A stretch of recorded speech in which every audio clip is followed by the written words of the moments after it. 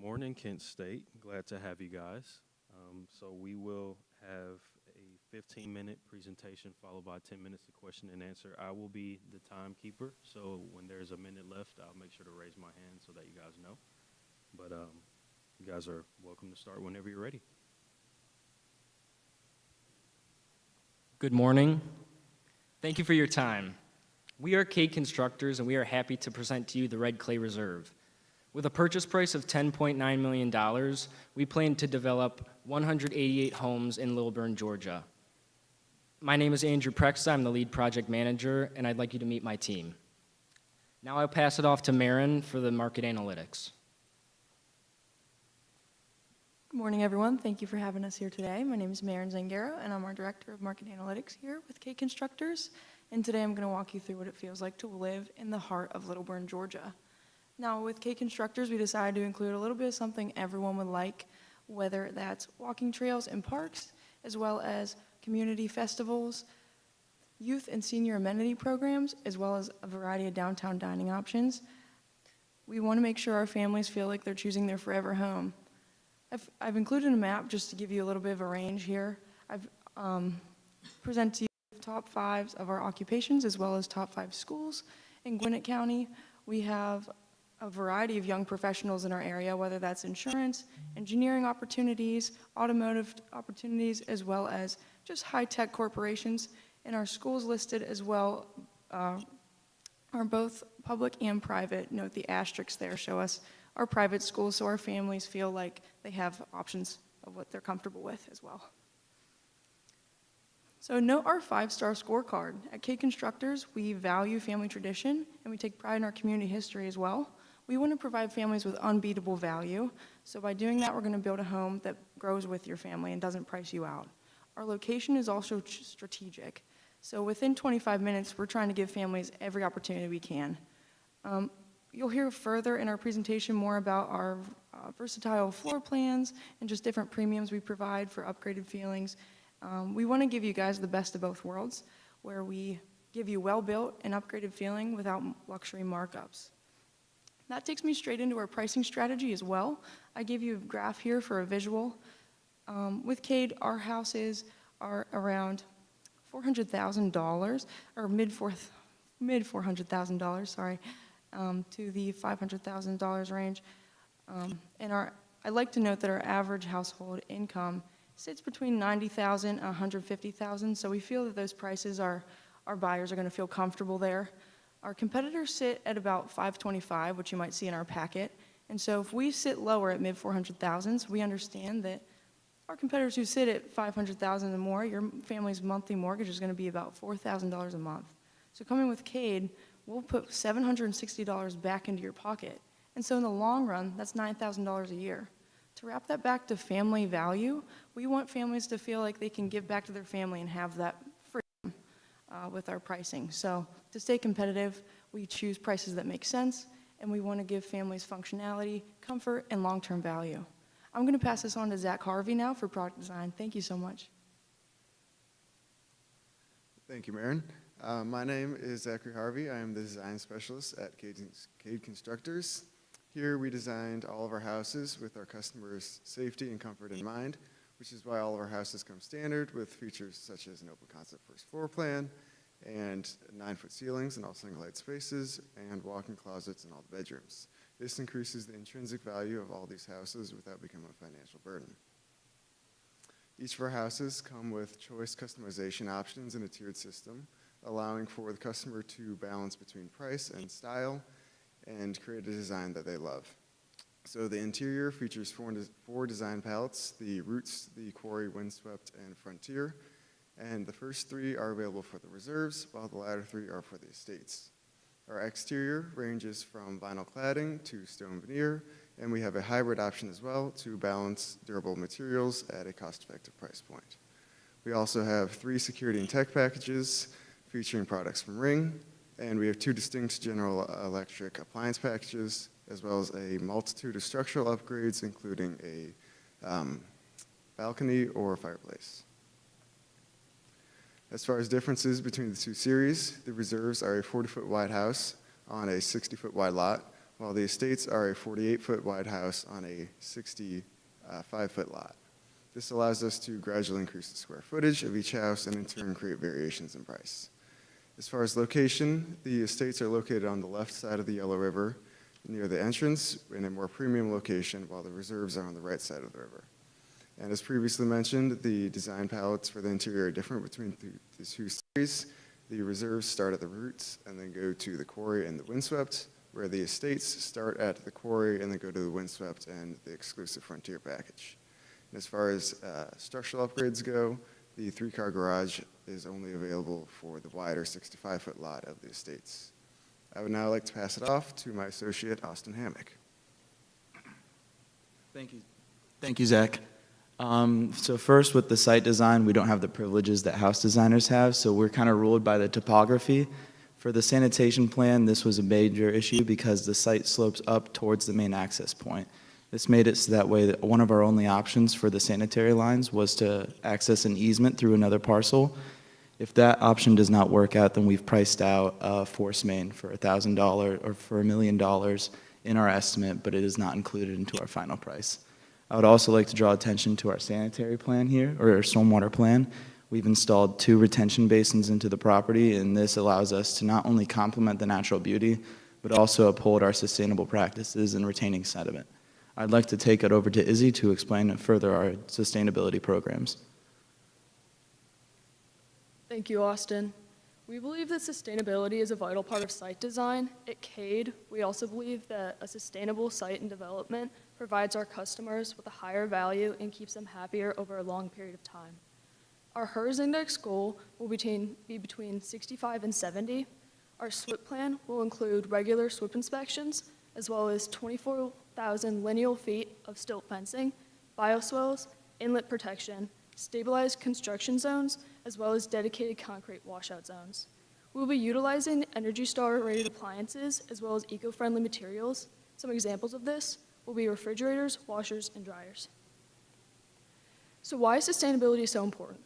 The Red Clay Reserve lies within Gwinnett County, which is a regional leader of sustainability in Atlanta. We want to meet these expectations because we believe that it will bring our community happier and together over a long period of time. Some methods and standards that we will be following will be different aspects from LEED for homes, National Green Building Standards, as well as lean construction practices. Lastly, we will be utilizing native plants such as the marigold, the sweet gum, and the wishbone. I'd like to pass it back to Austin for site design. Thank you, Izzy. Rolling with sustainability, we've included a synergy between our utilitarian systems and our amenity centers. You can see here in the top left corner of the screen that there is a render of our community amenity center equipped with a pavilion for community events, a pool with a locker room for ease of access, and a swing set with a playground for young children. This is right next to our retention pond, like I said, with a fountain, further complementing the natural beauty. At the front of our property, we have a memorable monument that not only markets for our site, people drive past this, they're going to remember it, but it also upholds the aesthetic values that we have throughout our project. Going into the site estimate, we've allocated about 25% of our budget for the site acquisition at $10.2 million, and for the other 50% of our major categories, that involves earthwork and roadways. Following that, we have a remaining 25% for our project, with 10% going to miscellaneous and overhead, including salaries, and then 7% to include utilities. Going into our house estimates, you can see here all of our individual prices and costs of construction for our homes, as well as the square footages. I've also included 2 other floor plans additionally to the product design. This shows and exemplifies the scale and scope of work that we have here at the Red Clay Reserve. Going into our site estimate, we've allocated 10 months for total site design. This includes all earthwork, utilities, and roadways. And then following that, we have 3 construction phases. We will construct 188 homes during these phases over the span of 27 months, with 11, 8, and 8 months respectively for each of these phases. In these phases, we'll have 78 homes constructed in the first. In the second phase, we construct 55 homes in the Community Amenity Center, and then as well as in the third phase, we construct another 55 homes. The local amenities listed on this sheet are also the sidewalks, lampposts, and mailbox structures that we intend to place. Over the last 3.5 months of our project, we will do a closeout and turnover, where we will inspect all of the installed structures and ensure that they are performing as intended. For our home schedule, we have about 90 days allocated to a per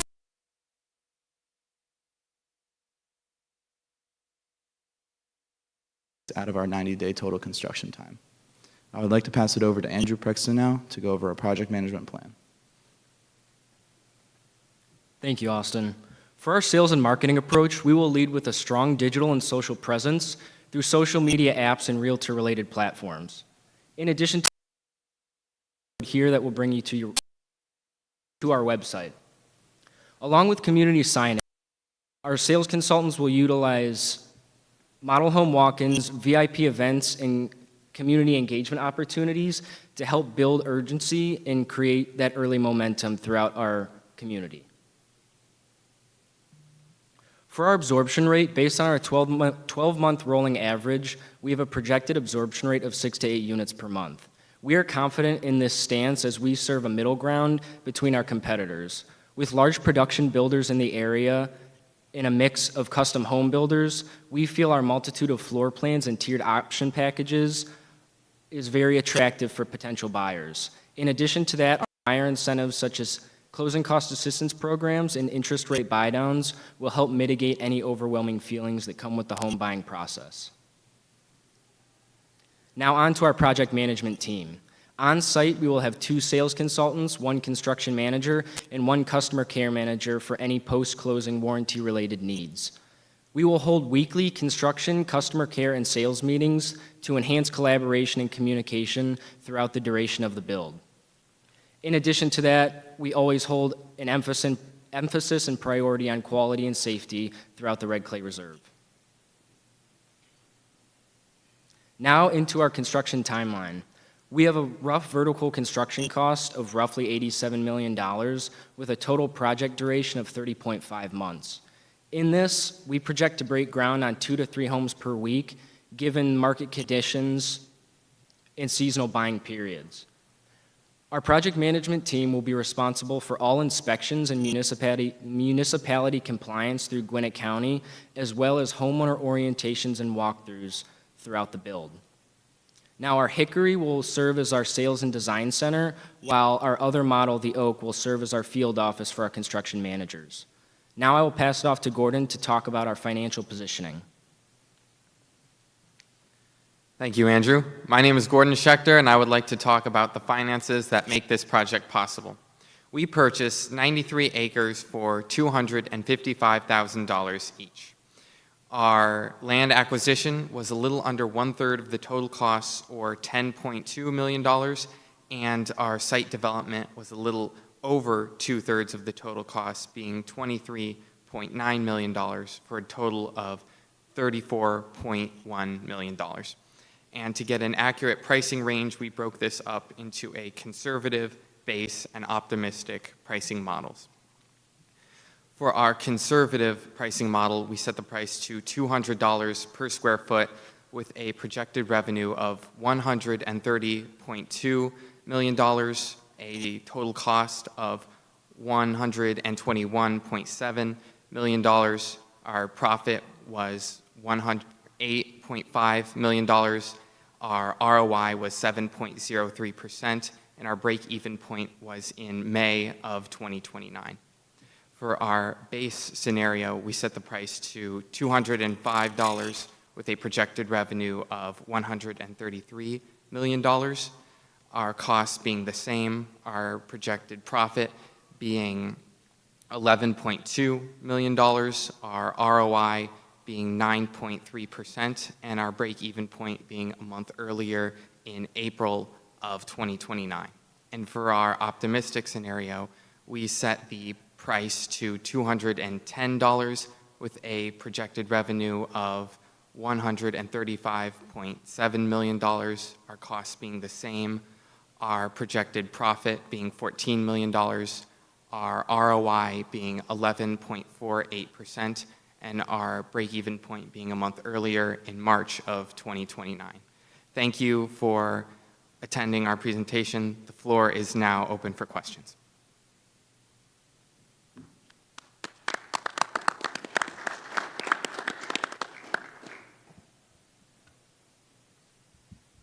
right, awesome job, guys. Question on the amenity package. So for the amenity cabana building that you guys have, did you consider a larger master amenity building or just a cabana with restrooms? So for our amenity center, we featured the pool, and then attached to the pool is a larger locker room, which would have changing rooms in it as well as bathrooms. Okay. Awesome. Mr. Brown? Yeah, really nice job, guys. Way to get us started off on the right foot.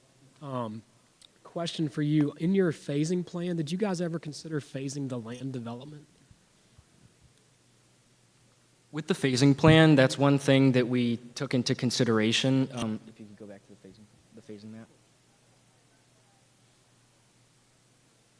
So we decided to choose this phasing plan with the left side of the map on the other side of the river.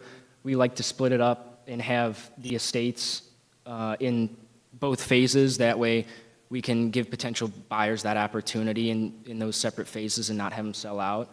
As well as our community amenity in phase 2, we wanted to group those homes next to that as construction traffic will occur in the general area and somewhat keep a assembly in that area. So.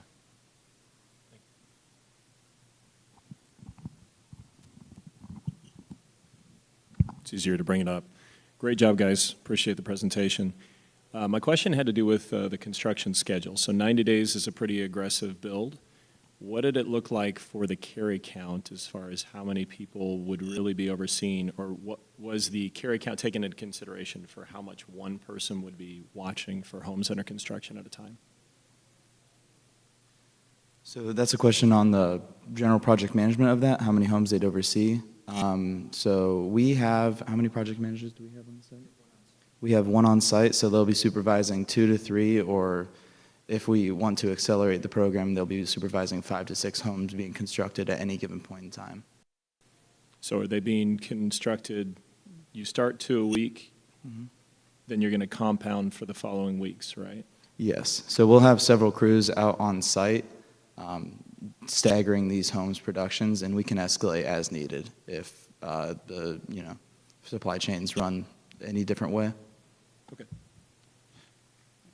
Appreciate it, guys. When it comes to the house cost vertical construction, when you guys were putting out your bids and your budgets for there, did you see any reason why traditionally we see a lower cost per square foot on the bigger homes? Looking at your budget, pretty much consistently at $164 per square foot on every home, smallest or largest. Did you see anything that would allow you to be more efficient on your larger homes, is to also keep your revenue high on those homes when you sold them?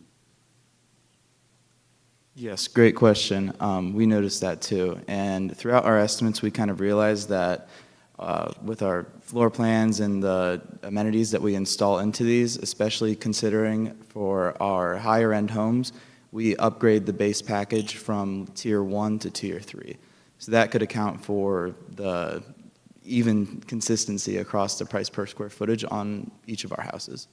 For further efficiency, we could probably increase the use of the base package throughout the entire duration of the project, and we can leave it up to the customer to dictate whether or not we hike the price up. Thank you. From a sales and marketing perspective, can you help me understand kind of how you arrived at your average sales price and how that compares to current competition in the marketplace, and what do you think sets you and this community apart from the current competition when consumers have various alternatives? That's a great question. For our market competition, we feel confident with Meritage Homes and Stanley Martin being in the area. A lot of communities are focusing on large, higher-end townhomes, so we feel that a high 400,000 while they're coming in at mid 500,000 is a comfortable market for us to stand in. Looks like you guys have a decent amount of your revenue coming in from lot premiums. Can you help me understand kind of how you came up with your pricing for lot premiums and how that relates to the overall profitability of the mortgage payment to the consumer? Yep, so in our packet, we have a lot premium map that we did not include in our presentation just for time circumstances. But for the lot premiums, it is based on acreage as well as location that we accounted for. So we have 7 different lot premiums, Tier 1 being the cheapest and Tier 7 being the most expensive. As you went through kind of the sensitivity analyses, it looks like you had a scenario with a little bit of a lower price, a little bit of a higher price. Did you look at all at how, if you're unable to achieve a sales pace of 6 to 8 a month, how that would impact the return and viability of the project? So due to our separate conservative base and optimistic scenarios, we understand that that will change if our absorption rate drops. So having an optimistic scenario is more comfortable with the 6 to 8 units. However, if we go with the conservative as sales and marketing drops, whether that's seasonal buying periods or whatnot, we are accounting for that as well. Okay. I have one more question, guys. So I saw the land purchase price was 10.9, and then in the financials, you guys looked like you negotiated down to 10.2. Can you talk a little bit about how you guys came to that number? Yeah, so considering that there are several existing structures on the site and also the lackluster topography of the map, we decided that we would be able to whittle them down to 10.2 for the land acquisition cost. Okay, awesome. Yeah. Any other questions, anybody? Thank you guys so much. Great job. Thank you.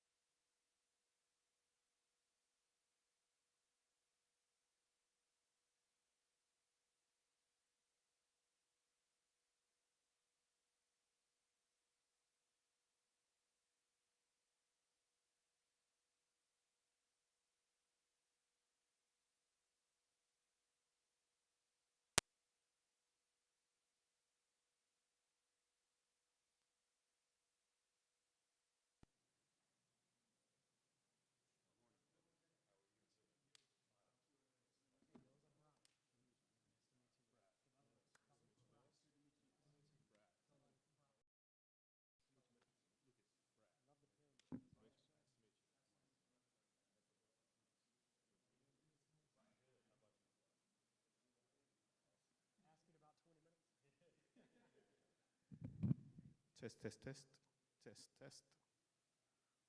Check, check, 1, 2. Yep. No.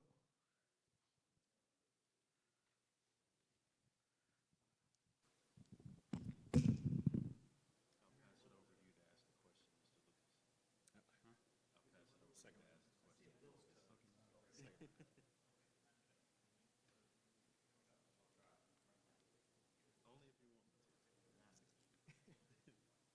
He said no.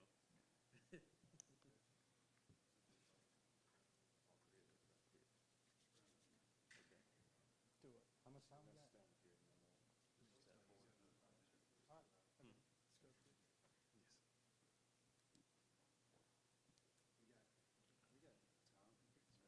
maybe since we started.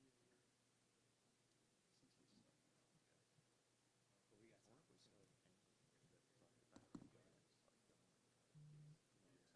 Yeah.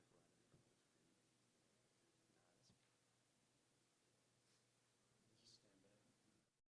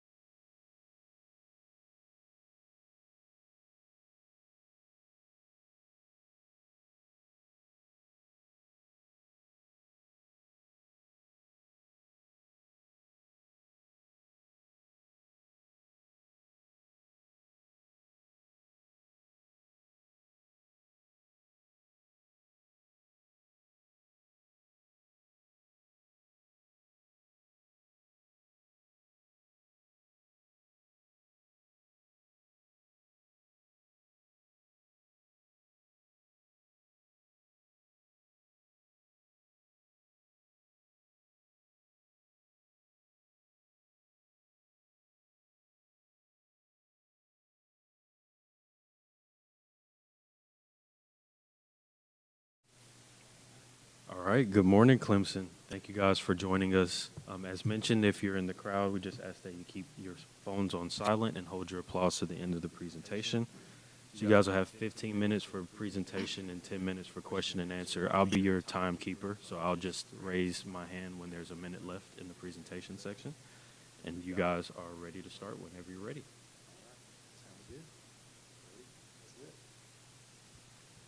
Good morning, everyone. My name is Mitchell Glover. I'm the VP of Finance with Blue Ridge Builders, and this is our proposal on the Yellow River Landing.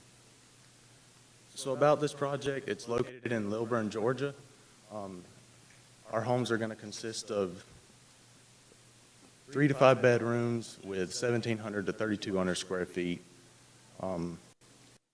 Our project started in October of 2025 and is set to end in the summer of 2030. We project an IRR of 23.12% with a net profit of over $22.5 million. And I'll now hand it off to Mills Stone, our VP of Land Development.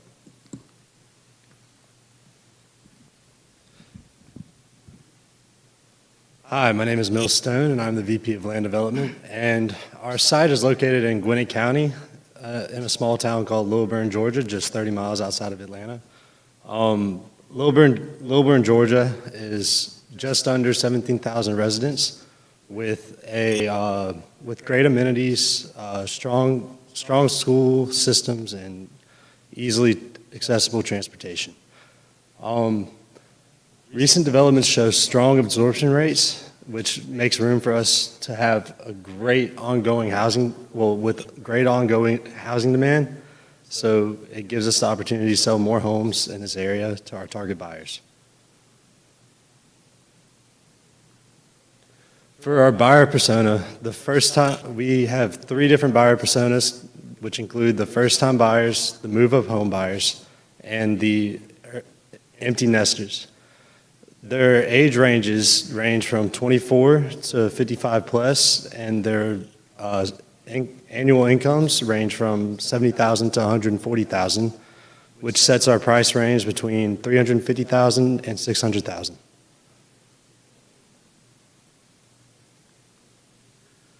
For our market analysis, we found that the county population is just under 1 million and growing annually, 0.7% each year. And with this growing, there's also a strong job base with expansions by companies like Amazon, NCR, and Piedmont.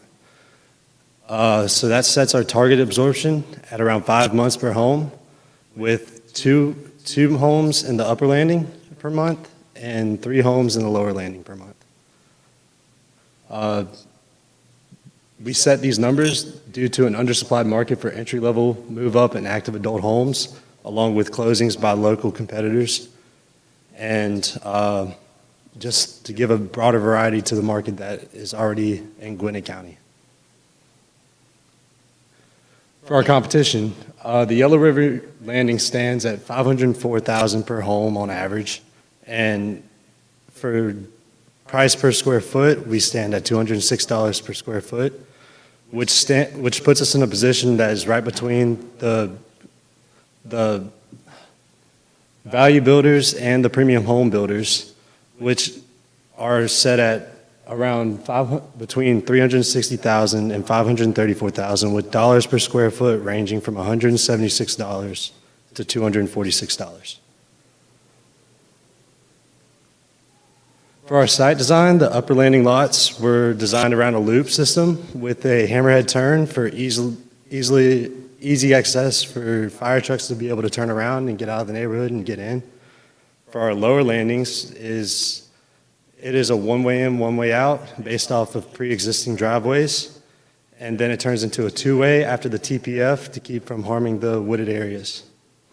For the lot mix, it includes 134 52-foot lots, 92 62-foot lots, and 226 lots in total with 152 premiums.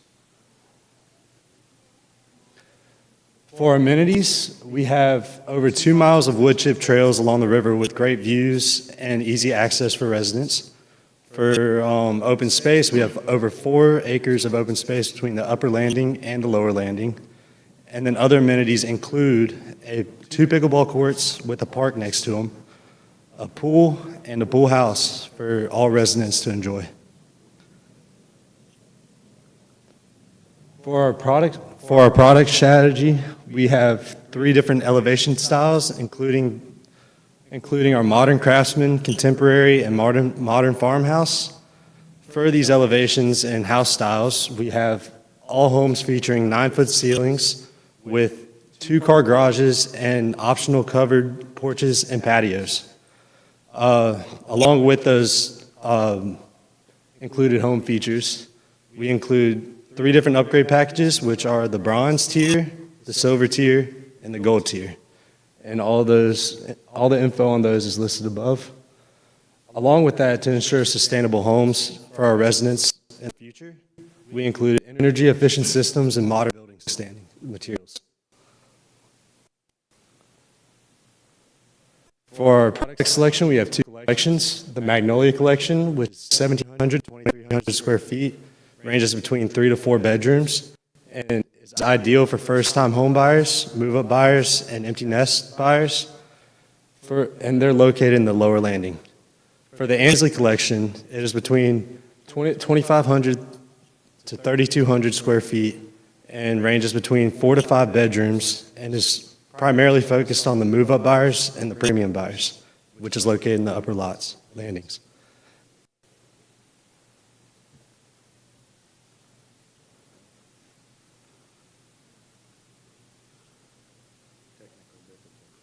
There we go. For our product selection, the Magnolia Collection includes the Piedmont, which is a 3-bedroom,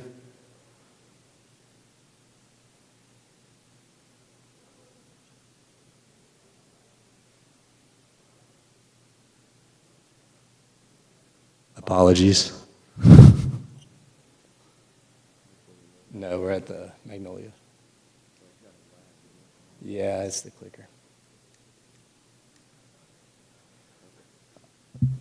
Back to what I was saying. The Magnolia Collection includes the Piedmont, which is a 3-bedroom, 1,700 square foot home that is priced at $400,000. The next house is the Candler, which is a 3-bedroom, 1,800 square foot home priced at $429,000. The next house up is the Duluth, which is a 3-bedroom, 2,100 square foot home, which is priced at $449,000. And then the next home up is the Peachtree, which is 3 bedrooms and 2,100 square foot as well. That is priced at $459,000. Don't click again.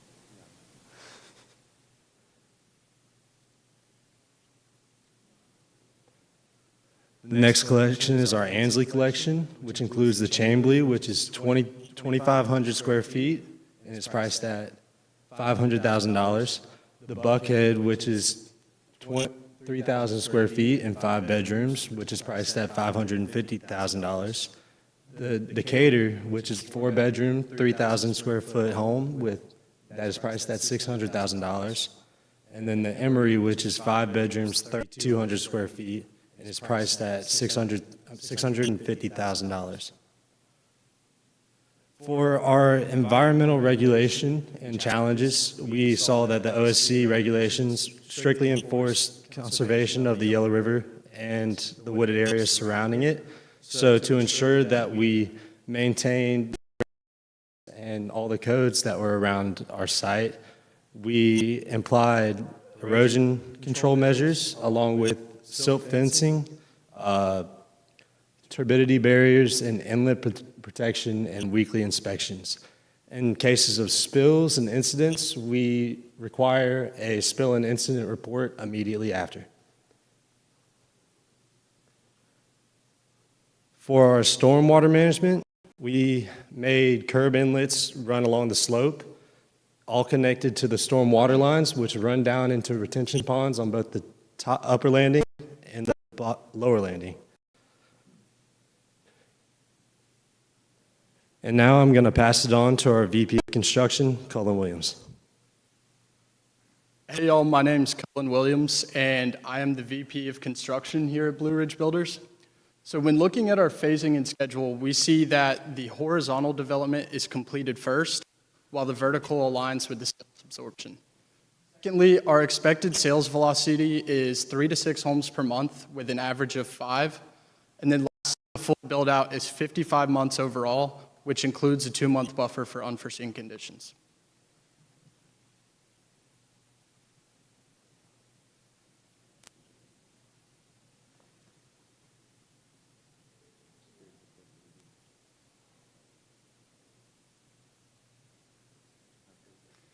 So as this phasing chart, what I was just saying, the horizontal development will be completed first. That vertical phasing will start to overlap with it throughout the project. And then as the project progresses, there'll be closings throughout each vertical phase. That way we can keep the ball rolling and always have something to do and have people move into the community whenever it's available. So as far as our vertical construction strategy goes, both the upper and lower land entrances are going to be designated one-way traffic. That way we can reduce any congestion and people just aren't getting clustered up on the roads. They're coming in, moving equipment, moving out, whatnot. The contractors will be parking separately from the construction, again, for the same reason. We just want to keep everything flowing as smoothly as possible. And then our deliveries are going to be routed to our lots with the porta-johns and dumpsters being placed accordingly. And then lastly, before any trade arrives on site, they will be sent a traffic flow diagram. That way they know where to go, how to get there, and when to be there. So as far as construction management goes, we're really focusing on 3 big things here, and that's going to be quality, schedule control, and trade coordination. How we're going to carry those things out and maintain those goals is by not letting any superintendent access more than 18 homes at one time.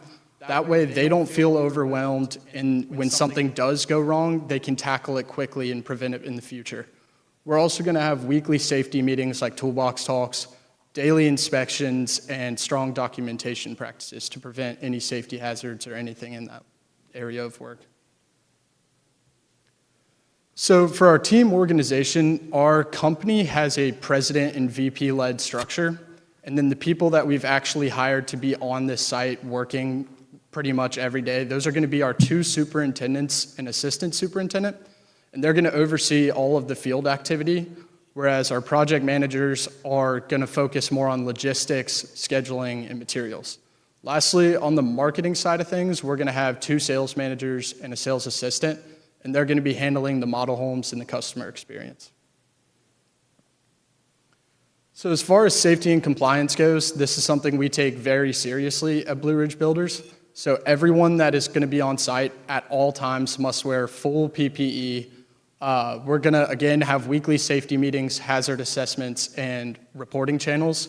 So that way if something does go wrong, we can eliminate it so it doesn't happen again. Lastly, we're going to have strict compliance with erosion control, environmental protections, and OSHA standards.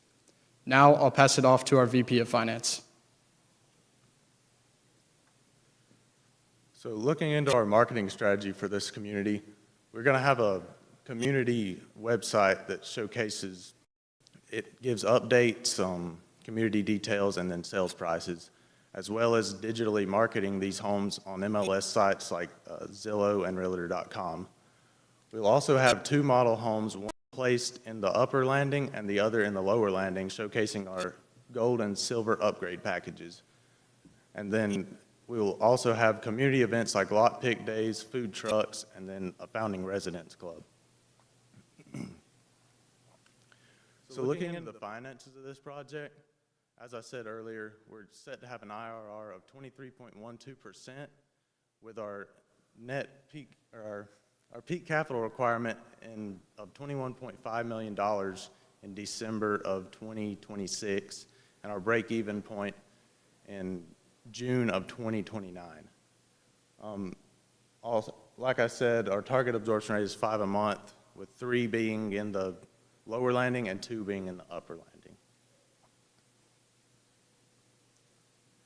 So our site layout allowed us to have 152 premium lots on this site, which generates nearly $3 million in additional revenue. And our premium lots are based on views, open space, adjacency, and lot size.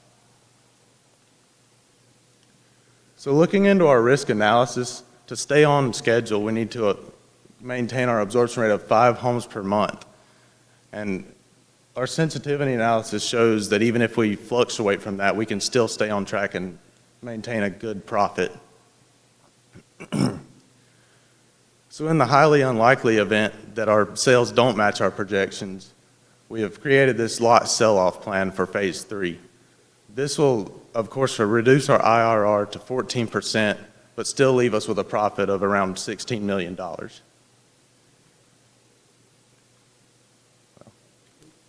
Thank you for your time, and we look forward to working with you on the Yellow River Landing.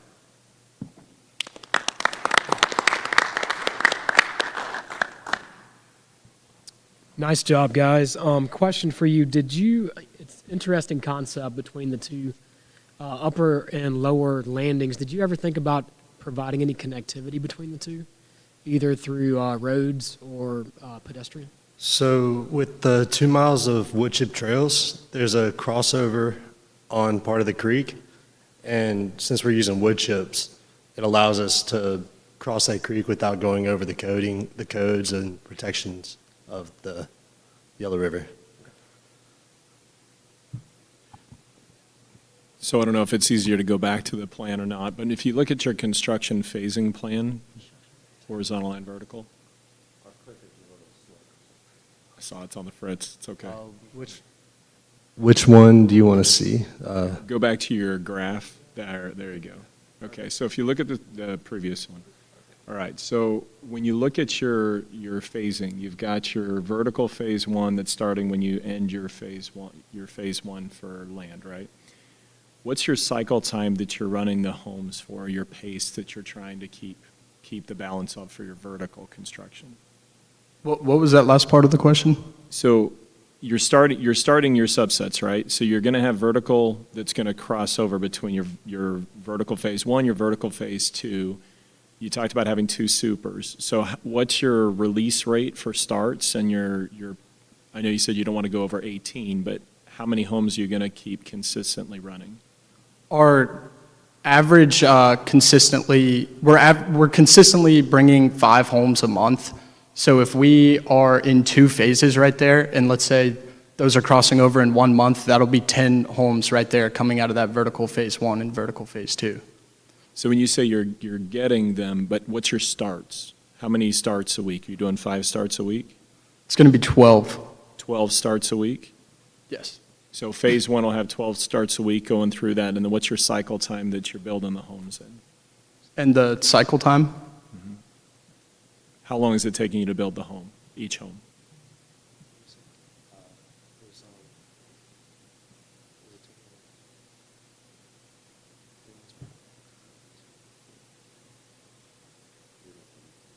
We'd have to go back into our proposal and look at that for you.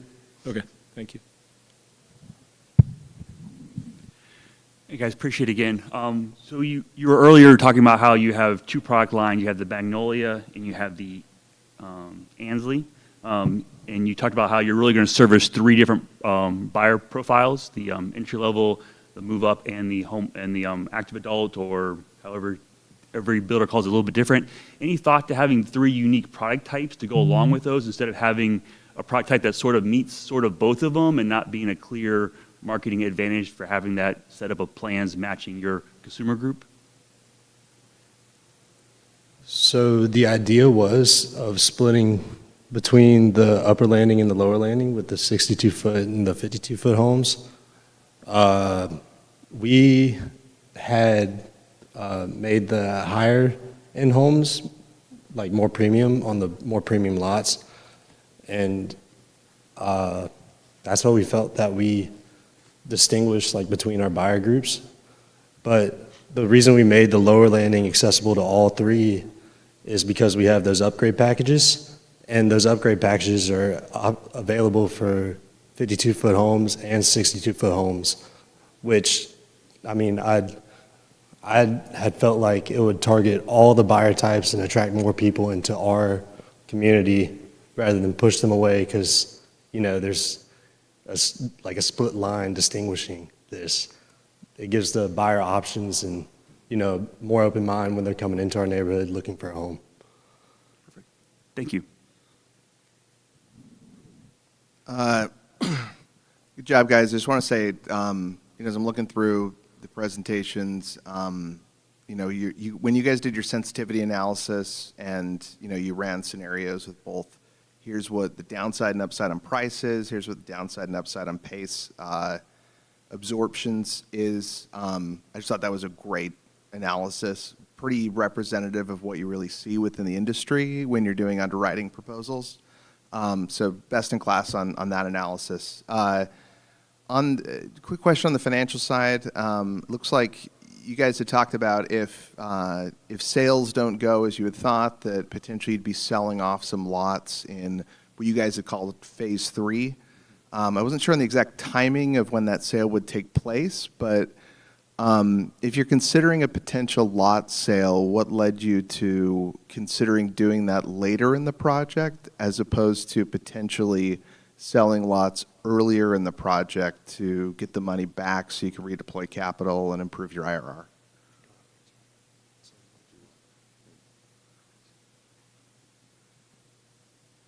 I had an answer.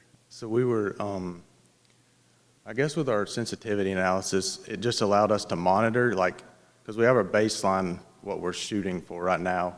With that analysis, we can monitor the fluctuations and then adjust our price to where we need to be to meet our home sales. And if it's below that, we just figured, by the end of phase 2, you would see that's where you're at and you need to sell off these lots. Okay, so is it fair to say that it was presented as more of an exit strategy potential than like a primary scenario that you'd do? Okay, and then that decision, you wouldn't be making it until later in the project, and therefore the right. Okay, that makes sense.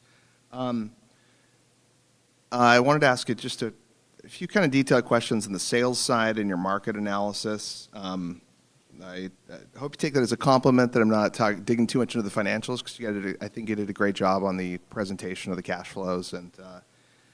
But when I look at the pricing chart that you guys included for the competitors, there's a pretty distinct gap between competitors on the lower side and competitors on the higher side. Sorry if I'm not speaking to the microphone.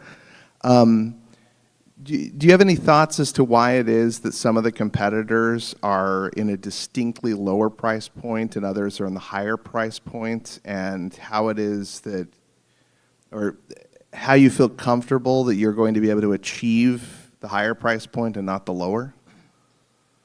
So when I looked at the market analysis with our competition, I saw where a lot of those lower priced houses have higher dollar per square foot. So I mean, when it comes out to the people lower than us are aiming towards one audience or maybe even two. And then the people above us are also aiming towards maybe one audience and maybe even two audiences of buyers coming in. So the reason ours is on the upper end of the graph is just because we provide more square foot to the dollar, and we target more than, just a select, value builders target value buyers. Premium home builders target premium buyers. And I feel like we found that middle ground and created something that can be bought by all three. And that gives me confidence with the riverfront property and the amenities that we include.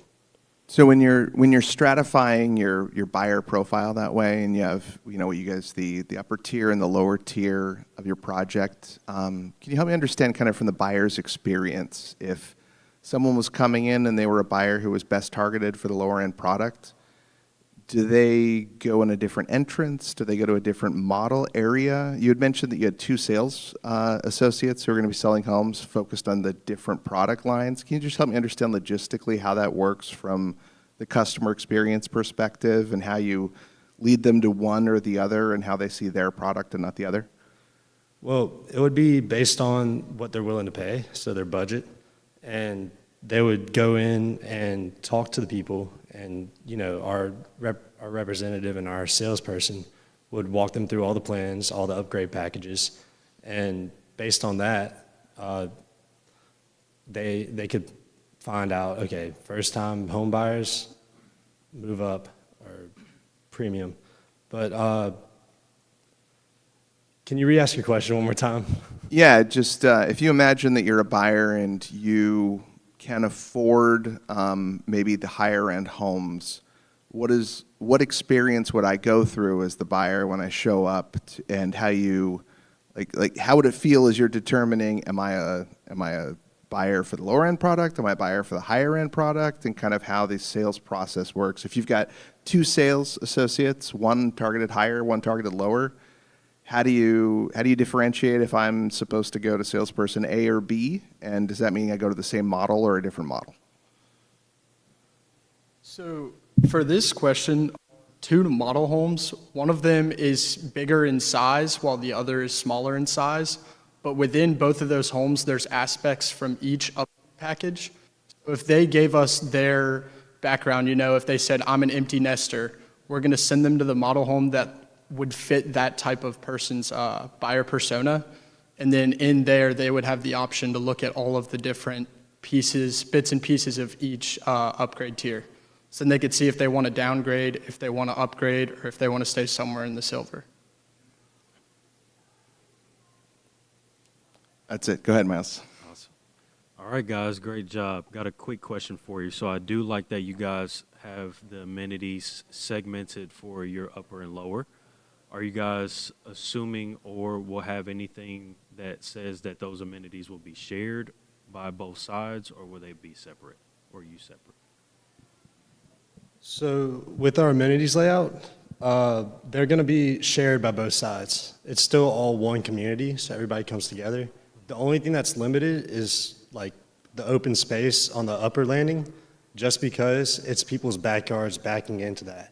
So likely there will be a fence with a gate that opens up to this open space and allows them to have extra room to go out, connect with their community, and really get to know their neighbors rather than just staying inside and not connecting with their environment. And then also the trails connect both the upper landing and lower landing, so it encourages movement throughout both parts of the neighborhood and people getting outside rather than staying inside. So I just like to encourage mobility within a community instead of driving everywhere. So, and as for the pool, everybody has access as long as they're a resident, and the pickleball court as well. Awesome. All right, great job, guys. That's all of our questions.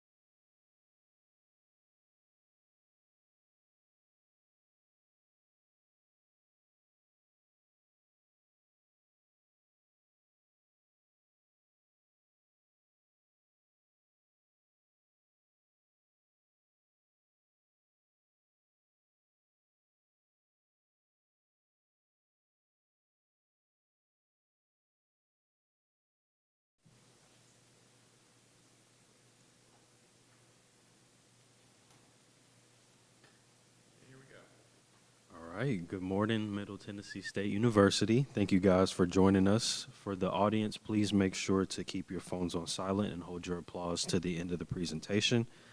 So you guys will have 15 minutes of presentation time and 10 minutes for question and answer. I'll be your timekeeper, so when there's a minute left, I'll just raise my hand. Outside of that, if you're ready, we're ready. Good morning, judges. How are y'all doing? Good, how are you? Good. My name is Wade Rowland. I'm the financial manager with Raider Development Group. This morning, Raider Development Group is proud to present to you Station Creek, a thoughtfully designed, affordable, blue-chip residential community located within the historic town of Lilburn, Georgia. Located off of Oleander Drive and bordered by the Yellow River, this development spans over 93 acres and is intentionally planned to deliver 180 home sites while still preserving the natural character of the land. Raider Development Group is on track to secure all entitlements and permits by March 1st, 2026, with construction starting immediately thereafter. Over the anticipated 86-month development horizon, Station Creek will deliver an IRR of over 20% with a net profit approaching $30 million. Even through rough interest rate conditions, our financial analysis confirms that Station Creek remains a strong, resilient, and highly profitable investment, fully aligned with Raider Development Group's long-term growth objectives. Thank you, and I'll be passing on to Zach with marketing. Thank you, Wade. Lilburn is a growing suburban community located approximately 25 miles northeast of Atlanta. It continues to attract both relocating buyers from high-cost metropolitan areas and established move-up buyers seeking larger homes, stronger school districts, and a higher quality of life. These buyers also want the suburban comfort, safety, and affordability that comes along with Lilburn. Our buyers are hiring professionals often exceeding a household income over $125,000 a year and pose significant purchasing power through home equity or career achievements. Lilburn is a perfect market for new construction driven by consistent population growth and the proximity to major employment centers across the Atlanta metro area. Another advantage is Station Creek is zoned in the Parkview School Cluster, a highly sought-after school district inside of the Gwinnett County Public School System. Last year, these schools earned $220 million in scholarships. These qualities draw on buyers and support long-term value and resale demand. Station Creek's sales strategy is designed to be both efficient and scalable, supported by 2 full-time commission-based sales agents. This will ensure strong buyer engagement, professional representation, and consistent absorption throughout the project's lifespan.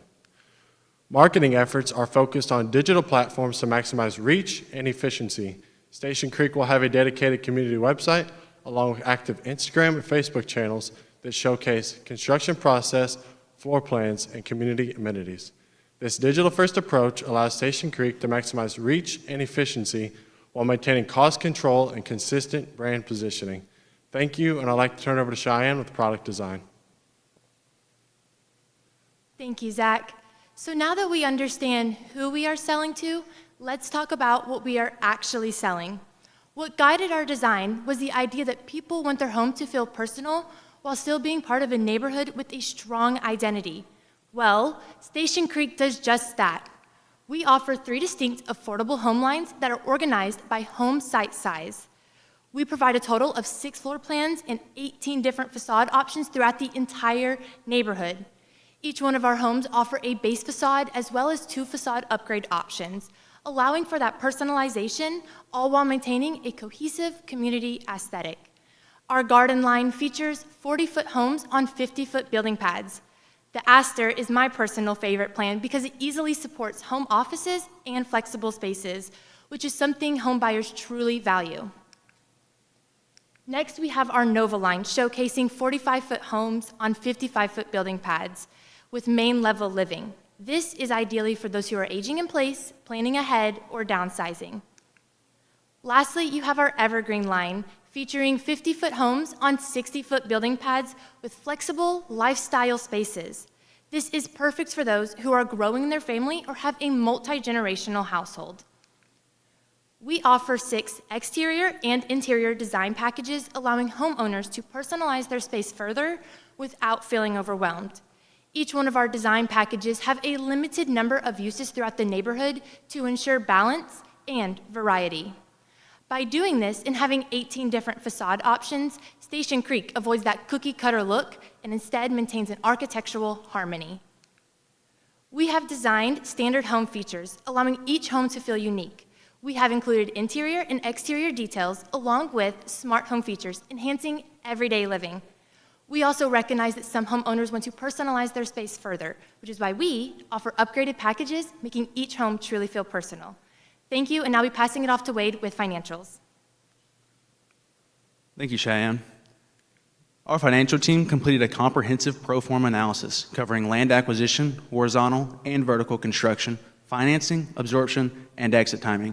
Under our base case assumptions, Station Creek will deliver an IRR of 20.08% with a net profit of $29.9 million over the anticipated 86-month development horizon, where we will break even at the 64-month mark. Given current interest rates and sales across the Atlanta metro, we view this as a strong, disciplined return that supports moving forward with confidence. Starting with land acquisition, the 4 parcels located along Oleander Drive will require an investment of $10.92 million. These 4 parcels total up to be just over 93 acres, ultimately yielding the 180 home sites. Before any land development costs are applied, this places our paper lot costs at just over $60,000 per lot, giving us a significant margin buffer as we move forward into infrastructure and vertical construction. From there, we modeled multiple execution strategies to preserve capital and maintain flexibility. One of our most compelling is our lot sale scenario, where we would sell an average of 40% of our lots per phase, totaling up to 73 125-foot deep lots, while we continue construction on the remaining 107 home sites. In this scenario, our average lot cost is $158,000, and the 73 lots will be sold to Toll Brothers for $190,000 per lot. This transaction generates approximately $13.9 million in additional liquid capital that would be immediately reinvested into ongoing land development and vertical construction. This approach lowers overall risk by improving liquidity, reducing exposure, and accelerating capital recycling. It produces a total project profit of $17.2 million, an IRR of 17.72%, and reduces our break-even time to month 62, assuming only 2 home sales per month. We view this lot sale scenario as our best opportunity to preserve capital while maintaining the quality, pace, and long-term attractiveness of the community. Now, moving away from our lot sale scenario and back into our base case with the full 180 home sites. Our base case assumptions assume 3.5 home sales per month. We also modeled this under 2 other financial scenarios. In the downside case with slower absorption at 2.5 home sales per month, the project still delivers an IRR of 11.26% and a total project profit of $18.3 million. Though rough interest rates and delayed vertical starts could pressure liquidity, the project would still remain viable. In our high growth scenario, with stronger pre-sales and faster absorption at 4.5 home sales per month, the project delivers an IRR of 23.7%, with profits exceeding $34 million, significantly outperforming our base case. To manage risk, we've implemented a layered strategy. We've allocated contingency capital to address material cost fluctuations and supply chain disruptions. Taken together, these financial strategies position Station Creek as a strong, resilient, and well-capitalized development, capable of delivering strong returns while adapting to changing market conditions and protecting investor capital throughout the life cycle of the project. Thank you, and I'd like to pass it on to Aiden with land development. Thank you, Wade. Station Creek offers the perfect balance between the preservation of natural wildlife and maximization of buildable acres. Conforming to our existing open space conservation zoning, Raider Development Group and our team of engineers have crafted a site design featuring 180 home sites on 56 acres and over 37 acres of green space. The amenities will include a pickleball court, retention ponds, a pool, soft top walking trails, a playground, a clubhouse, butterfly gardens, and a canopied mail kiosk. We will receive building pad certifications for the first phase of construction in early 2026, with the 4th and final phase of horizontal construction reaching completion by month 72. Each phase will consist of 45 home sites, with the first phase beginning in the northwest corner and subsequent phases working back to the main entrance in a circular fashion.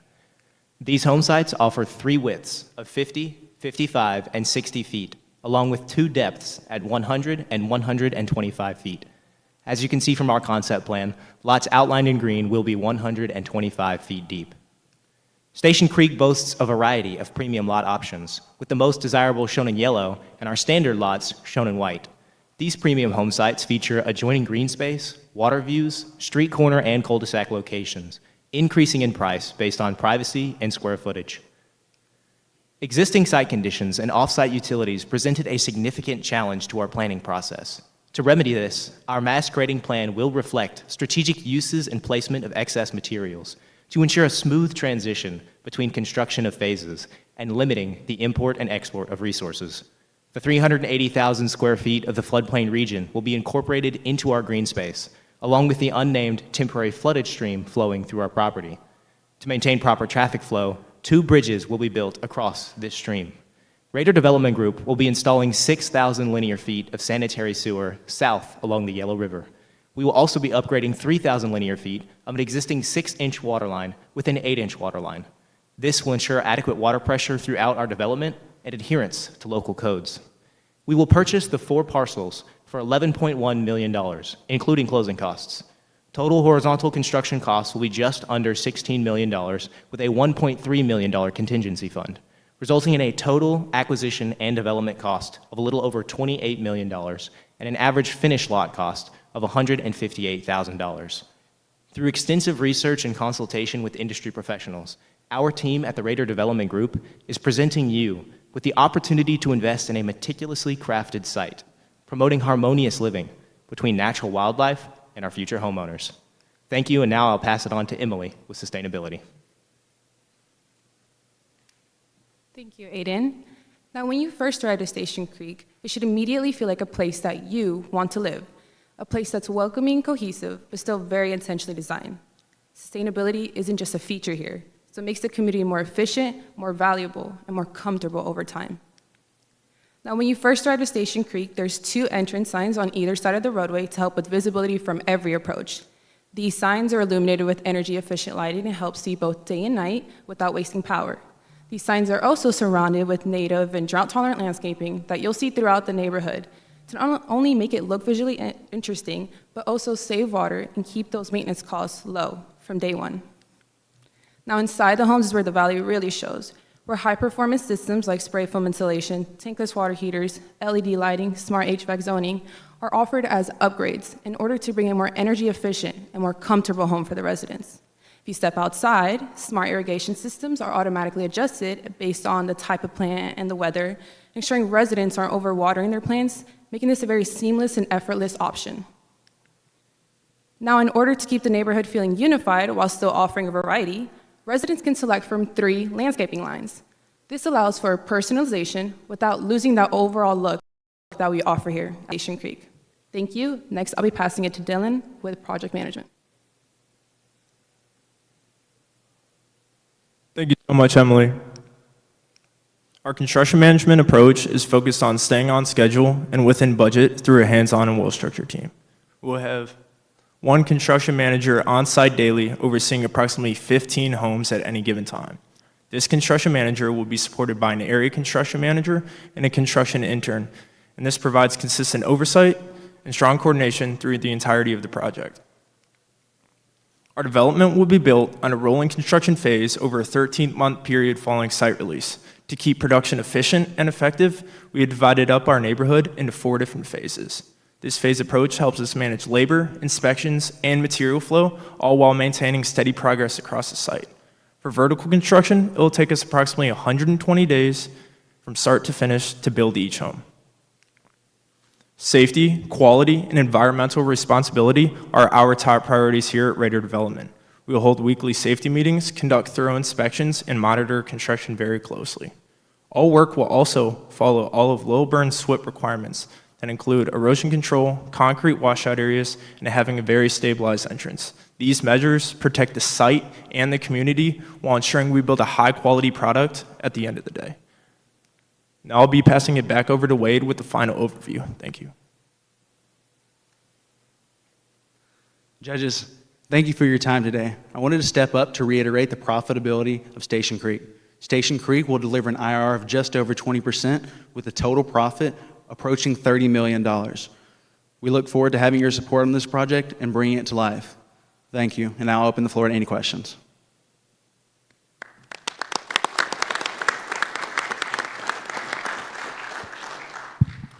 Great job, guys. Appreciate it very much. So, question for you about your models. So you got 4 phases that are going on, and it looked like you have in the front, is it one model? Is that correct? That you got in the front? Yes, sir. We do have one model. We will also offer 5 other spec homes at the entrance of our site to allow exploration of those as well. Okay, so the intent is to keep that one model there throughout the entire groups of the phases, correct? Yes, sir. Okay.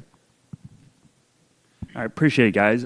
As you have the 3 product types there, your 3 lot sizes, did you give any thought to having 3 different specification levels as a base, as that starting price point increases, and then possibly expectation of those buyers to want more standard, or did you want to leave that all in the design, in the package setup? So yes, we have our design package set up as just to make it a little cohesive throughout the neighborhood, as well as following that monotony code. So I would say that would all be within the standard package that will allow for them. Then a follow-up to that one a little bit. I'm assuming you had other people who were willing to buy the lots. What led you to choose Toll, with you guys doing packages and Toll being more very straight custom, do whatever they want, to sort of cause a little bit of a possible rift between your 2 companies? Yes, sir. So Toll Brothers was one of the only other relatively production home builder in the area that we felt could buy that amount of lots at the price. To couple on that question, in a scenario where you guys decide to sell to Toll Brothers, which, by the way, just to give you credit where it's due, I think if you were to take any of us at our table and say, tell us the 3 target builders who would potentially buy the lots and what's the price that they would end up at, you guys ended up pretty good, like as far as the lot price and the target of who would be buying them at that price. But help me understand, just first of all, kind of what's the structure of the sale? And what I mean is, are they buying all the lots at once? Are they buying multiple tranches of lots over time? And then couple on that, if Toll is selling in the community at the same time that you guys are selling in the community, have you considered how that impacts either your pricing ability or the absorptions that you get? Do you think they're complementary, or do you think you're competing?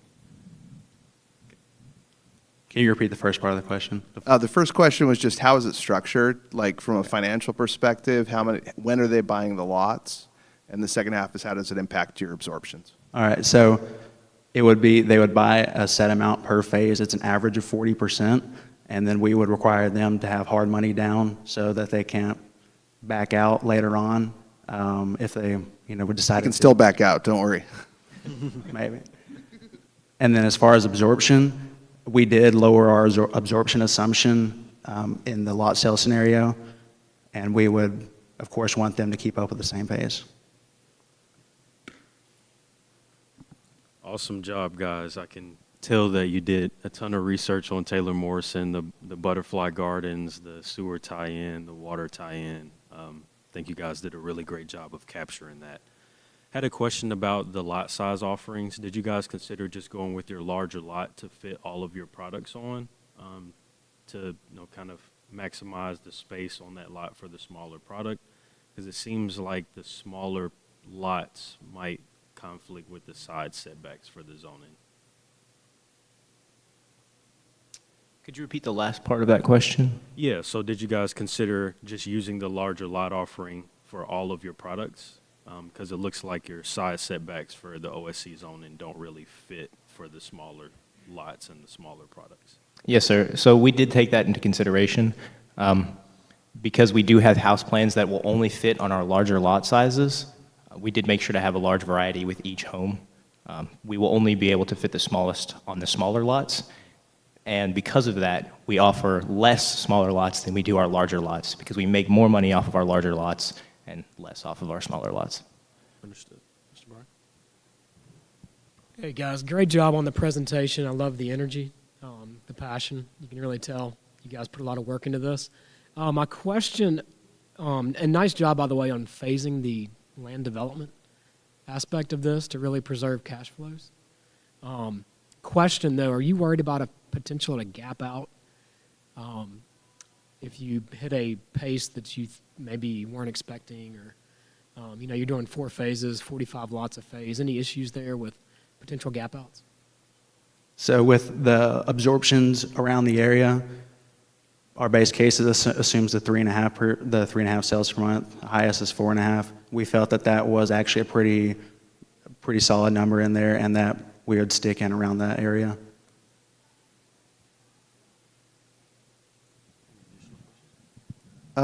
Quick question on kind of your market analysis approach. First, I loved your TCG analysis of the different consumers and kind of how they differ and their affordability.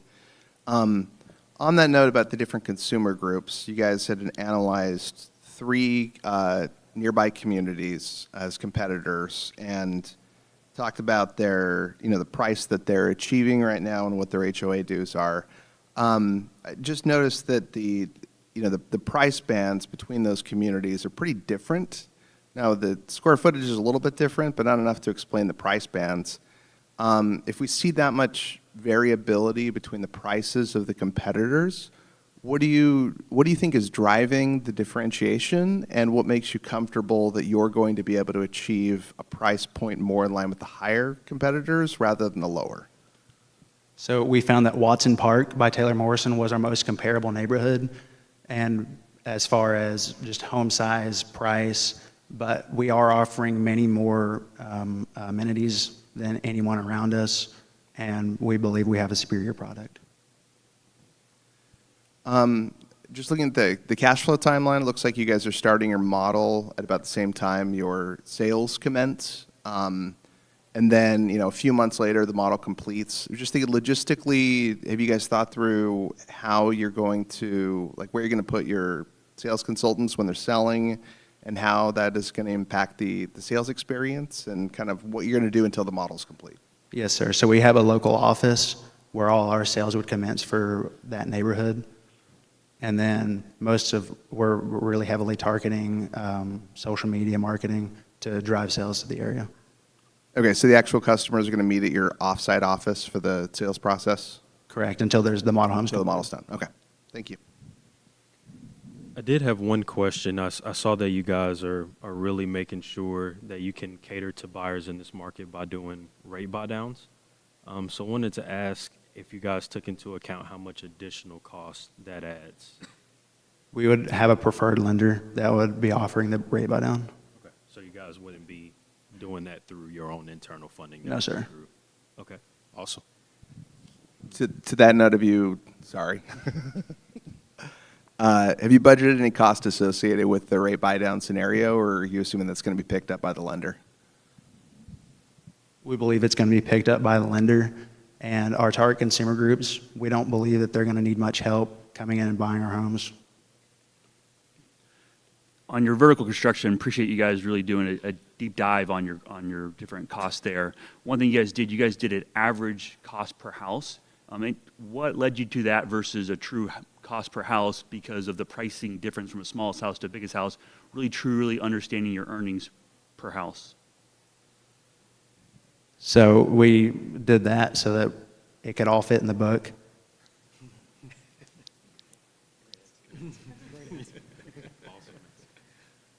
All right, guys. Well, I think that's it for us. Great job.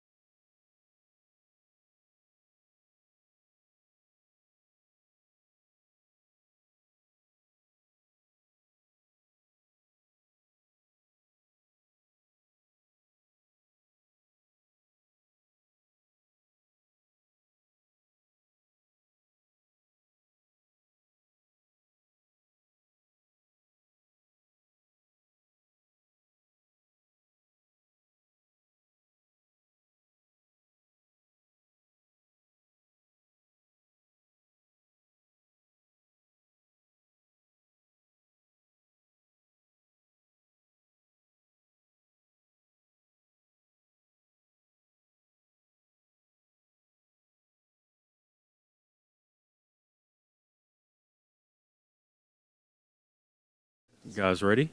We're good. Awesome. All right. Well, thank you guys for joining us, Arizona State University. We would like to ask if everyone in the crowd can silence their phones and hold their applause until the end of the presentation. Arizona State will have 15 minutes of presentation, 10 minutes for question and answer, and I will be your timekeeper, so I will raise my hand when there's a minute left on the time for presentation. We are ready when you are. Good luck. Good morning. We are Viona Holmes here with Arizona State University, and we are beyond excited to be introducing you guys to Silverwood Heights. To begin, we estimate we'll finish Silverwood Heights on April 16th, 2031 with an IRR of 28.4%. Now let's take a look at our market analysis. Silverwood Heights provides access to an abundance of amenities. Within 5 miles, there's education all the way up to the high school level and many local parks. Within 10 miles, there's golf courses, shopping centers, and aquatic centers. Within 15 miles, residents can immerse themselves in nature with hiking and other outdoor activities. And lastly, a short 30-minute commute is downtown Atlanta, which is home to many Fortune 500 companies that young professionals dream to work for. Next, locally, Little Bern is home to Parkview High School, which checks all the boxes any family could want for a high school for their child. It is #1 in Georgia for diversity, has an excellent athletic program, and offers many AP courses. The Forum Peachtree Corners has endless entertainment with shopping, dining, and experiences. There's weekly social events and holiday events that keep families busy and give young professionals a place to relax and unwind. Next, Little Bern is a growing market with a growth rate of 3% each year and a median age of 35 years old, which is lower than the US median. Most of these people are coming from New York and California, where the median salary is $100,000, as we will be targeting people coming from out of state for our properties. Within that group, we're looking more specifically at young families looking for a strong education and community, commuting professionals looking for privacy and easy access to the city, and the move-up family looking for more space and premium features. Now let's take a closer look at our site with our site analysis. Thank you, Gabe. Silverwood Heights is an open space conservation zoning, which means it protects 40% of the site, leaving wooded and natural areas for our residents to enjoy. 2 negatives to start off with. As you may know, power lines traverse the bottom side of our site, and the Yellow River is on the top part of our site. These site parcels contain clay and sandy loam, which is suitable for slab home productions, which we are producing. Our site is heavily wooded and slopes from an elevation of about 890 feet down to 810 by the riverside, and our typical soil ranges from 10 to 17 inches before rock is hit, with shallower areas focused on the west end of the site. Now for our site design. Our site features 180 lots. Our architecture team has intentionally put an extra 10-foot setback on top of the already in place setbacks just to avoid FEMA flood zones, unknown soil conditions, minimize those use of retaining walls, and also buffer and camouflage those power lines with trees on the bottom part of our site. Our road plan follows the Gwinnett County Master Plan's goals of ease of navigation through our community and maximum density.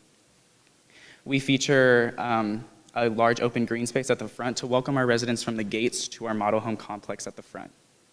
We feature 1 right-in, right-out only entrance and 1 main entrance on Orlander Drive. We want to promote an active and engaging lifestyle within our community. That means all of our signage throughout the community, even our trails, are illuminated, and we feature 2 playgrounds, 2 pickleball court complexes, multiple walking trails, and open green spaces. We also want to promote sustainability and protection of nature throughout our site with wildlife setbacks, and our plots follow the natural topography of the site, and bioswales are also implemented throughout the site to help with stormwater management and at that excess water management. And by focusing on how our residents move, connect, rest, and rejuvenate, the CDM framework positions Silverwood Heights in a future-facing model that is focused on financial stability and personal performance. And I'd like to focus more on those houses that are on our site, passing it to Emily. Thank you, Tegan. We're excited to introduce 2 new home collections to the Little Bern market. Our first home collection is the Glendale Collection. This introduces 3 floor plans ranging from 2,100 square feet to 2,300 square feet. These are located on 7,500 square foot lots and account for 20% of our premium lots. The second collection that we're introducing is the Overlook. The Overlook contains 3 floor plans ranging from 2,700 square feet to 2,900 square feet. These are located on 9,000 square foot lots and account for 27% of our premium lots. Our price per square foot median averages at about $222 per square foot. As for our standard features, we chose materials that blend in with the natural surroundings. We believe that this site has a really unique undisturbed feature to the nature surrounding it. And our studio options contain cabinetry, upgraded security systems, and interior paint colors. We want to provide variation and customization throughout the community for everyone looking to buy. Now on to our Sales and Marketing VP, Ellie. Thank you, Emily. And now to give you guys a broad look on the Atlanta metro market. This market has been booming for the past 5 years, and just last year alone, 24,000 people moved to the Atlanta area. Now taking a closer look at just Lilburn, we compared a few new developments throughout Lilburn, and one being Ansbury Park, which is a single-family development, the other being Chandler Run, which is a townhome development. And we believe that there is a gap with the single-family developments, and so for that, we think our development will really bridge that gap between single-family and townhomes. We took an analysis of all those new build construction, and we found that the data leads to about 6 homes being sold per month for new build construction. And with that being said, we took that analysis and also the analysis of our resale, and we project that about 3 to 7 homes will be sold per month in our development with the help of our marketing team, which consists of our lenders, our marketing coordinators, as well as new home consultants. We will be offering many sale incentives for our buyers, one including rate buydowns and another including pre-sale. For our pre-sale, we will be offering buyers to buy our lots before the models open. With this, we will be having a 20% price reduction for all of our homes for buyers. During construction, we will be having that average price of our base home price, and post-construction, we plan to increase prices by about 20% due to market shifts as well as inflation. Some other upgrade options include our interior upgrade options, which are silver, platinum, and gold. These are going to be upgrades for cabinetry, countertops, as well as flooring. And we also have lot premiums, which are river frontage, pond frontage, as well as proximity to close amenities. And to guarantee that we're reaching all of our target audience, we are going to make sure to list all of our properties on Zillow, MLS, and reach out to local realtors that are top producers. We will also be on social media platforms like Instagram, Facebook, and LinkedIn, and we will have signage along all of our roads of our development. And we also have the brochures that are in front of you guys. And now passing it on to our construction estimate and schedule. Thank you, Ellie. I'll walk you through our cost, construction, and construction schedule. The total land acquisition cost is at $10.9 million, and total site development cost is at $7.6 million.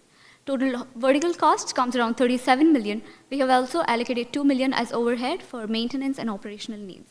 Our cost construction per home is at $84 per square feet, which aligns exactly with the current Georgia market. Now let's look at a detailed cost breakdown structure of one of our popular homes, the Ingram, which houses 5-bed, 2.5 bath, and is at 2,700 square feet. The major cost contributors for this are the structural elements like concrete grade on slab, roofing, and interior elements like drywall and paint. We have distributed our cost thoroughly on structure, interior, and exterior to maintain durability and functionality of our homes. Supporting this estimate, here is the schedule. We start our land acquisition from May 2026, following up with the site development of both phases, including our model home construction and our pre-sale. Phase 1 has 70 homes, and Phase 2 has 110 homes. Both have construction cycle of 180 days. Our final closeout happens on October 2031. Here is a detailed rolling house schedule for our Phase 1. The total 70 homes are divided into batches of 7 homes, and after each key milestone is reached, the crew is transferred to the next batch, so on and so forth. This minimizing the downtime and maximizing labor productivity. This ensures our timely delivery of products and quick revenue generation. Thank you. Now moving on to our product management. Thank you. So for this project, we plan on partnering with the Greater Atlanta Home Builders Association to work with local trades because of all the benefits they can offer. As you can see from the table here, there's plenty of local trade workers in Lilburn, Georgia that are ready to work and help make Silverwood Heights a reality. And of course, we'll communicate all safety with our local trades such as dust control, stormwater prevention, and material transportation. Now looking at the site, for this project we plan on doing a just-in-time material delivery system, and what that means is that we bring materials to the site as needed rather than all at once and keep them stored in the lots next to the site we're building on. And our reasoning for this is that we don't have any wasted materials due to unforeseen circumstances like the weather. And next, as you can see on the site, there's necessities scattered around the site like restrooms, water, AD, and lights, as safety is our top priority. Next, Silverwood Heights is a project based on innovation. We've created a live internal dashboard that we can use to easily track all information on demographics, sales and marketing, financials, and more throughout our whole company. And as you can see, here's our financial tab where we can keep track of our cash flow, our project breakdown, and how each floor plan is selling. And now let's take a closer look at the numbers with our financial analysis. Thank you. So moving ahead to the cost structure, I would like to highlight the key drivers of our entire project. So we see that the vertical construction accumulates to approximately 50% of the key driver, and it amounts to approximately 30.85 million. Moving to price per square feet, we have all the plans listed with the price per square feet, the cost to build, and also the selling price listed against their total square feet. Moving ahead to the risk budget allocation, we found out the different risks that might affect the entire schedule, so we came up with mitigation strategies for each one of them. We see that schedule, mortgage and credit, and interest rates are at moderate risk, approximating to 80%. We also know that we have $2 million of contingency budget allocation, which accumulates majority proportion to the rock excavation. Now we have the monthly cash flow analysis. Here is the entire cash in and outflow of the entire tenure of the project. The initial red highlight bar that we see indicates the initial investment that has been outflowed. And then we also observe the break-even point and followed by positive cash inflows. Moving ahead to cash progress checks. So what we see here is at random 3 given points during our tenure, we observe at October 2027 that we have a negative of $88,000. This indicates the heavy construction phase, following by the Feb 2030 where we make our break even and we also generate a revenue of $166K, followed by peak cash flow period in March 2031 where we have approximately $370K per month. Now we see the financial summary. This highlights the 3 case scenarios that we have, the best, baseline, and worst case. According to our calculations, we have a profit of $15.37 million even during the worst case scenario. This affects the key drivers with increase or decrease of 5% on price and 2% on cost. Now we see the draw scheduling. Here we have total estimated draws of approximately 21 million to 23 million over a period of 18 months. This strategy was imbibed to come up and accumulate the interest rates such that they do not affect the entire scheduling. Thank you. Now moving to risk mitigation. Thank you. As for risk mitigation, after we complete phase 1, we've allocated 37 lots in the least trafficked area of the development to sell to other builders. This allows our company to test the market ceiling and ensure liquidity of assets. As for our pricing strategy, Silverwood Heights decided to go with phased pricing strategies throughout our phases. In rollout A, we'll match market expectations for 7,500 square foot lots.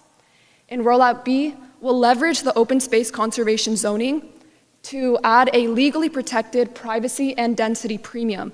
A lot of our lots don't have a rear neighbor, so this will allow us to test the privacy ceiling compared to townhomes in surrounding areas. We also take into account governmental and environmental pressures. We've included escalation clause in all of our contracts in order to account for potential rising material changes. We've also used innovative site design to account for any pressures in the community surrounding the Yellow River and FEMA flood zones. As for our SWOT analysis, though our project does include high upfront land and infrastructure spending, we do mitigate capital risk through that bulk lot sale and through our phased price testing. We're very excited to introduce Silverwood Homes to the community and excited to introduce our ASU NAHB team this year. We look forward to hopefully working with you guys in the future. Thank you.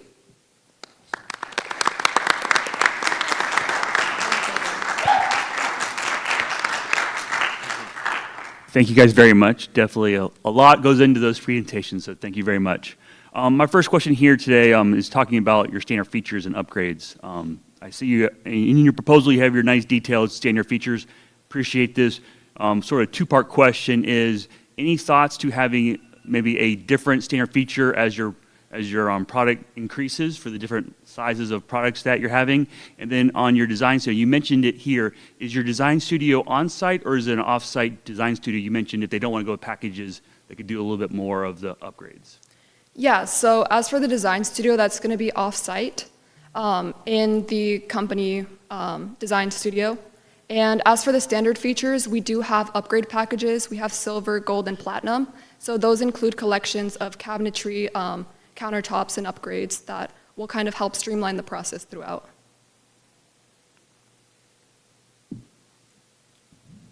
I had some questions about your market analysis and your approach to how you established your pricing. In the packet, when you were going and talking about the competitive market area, you had highlighted two communities there and said you were looking within a 10-mile radius. And then I think in the presentation, you guys brought up Chandler Run as another competitor that you were considering. My question was, what led you to select these specific competitors? Are they the only ones within the 10-mile radius, or were there something about these communities that you considered them to be the best competition? So these two developments are going to be the newest developments in Lilburn, or in the 10-mile radius. And we also believe that there is a gap between townhomes and single-family homes. So we wanted to show that there are a lot of townhomes in the area, Chandler Run being one of them, and that there is a need for the single-family homes. Based off pricing, we found that we also were comparing to resale homes, but these two communities we thought were best because they were similar pricing and also similar square footage. Do you have any thoughts on why it is that, a 10-mile radius is a pretty big area, it's like 80 square miles. Any thoughts on why there wouldn't be more competition closer into this community versus the rest of Gwinnett County? So within Gwinnett County, or I should say right where our site is, there's really not as many new development neighborhoods. And so we were trying to target new development as well as some of the resale. It was a little bit harder to compare to the resale just because they were a little bit all over the place based off of the year analysis that we were looking at. And one more thing I do want to add. So in our website, we actually have a list of 7 more comparable properties to look at. We just chose those 3 for the presentation. So if you guys would like to compare with those are available to you as well. I promise I wasn't surfing the internet. I was actually looking at your website as you're doing the presentation. That's really cool that you guys built a website for it. Awesome job, guys. I know Tegan talked a little bit about the site layout. Really great without having to use cul-de-sac, so love the way that you guys did that. I noticed on the south side of the creek, you guys have another section of pickleball courts in the mailbox, but there's no parking for it. So where do you guys kind of assume that these people that are using that pickleball court will park? Yes, so in our sell-off lot contingency that Emily referenced, those lots are, if need be, to be sold off to the other developers. In our case, we didn't put a parking lot there just because they were in that low traffic zone, so we were thinking more walkable areas for that side, so we didn't put a parking lot on that one, but on the other one in the north side of the site, there is one. Just because if we do sell it off, then that other developer can change those plans slightly if they need to. Gotcha. So you guys essentially accommodated an amenity for that side in case you do sell it off so that it's there for them? Yes, correct. Awesome. Yeah, great job, guys. Love the brochure as a added touch. Follow-up amenity question. Did you consider maybe upsizing that amenity at all and offer a pool or cabana as part of the package? Do you mean by home or by the whole community? The community pool. The community. Yeah. We did think about pools as like a community feature. We looked at the homes around, and most homes around us have their own individual pools in their backyard of their home. In the market analysis, we are targeting those moving in buyers, so we are kind of pushing that to them if they want a pool option in their backyard. But we did consider a community pool, but we decided to pull back for some pricing and that kind of stuff. No, great job. I like the QR code, being able to look up and see the extra details. That was great. So two different ideas that I heard in there that were really good. I just want to kind of understand a little bit of the philosophy behind it. So first is the batching of homes. So you discussed the idea that the trades would move kind of from group to group. Yes. So a lot of trades, they don't work in a big tranche. So how would that work? Because you have it kind of divided into little tasks. So how would that work with batching? So from what we understood was, we are targeting quick move-in houses, right? So when we do batch sell-off, we finish those batches, and when the key milestone is hit, that means when the concrete is done for that whole batch, that concrete crew gets moved to the next one, because you have certain crew doing the certain things, right? For framing and drywall, there's a certain crew. That same is not going to do the concrete. So we are just targeting the spec and the work which is performed, and then moving that crew to another batch so that work can happen simultaneously and rolling out of houses happen. So do you find that works throughout the entire build? That you'd have a crew that's a company that's focused in one area, that would apply throughout the entire build? Yes. So now we are focusing on phase 1 development and making sure that rollout phases happen. In case we identify certain things which are not working out, for the phase 2 we can always mitigate that and ensure a smoother run of tasks. Okay. All right. Thank you. The second one has to do with the just-in-time delivery. So a lot of times as builders, when we put stuff together, the payment and you divide it out for the purchase orders will go by home basis, right? So how would you work it? Because I know you described being able to group materials together and that they would all pull from there. How do you prevent theft or kind of a piece of material being allocated to the wrong house for budgeting? So with the material delivery system, as we have the batch homes, it's not a mass delivery, it's very small scale. So rather than everything being delivered with a high risk of theft, because everything is there to be taken, we have smaller chunks to reduce that risk, as well as with weather. We don't want to have all of our materials, because it rains a lot in Georgia in the Lilburn area, nearly like a third of the year. So we want to just prevent that sort of risk and not have like all of our stuff laying out and just be completely destroyed. So our best way to prevent it is just little by little. Okay, got it. Kind of a follow-up question to what Brad just asked there. When you talked about the theft and the material management, how do you see most of your contracts being structured with the trades? Is it more of a turnkey situation where they're responsible for it until it gets installed, or are you guys buying material direct, therefore you are responsible for the theft and the weathered of the material in the field? We plan on buying materials for the project and being responsible for it. A few quick questions about kind of your pace and your pricing approach. You guys had mentioned something during the presentation about having a pre-sale discount. Could you help explain kind of just both numerically how that works, like how much is the discount, and how is it presented to the consumer? Yes. So our pre-sale will start before model homes are completed.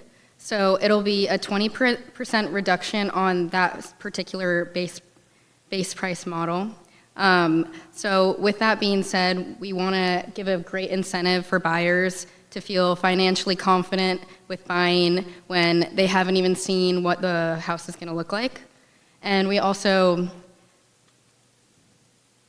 believe that it's a great way to get target buyers to buy sooner than later, and so we can get moving on construction even faster. So is that presented to the buyer as like, here's the base price of the community, and if you buy now, you get a 20% discount, whereas as soon as the community opens up, we're taking it away and it's going up by 20%? Yes.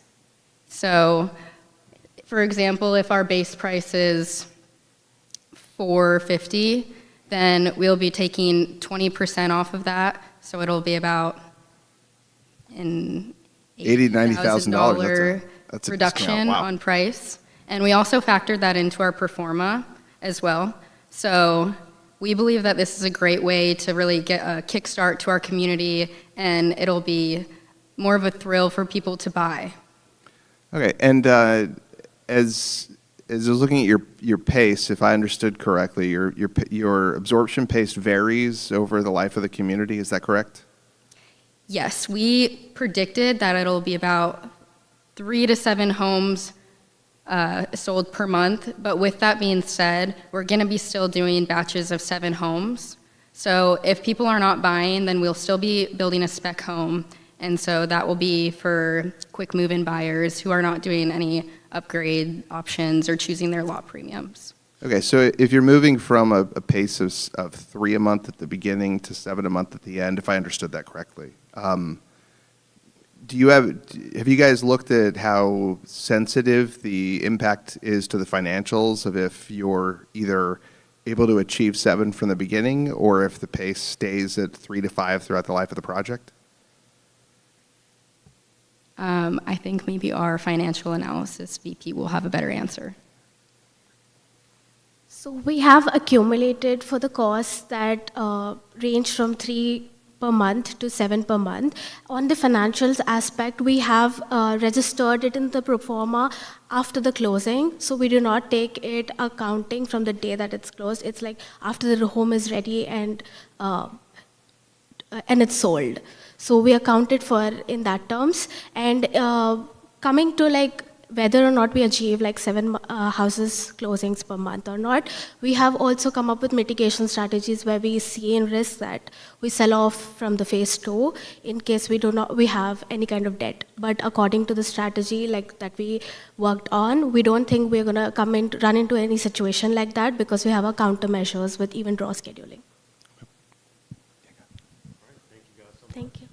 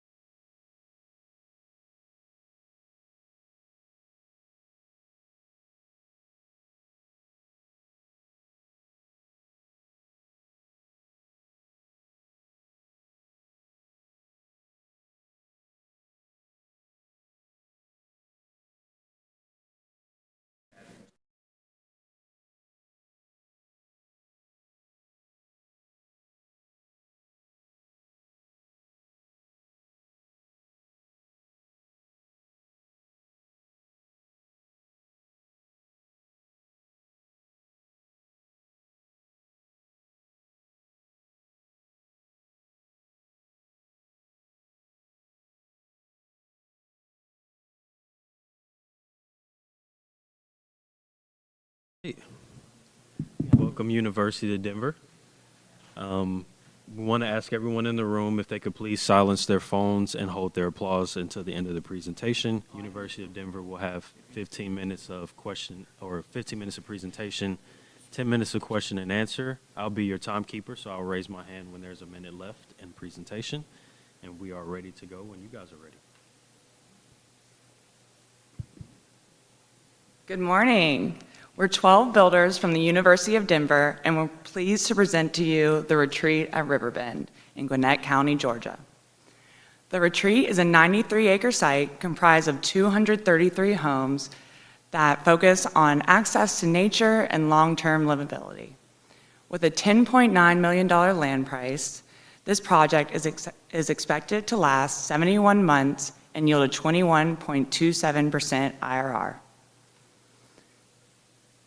With nearly 500,000 residents, Gwinnett County is expected to grow by 50% by 2045, and for good reason. The site balances proximity to the perimeter and Lake Lanier while still having the lifestyle of a nice suburban neighborhood. As we look at a 5-mile radius, we see that our site boasts the highest median household income and net worth compared to Gwinnett County and the greater Atlanta area.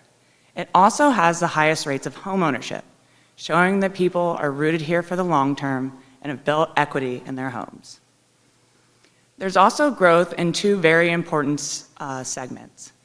First, young homeowners are looking for their first time move-up home. Long-time home buyers are looking to right-size and floor plans that match how they want to live today.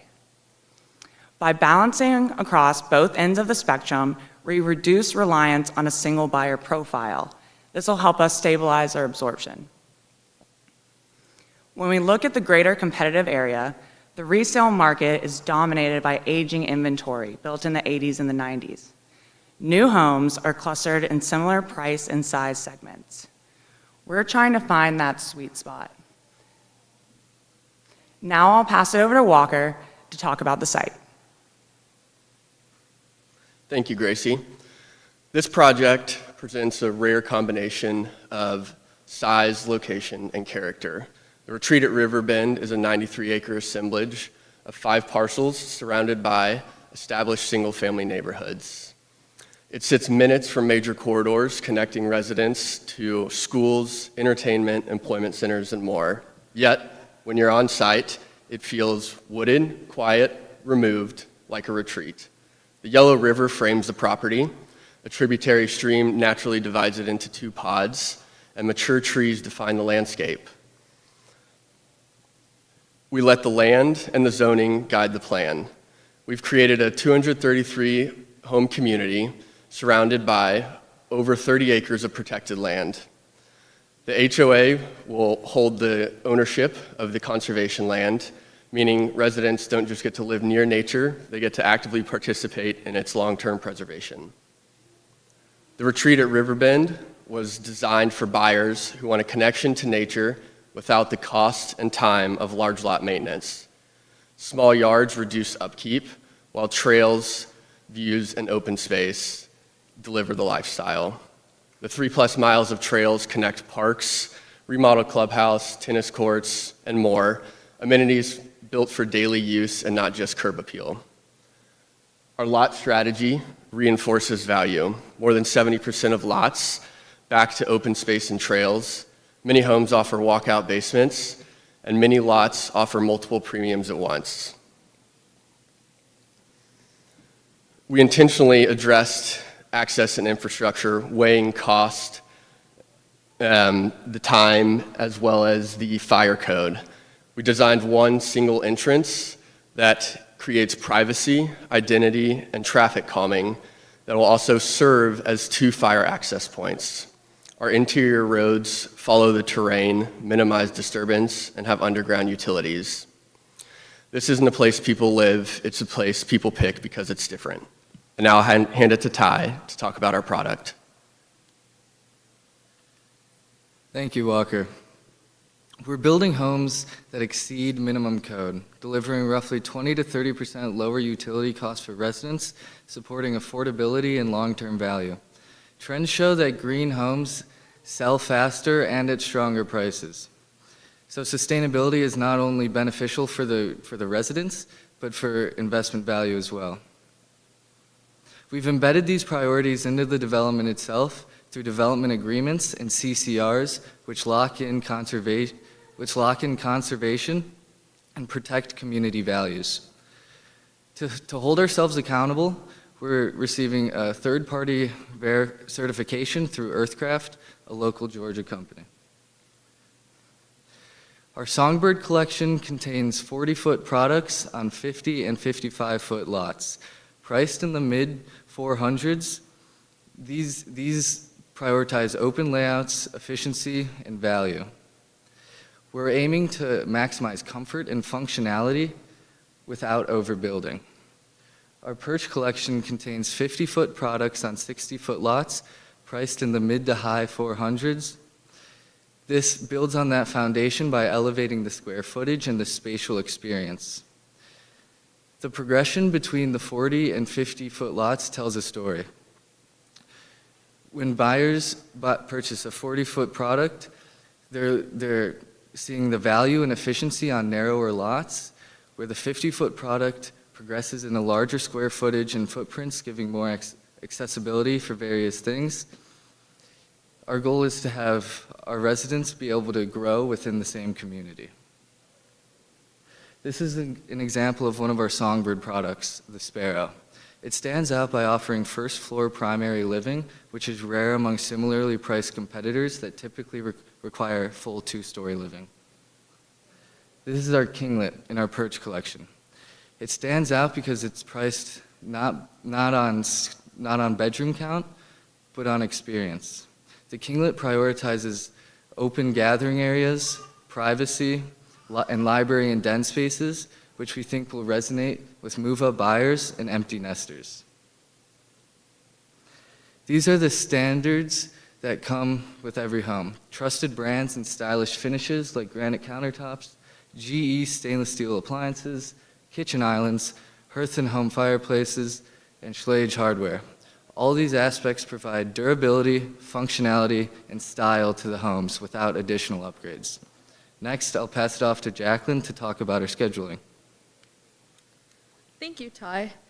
So our project will begin the first week of March of 2026 and is estimated to be completed around August of 2031, lasting around 6 years. And this schedule does match our sales pace of a total of 5 homes per month.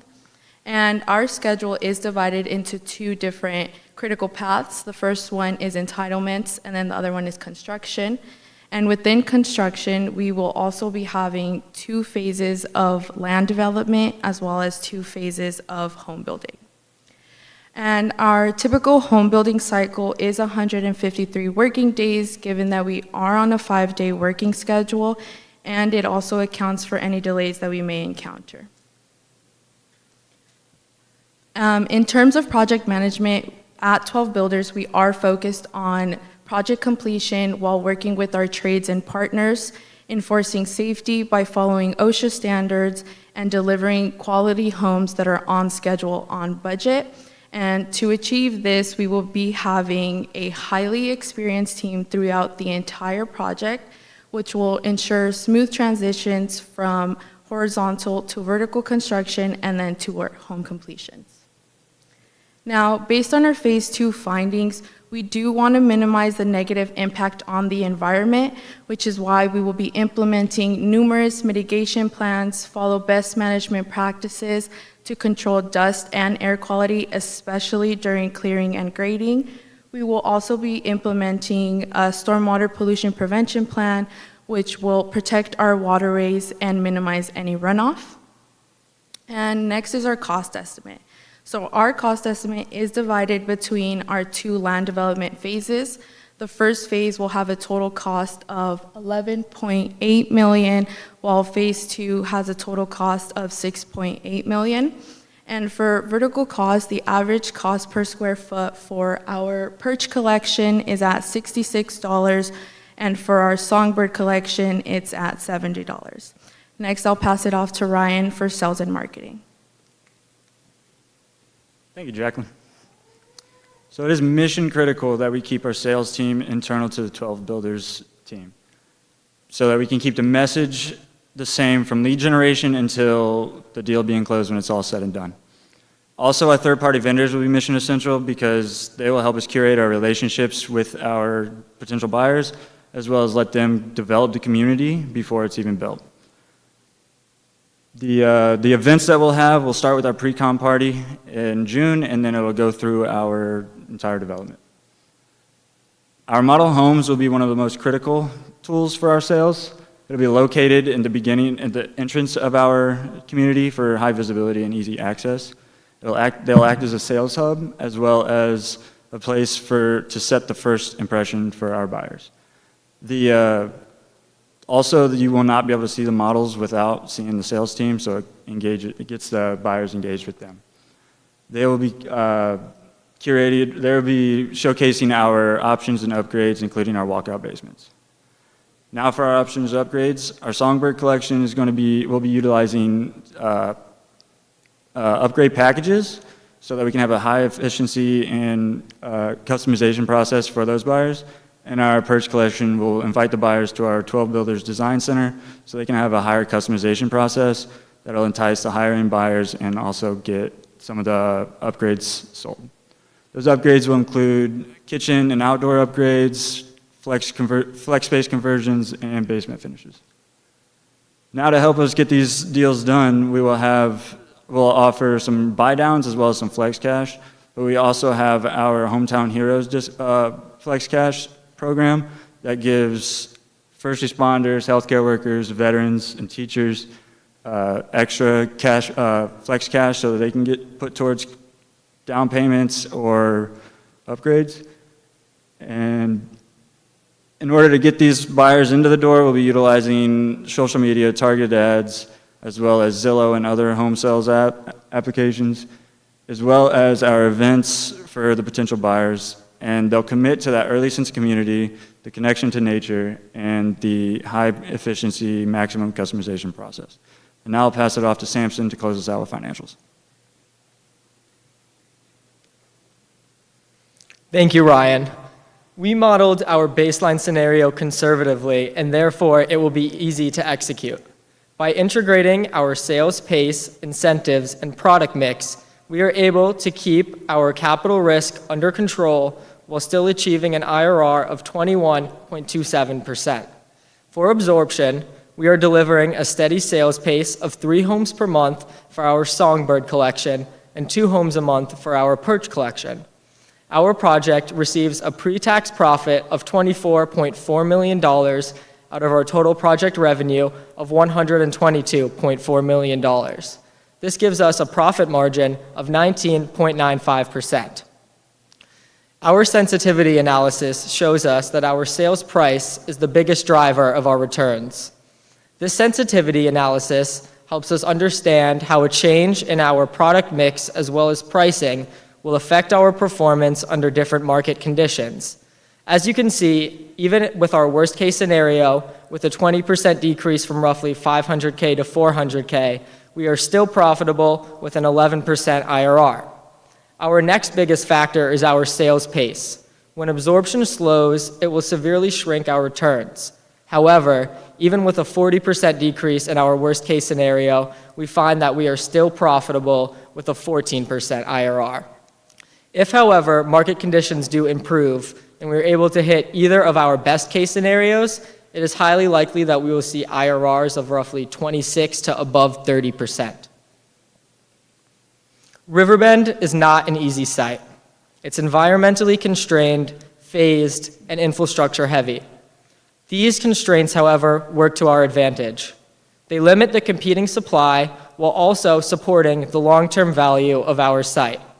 Overall, this is a patient and well-timed investment. It respects the site, fits the market, and uses our capital responsibly. Through our phased execution, targeted risk mitigation, and conservative assumptions, we are confident that we will deliver high returns while staying resilient to market and construction risks. We would like to sincerely thank our team, sponsors, and mentors for all of their help. Thank you.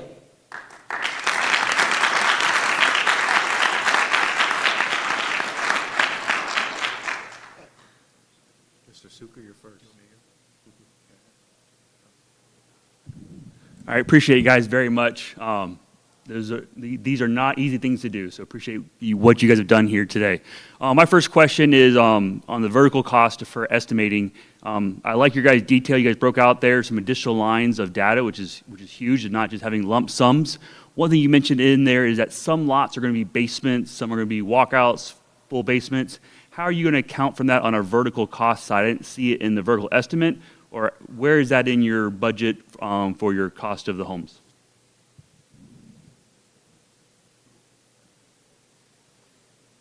We've included a 10% contingency on our horizontal costs, and I believe that the grading having to do with some of the walkout basements would actually fall under there. We tried to work with the existing grade as much as possible. So between the borings and the elevations are where that you would naturally find some of the walkout basements. Hey guys, first just wanted to say the the presentation is amazing, really good. I mean both your verbal presentation, but the written presentation with like your competitive analysis, the sensitivity analysis, you guys call it your margin analysis. Just having read a lot of these are very easy to read, well presented, and pretty in line with kind of what like finding the information was pretty easy. So I just want to say great job on that. On the competition analysis, and I was just looking through what you guys had concluded there, your pricing chart, which, great pricing charts. It's interesting how some of the competitors who are at a little bit lower price point aren't necessarily achieving a higher absorption rate, and other competitors at a higher price point are achieving a higher absorption rate. And those that are not achieving a higher absorption rates are pretty significantly below what you guys are assuming, including below the worst case scenario in your absorptions. So I just wanted to help, get an idea of how you guys landed on what price and pace you're going to be able to achieve, given that there's such a significant variability between the competitors, and what you think may be causing that. That's a great question. As we went through some of our competitive analysis, you do see, Independence by D.R. Horton getting like 5. It's a heavily amenitized site from a very large production builder. They're able to kind of amortize over a lot of those homes and maybe have a smaller pricing point. That being said, by positioning ourselves slightly below them, kind of helping some of those first-time move-up buyers, while still avoiding that really low 400s price point that is actually kind of dominating the market right now. So there's an extreme amount of VDLs, a lot coming to market. So when we chose our price point, it was really, that part of the market that's really, they're starved for inventory, and that matches their explicit purchasing power. And so that's why we try to position between some of the highest and the lowest, given what we were offering. Okay. Just on the kind of logistics side of things, on the sales side, let me make sure I'm reading this right. It was you guys had an interesting approach in your sales model, how it's being presented. That typically when you see a community open up, you may have a model that's open at the beginning, and it stays open for a period of time. You guys had taken a different approach to the model, to how you're doing the model, the timing of it. Could you just expound a little bit, help me understand the thought process behind your approach to the model and why you guys decided to take that approach? Yeah, originally we were planning to do pre-orders. It was a little bit of an oversight, and we're actually doing the model homes in the very beginning of the development instead. The 10 to 15 in the very beginning was based off pre-sales. We kind of opted to not go with the pre-sales. Okay, so does the cash flow is presented in here, is that reflective of having the model open from the beginning, or? Yes. Oh, okay, all right.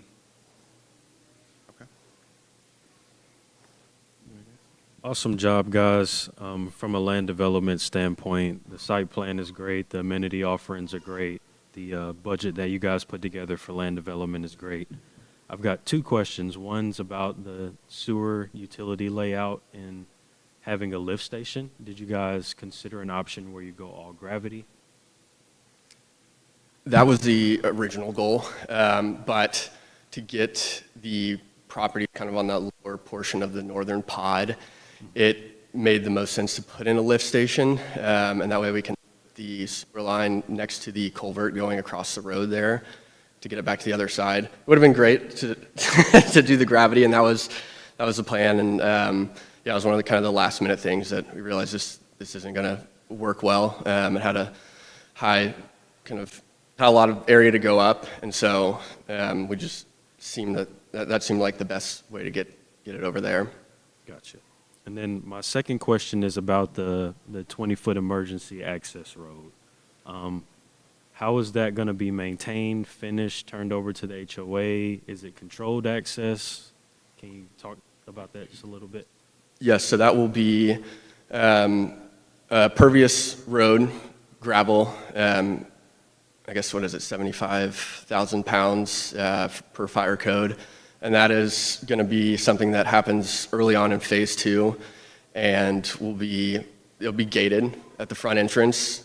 It'll have a dual purpose as a trail for the community, but it's going to be handed over to the HOA, gated, and ready to go for emergency access. Awesome. Thank you. Yeah, great job, guys. Just to echo those sentiments, I love the site plan. I love the connectivity that you guys are showing. Kudos on your phasing. Just a follow-up question on that, though. Your phase 2 timing seems to overlap a good bit with the build-out of phase 1. Was there any particular thought on why that would be, and was it to open up more lots, or just any other reasoning behind that? Yeah, so it was set up to overlap and give ourselves the option to kind of start some of those lots early, depending on how pre-sales go. Yeah, and as we design build, we'll kind of have a better idea of when to time that properly. But as far as the analysis went, we decided to show it early on. That way, for kind of affecting our IRR at the end, this is ideally a worst-case scenario. So have the option to move it back if needed. No, great job on the presentation as well.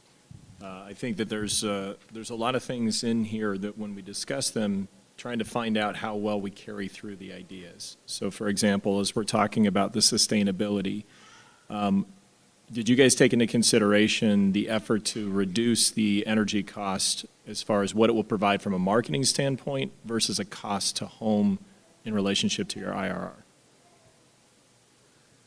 Are you saying, did we look at the sustainability as a marketing point? Right, like the way that it was presented looks more like a marketing perspective. What I'm asking is, did you take that into consideration in relationship to the cost of the home for what the extra conduit would cost to make it solar, basically pre-plumb for solar, right? Yeah, so the main idea of it was for marketing, but to allow the resident to save money in any chance they can. So it's more for once they move in and are able to reap the benefits of 20 to 30% lower utility cost?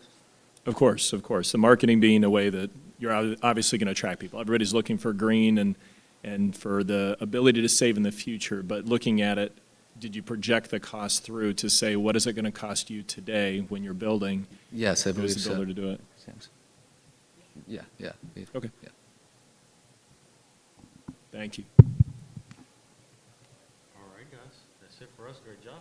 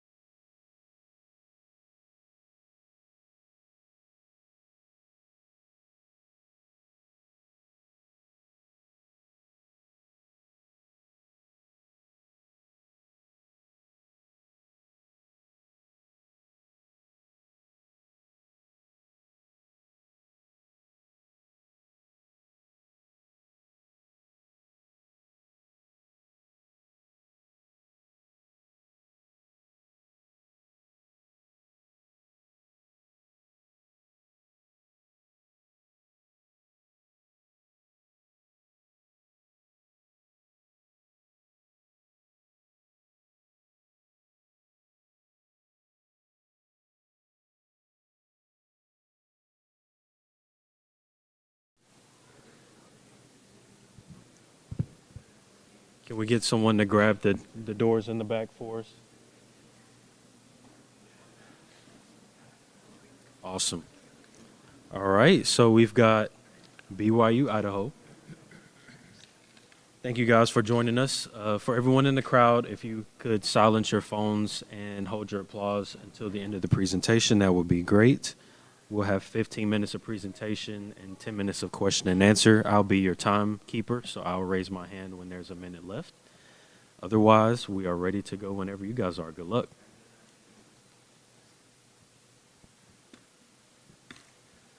Good morning. My name is Christopher Jessup, and we are BYU Idaho. We're excited to share with you today the plans for the Grove Estates in Little Bern, Georgia. Our community provides rich soil for families to grow deep roots of stability and opportunity. And today we'll show you how we'll make that vision a reality. At full build-out of 242 lots, our projected profit is $30.6 million with an IRR of 24%. This sits on growing market demand as the population is expected to increase 9% annually through 2030. Little Bern also shows strong market demand as there are 1,200 annual closings with only a 3.4-month supply of finished lots.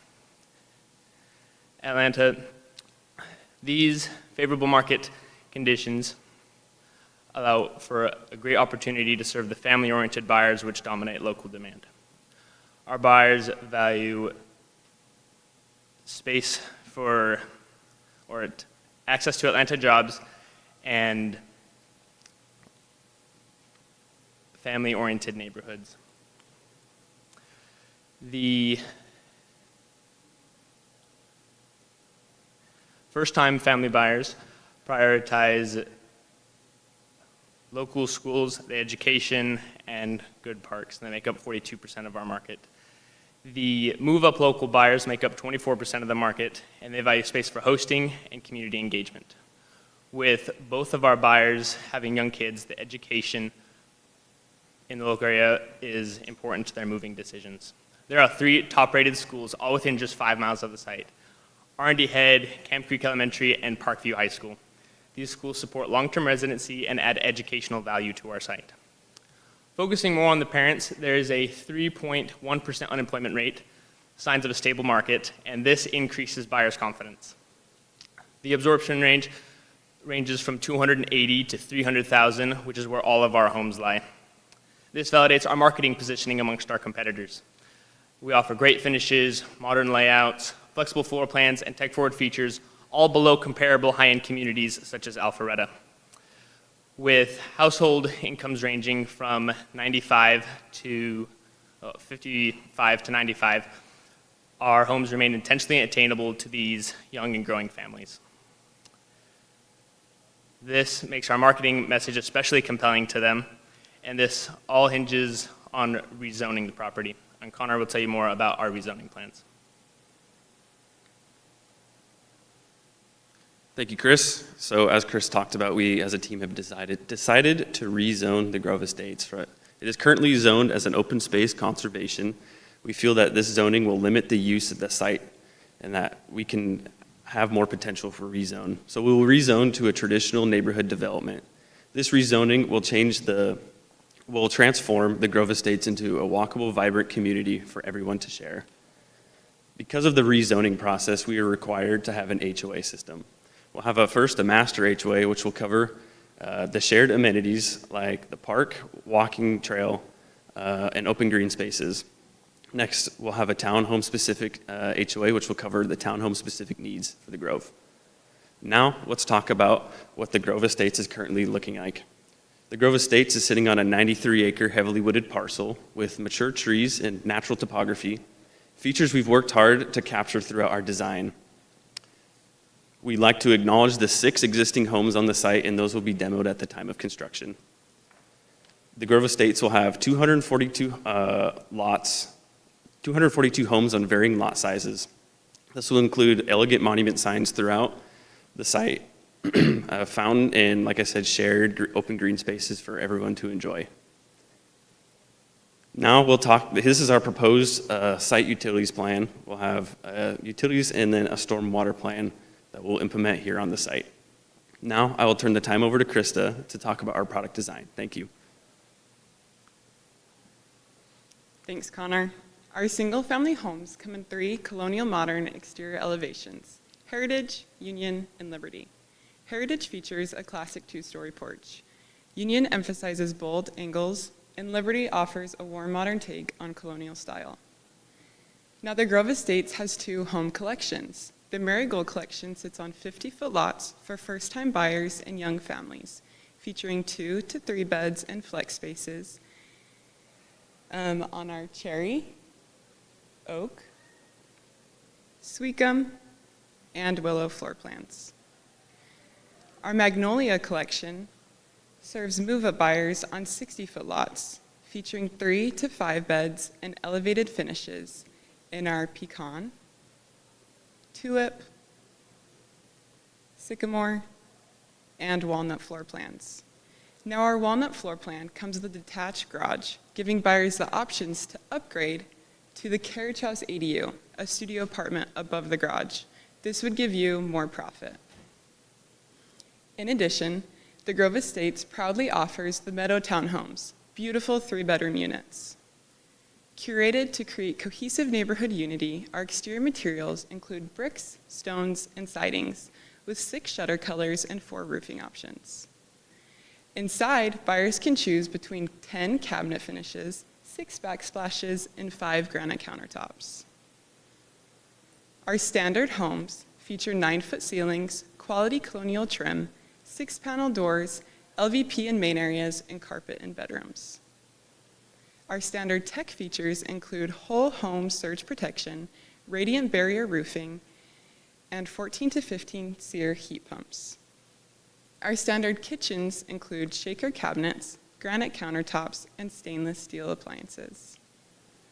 Our upgrade packages can include hardwood floor, recessed lighting, screened-in porches, deluxe spas, and smart home readiness. Our neighborhood sustainability includes low VOC materials, whole home, low VOC materials, HERS certified efficiency, EV charging, and solar readiness. Now that you've heard all about the Grove, here's a video flying you through it.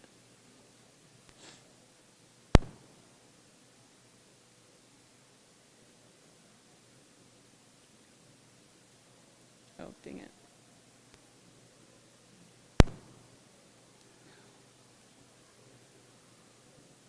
There's a video, and we'd love to show you guys after. And now that we'll show you later, here's Trevor talking about our marketing and sales. Thank you, Krista. Our marketing strategy for the Grove Estates is built around a structured digital funnel supported by targeted traditional outreach to maximize exposure and conversion. Digitally, our website serves as a central hub, featuring professional photography, detailed floor plans, and immersive virtual tours available 24/7. We drive traffic through a strong social media presence on Instagram and Facebook, paired with Google Ads and real estate platforms to capture high-intent buyers actively searching for new homes. Complementing our digital presence is a strong traditional strategy. Billboards and directional signage along key commuter routes reinforce brand recognition, while participation in the Atlanta Parade of Homes further expands our reach. All these efforts funnel buyers toward one destination, the model home gallery, which becomes the centerpiece of our marketing. As buyers enter the community, they are immersed in multiple fully staged model homes. This setup allows buyers to compare layouts, styles, and finishes in one visit. Once buyers connect emotionally in the model homes, our sales strategy is designed to guide them smoothly to contract.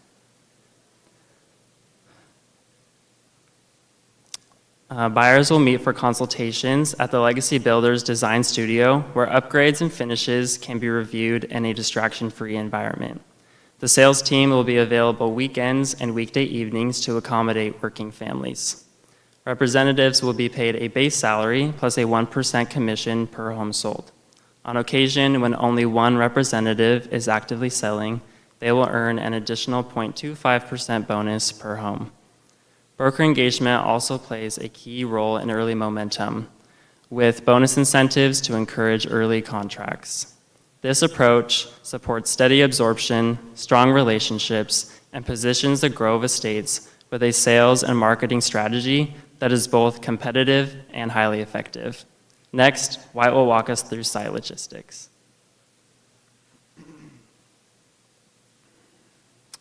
Thanks, Trevor. To begin, I'd like to walk you through our site logistics and operational strategy. As you can see on the map, we have positioned our office trailer and security units directly at the main entrances. This creates a strategic gatekeeper effect, allowing us to maintain a professional presence while strictly controlling site access from day one. Beyond security, we are prioritizing environmental stewardship by positioning our stormwater prevention plan controls, concrete washouts, and dumpsters at a significant distance from existing drainage areas. This ensures full environmental compliance while keeping the site debris-free. This focus on site cleanliness extends to the surrounding neighborhood as well. We have planned specific water truck routes for high-traffic areas and plan to place construction signage well in advance to help maintain traffic flow.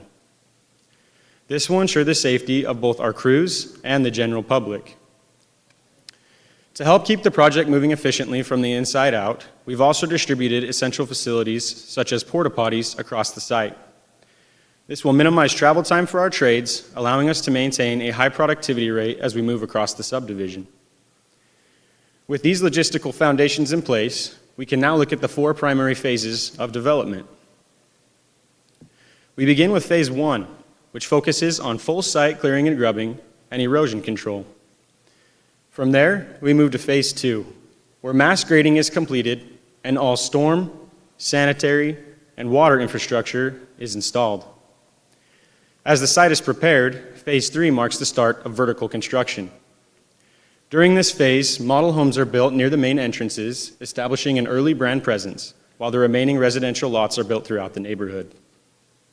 This progression leads us to phase 4, the central build-out. A second staging area is activated on the opposite side of the site to help maintain construction momentum, with temporary signage in place to safely manage traffic flow. To help you visualize how all of this comes together, we have a short video that shows our phasing sequence unfolding in real time across these 4 key stages. Hopefully.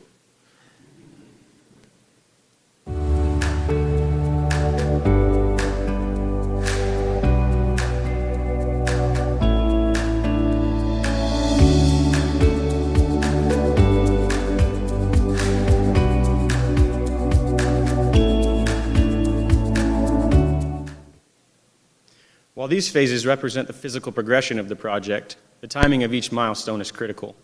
And with that, I'll turn it over to Matthew to walk you through the project schedule. Thank you, Wyatt. The Grove Estates is a project that is planned to span approximately 5.5 years, with the project kickoff on March 2nd of 2026. Our on-site construction activities are anticipated to begin on October 14th of 2026, and a final completion planned for September 9th of 2031. Along with our schedule, we created a cash flow that strictly follows the project timeline. We are anticipating to construct 242 lots, selling on average 17 homes per quarter, which is reasonable for us since our market competitors are selling on average 14 to 20 homes per quarter. With this delivery method, we are anticipated to generate a 24% IRR with a cumulative cash flow of $112.28 million. We will be ready to begin sales as soon as the second quarter of 2027 and break even in the fourth quarter of 2027. Along with our baseline cash flow scenario, we analyzed a conservative and optimistic cash flow scenario. In our conservative cash flow scenario, we are anticipating to sell on average 13 homes per quarter, generating a 21% IRR with a 29% profit margin. Our break-even will occur on the third quarter of 2028, and our project will be delayed by about 5 months. In our optimistic cash flow scenario, we expect to sell on average 27 homes per quarter, generating us a 26% IRR with a 44% profit margin, and our project will be accelerated by about 18 months. Along with these 2 alternative cash flow scenarios, We analyzed a scenario where we will sell 50% of our lots. In this scenario, we will build on average 14 homes per quarter, which will generate a 16% IRR and a $29.4 million in profit revenue. I'll now pass the time back to Chris. Thank you, Matthew. Through our team's rigorous market analysis, innovative product design, disciplined construction management, and our feasible financial plan, we have crafted a community that provides fertile soil for families to grow deep roots of stability and opportunity. The Grove Estates and this team is where that work begins. Thank you for your consideration.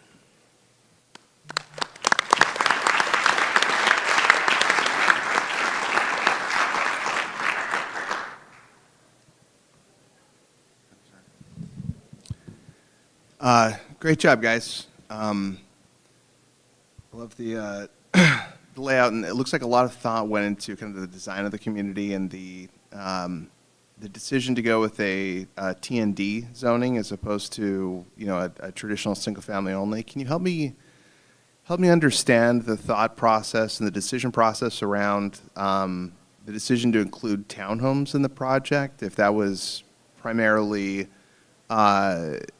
presented because of the potential need for product differentiation to satisfy the T&D zoning, or if it was primarily a financial decision or a consumer stratification. Like, help me understand why you guys decided to include townhomes in the project. Yeah, so the townhomes originally began after doing a sturdy market analysis. We knew what our audience was in Lilburn.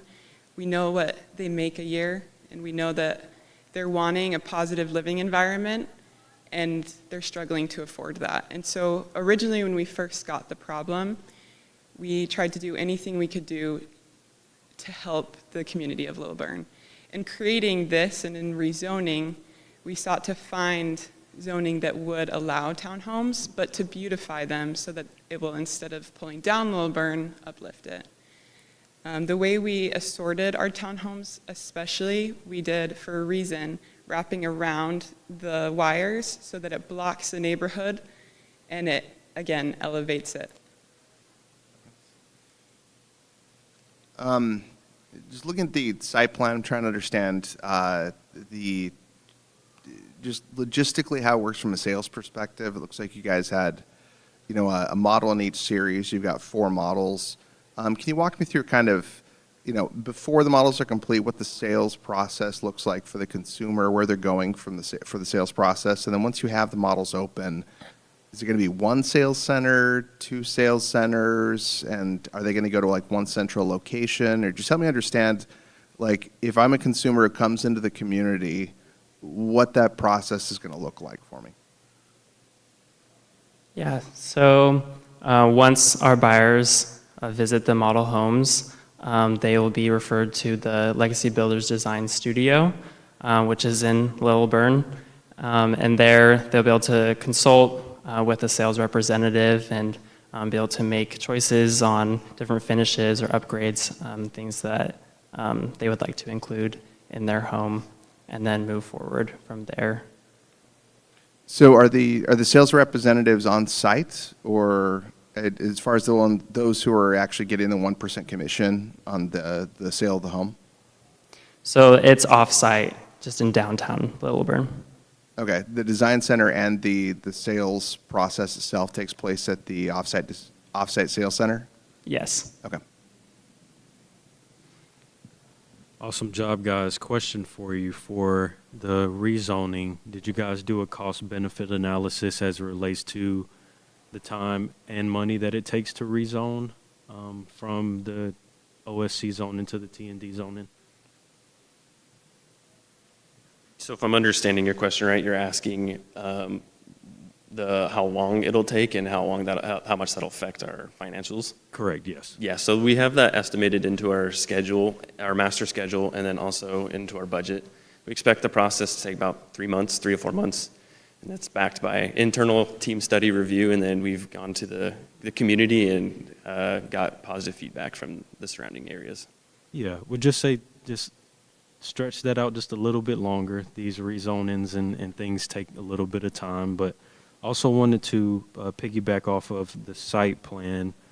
you guys have a lot of on-street parking in the community, and it's kind of facing the front of the single families, and you don't really have any garage options for your townhomes. Did you guys consider potentially doing garages on your townhomes to get rid of all the on-street parking that you have in your site plan? Yeah, so going back to the floor plans, they do have garages, but then we also have that parking, which was per zoning. We needed specific amounts of parking to be according to the zone. Very unique site layout. I love the old historic town feel that you guys presented, and I love how the elevations of your product match. Really, really cool. Curious to know on your development, are you planning to phase the development, or will it be all developed as one phase? Can you please rephrase that question? I was having a hard time hearing you. Yeah, sorry. Are you planning to phase the development, the horizontal construction, or will it all be developed as one phase? Phase 3 will just be the single horizontal develop. Or did you say horizontal or vertical? Sorry. Horizontal. Oh, horizontal. We have it incorporated into the other phases that we mentioned. Okay, so looking at some of the logistics for the site. So I noticed that you guys spread apart the trash bins and the portalets and things of that nature. So what's your plan as far as transporting the trash to the bin? So you've got a lot of lumber and heavier, bigger stuff that needs to be moved to those locations. So did you take that into consideration, and how do you assess that so that financially, if it turns out that that's insufficient and you double or triple that amount of dumpsters or portalets, how would that work? Yeah, we have multiple dumpsters located around the site, and we have provided or found a contract in Lilburn that when they do fill, that we can have the local company bring in more dumpsters. Does that answer your question? I'm asking, have you taken into consideration how you transport it? So you are laying out trusses and lumber, and you've got all the cut wood and everything that's there, and it's maybe 10 lots away from the dumpster. Mm-hmm. Have you considered the cost as far as having to move all that trash to the dumpsters to begin with? Yeah, we just figured with the multiple locations of the dumpsters around the site, we tried to incorporate them in strategic locations so that we wouldn't have to have a significant distance to transport that trash and used material. Okay, thank you. Yeah.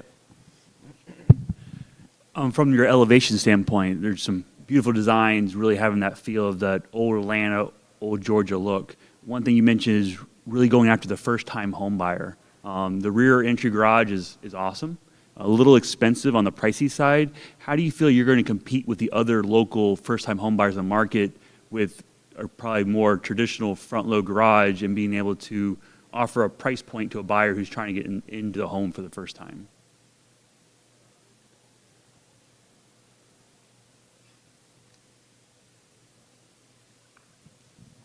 I would say to invite them more. It comes with the diversity of the site. Since it's not just all townhomes, there are lawns, there are grassy areas in the site, where in other places where there are townhomes with pull-in garages, there's not that aesthetic, that nice community feel with it. So with the pulling in through the back of the site, you're going down the streets, it looks much nicer to have the front of the homes in sight, and then all the traffic goes behind it.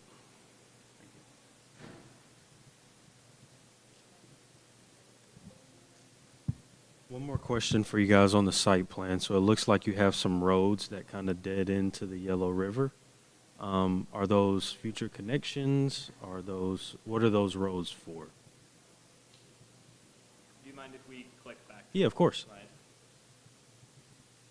You can probably see it there. So south side of the river, you've got a couple of your sellable lots. Near your north arrow, just kind of north of your north arrow, there's a road that looks like it's dead. Yeah, I can see that right there. Yeah, yeah, you've got a couple of them there. Are those? Yeah, that's an error on our part. Those are cut out, and the the homes just fill in that space. All right, well, I think that's all of our questions. Thank you, guys.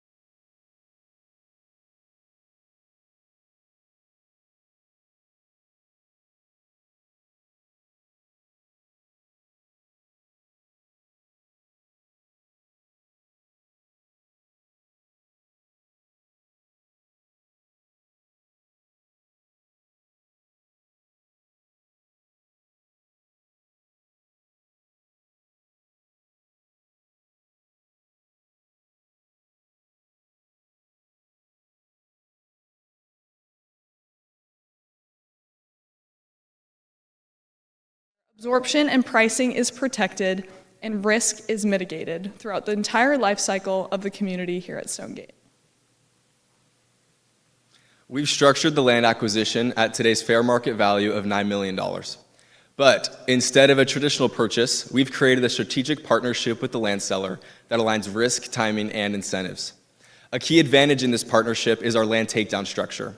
So for custom lots, we only pay for the land when each lot closes, and for production homes, we purchase the land as we begin vertical construction in each phase. This structure significantly reduces our upfront capital requirements and aligns our land purchasing with incoming revenue. As part of this partnership, the seller participates in upside through a performance-based revenue share. The seller will receive 2.5% of revenue until their total proceeds reach $10.92 million. After that, they will receive 1% of revenue with a $1 million cap. As you can see, the seller is expected to receive their initial ask of $10.92 million in month 43 of the project. Importantly, this revenue share is only paid when minimum pricing thresholds are met, which are $540,000 for production homes and $250,000 for custom lots.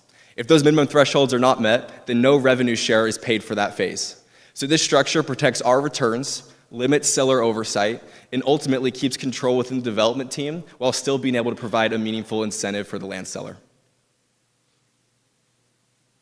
On a per home basis, including construction, soft costs, and other expenses, production homes are generating profit margins between 26 and 32%, while the custom lots generate margins closer to 50%.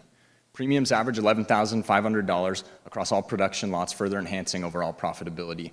Construction represents the largest share of the budget, and we have efficient allocations for land improvements and soft costs, resulting in a strong and a sustainable cost structure. These results reinforce our confidence that the project is not only feasible, but highly profitable on a unit-by-unit basis, even before factoring in upside scenarios. We've stress-tested the project under optimistic, expected, and conservative scenarios to ensure that it performs across a range of market conditions. In each case, we focus on adjusting our pricing and pacing rather than relying on aggressive absorption assumptions. Under our expected scenario, the project generates a 19.4% IRR, 58.6% ROI, lasts 50 months with an absorption rate of 5 homes per month, and generates $35 million in net sales profit. Under our optimistic scenario, stronger demand allowed us to increase our custom lot pricing to $300,000 and apply a 5% increase to our production home pricing. Importantly, in that scenario, we do not accelerate absorption. Instead, we're able to capture the upside through our disciplined pricing control. In our conservative scenario, we modeled a slower absorption of 2 homes per month leading into phase 1 and applied a 10% discount to the pricing of our production homes to help stimulate demand. Even in those softer market conditions, the project remains viable, showing strong downside protection. Throughout the duration of the project, market risk is handled by using our phased absorption plan, which is structured around our assumed absorption target. Capital risk is managed through our land takedown structure, which limits our upfront exposure and investment. Our construction risk is handled by using our experienced construction team to ensure quality, safety, and cost control during development. We are requesting $4.13 million in corporate capital equal to our project's peak cash exposure seen at month 19. Through phased land takedown and a profit-sharing partnership with our land seller, we avoid an upfront land purchase and align land payments with closings and vertical costs. Doing this limits downside, accelerates capital recycling, and allows $4.13 million of corporate equity to generate $35 million in net profit. On behalf of my team, thank you for your trust and consideration in Stonegate.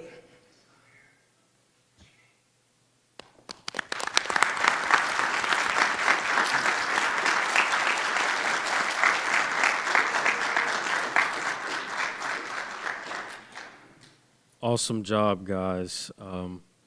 Site plan was awesome. Love the way that you guys structured the land deal, essentially by land banking it and kind of keeping some things off the books. Love the way you guys put some time in for your rezoning. I have a question about the schedule reflecting your pre-sale of your custom and your production lots so early on in the process. Are you guys, can you talk a little bit about the thought process behind how you're going to manage that process, pre-sale process? Is it just generating leads? Are you guys collecting deposits for your production stuff, and then obviously working for your custom side of your sale? Can you talk about that just a little bit, please? If I understand correctly, from a marketing standpoint with our production lots, going back to our marketing strategy, we want to focus heavily on search engine optimized listings, a lot of online work. So around $400,000 is allocated to that marketing budget in the beginning, specifically geared towards our production lots.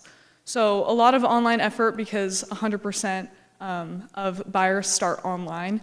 So that's where we'll begin. And then from there, as demand increases, as our sales agents get more comfortable, then we'll be able to adjust accordingly to the market, if that answers your question. Yeah, I guess the second part of that is with you guys kind of starting the pre-sale process really when land development starts. How long are you holding on to those customers? Are you collecting anything from them in the process, or are you just generating leads? Yeah, just generating leads for now, and we keep an inventory and a backlog of all interested potential customers. Gotcha. So, thank you. Yeah, great job. Love the layout, love the deal structure. Curious to know on these custom lots, you know, they're rather large. Any thought behind making them so large versus maybe being able to get a little more density out of the rezoning if you're going through the trouble of rezoning? Yeah, so with the R60 zone, there's a limit on the dwelling units per acre of 4, and with this 189 and accounting for all of the roads, for all the open space that we had, this was the maximum amount of lots that we could put on. And putting the custom units in that way fit best into our plan, but on top of that, it allowed us to get more back in a sense. Rather than building denser, we wanted to offer up these lots to mitigate the risk across our project, but also include space to maximize the value of the other lots that we have around the project. In addition to going through all the effort with the rezone, doing it this way, it enables us to free up this space to sell during a slower market or build on and accelerate should we ever need to make a switch. If that covers your whole question. Thank you. Great job, guys. Appreciate it very much. Looking at some of the time frames along the lines that Miles was discussing, if you look at your pre-construction and your horizontal phases and your model home, I know it's not up here on this, it's just in your presentation. When you're looking at that time frame, it shows that you're bleeding into your horizontal construction to start your models.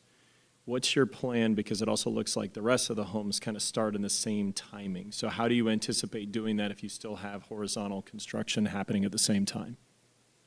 Yeah, so we plan to start after we finish paving. So we need to have the curb in and to have that kind of infrastructure in place first. And then we're still doing horizontals with sidewalks and with things like that, but we can begin that model home, and we're really just looking to start that model home as soon as we are able to, so that we can accelerate sales and begin everything else that goes with that project. So that's the current plan as we've laid it out. Okay, so ideally looking to prairie build until you've got kind of the utilities and stuff going? Yeah. Okay. Once again, guys, great job. Really like the way you guys did your packages. Really the way you guys laid them out. You explained the whole package instead of just throwing some colors on it. You really had the exteriors filled with colors and brick or stone and with the shingle, so good job on that. Any thought on there on a higher price point, any thought of also giving a studio option to any buyers who wanted to be a little bit more, kind of like you are selling custom homes, so you may get some people with a little bit more money in that area, but any thoughts on a studio option for these buyers at all? Are you speaking specifically to the production lots? Yes. Yeah, so within these options back here, we'll have our design studio within our model home. And just to keep the neighborhood cohesive, we are gonna stick to these options. Obviously, interior-wise, if customers after the fact wanted to make some additional changes, that would be allowed to the interior. But to keep the cohesiveness of the neighborhood, we're gonna plan on sticking to these options. Awesome, thank you. And then along that same point, any thought, really guys good on the cost side, comparing to the Stanley Martin community where it's ranging from 470 to 615.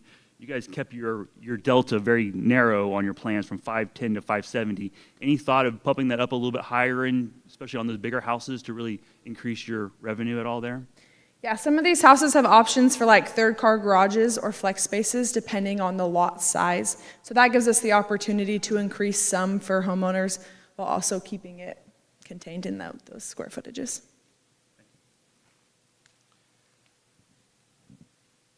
So I'm looking at the timeline. I see you guys, your model home goes under construction in May of 2027. It's completed in September of 27. How does that line up with when your first sales are taking place? Looks like you guys are starting to recognize, at least on the cash flow statement, revenue in September of 27. Does that mean that you're opening up for sale that late and it's primarily a spec production strategy, or are you selling into the homes ahead of time? And if so, how is that working if your model isn't ready? Yeah, that's a great question. So our sales efforts begin way before the model home launch. So our sales team will operate in a trailer adjacent to the construction team to maintain that even flow between both teams. But once the model home is built, then the sales team will move into the garage portion of the model home where we'll have carpet in and they'll be able to operate there. It will be a hybrid position, so on Tuesdays they will not be in office, but they are full-time employees, and they will, once the model home is done, be working full-time in that home. Your sales team will be hybrid? Yes, so Tuesdays, that will be their day focused on online efforts, focused on if they need to attend broker outreach events, reaching out to those brokers. But other than that, they are on site, they're in the community. Okay, all right, so you'll be pre-selling out of a sales trailer then? Correct, That's how you do yes. it. Okay. I love the profit sharing structure that you arrange with the land seller. Can you help me understand kind of, like, I realize how it benefits your position from a capital perspective and improves the IRR and limits risk.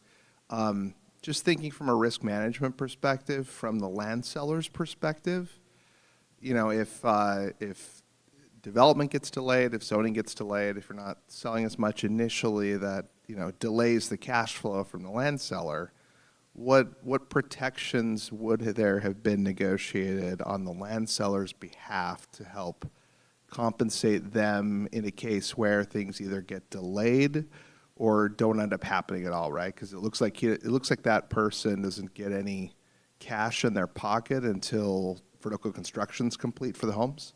That's right. So if that gets delayed, what happens with the land seller? Yeah, that's a great question. So of course, in this partnership scenario, there's a lot of trust.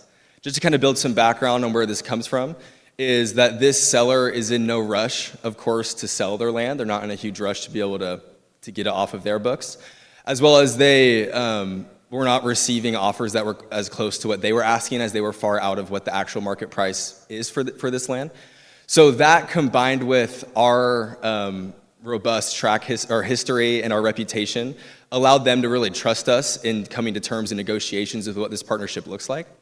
In terms of protecting us, we have built into the contract that, or I guess to answer your question, in terms of protecting them, in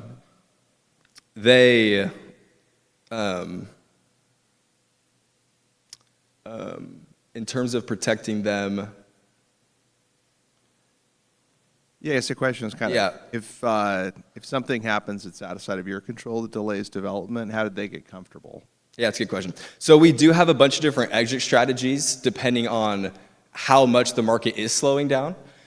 And so there are options for us to be able to sell off our production homes as shovel-ready lots to groups of builders that would help us get more cash quicker to be able to get them their revenue share paid back quickly. But in this partnership, they're taking a sort of risk to be able to experience the upside that comes with being a part of the project. So they're still getting, of course, that $9 million, which we believe in from our research has been the fair market value. And they're willing to take that risk to be able to get the upside that the partnership brings. But there are some exit strategies in place to be able to get the money back quicker if there is a slower market. So one last question. Do you guys, with your custom home lot sale, are you guys really close-knit with whoever you're selling those lots to and their design and architecture for their homes? Because you guys have some really nice stuff. So are you, in the process with them of making sure that their architecture and the overall community feel what they're bringing product-wise matches up with what you're doing?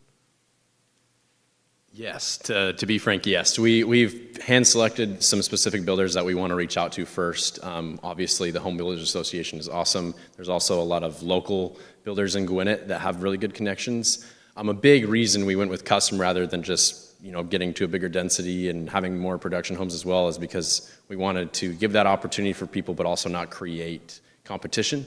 And so by kind of working with them, they're actually really excited for us to provide a really good community for them. And so we've worked out that they are very comfortable with kind of meeting certain design guidelines that we've talked about. So awesome.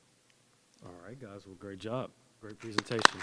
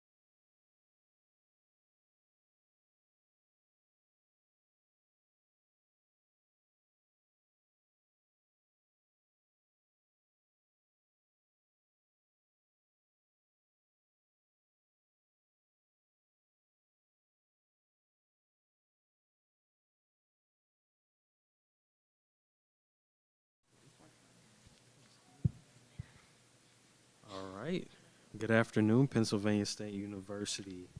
Glad to have you.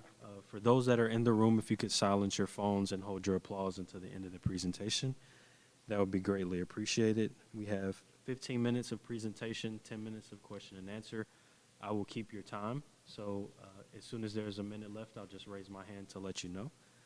But we are ready when you are, and good luck. Hello everyone, we are the Pennsylvania State University, and today we are going to present to you our project of Riverside Estates located in Lilburn, Georgia. First, I would like to introduce to you the project team. My name is Paris Pavlicek. I'm Jackie Lewis.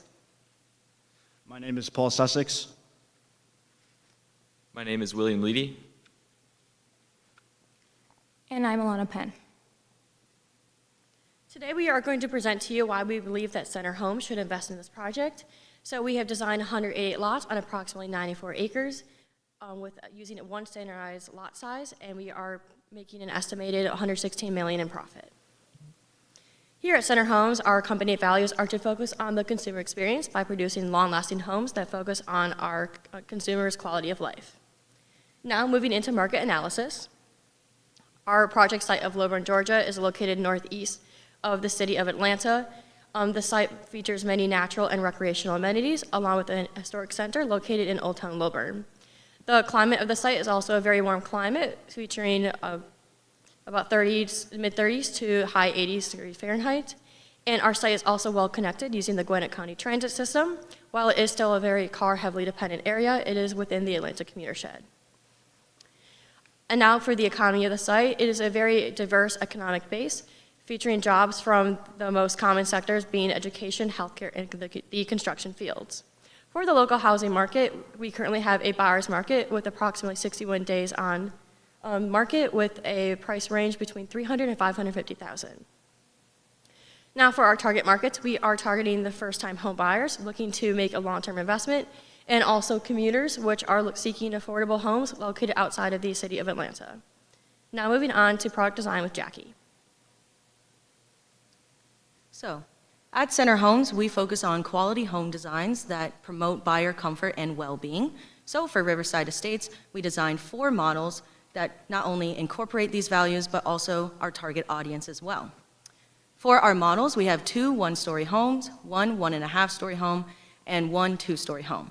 Each of these models feature 2-car garages and ample covered porch space in the front and or back of the home to encourage our home buyers to integrate with the beautiful environment around them. Starting with our first home, the Callaway, it is the smallest and lowest cost of our models. It is a 3-bedroom, 2-bathroom home, and it is our 1-story model.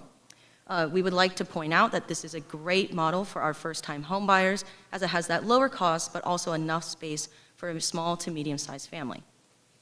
Next, we have the Toccoa, which is our 2-story home. It is a 4-bedroom, 2.5-bathroom model. It is the smallest, or the second smallest of our homes. And we also would like to point out that this is perfect for our first-time home buyers, as it allows for future expansion of a family.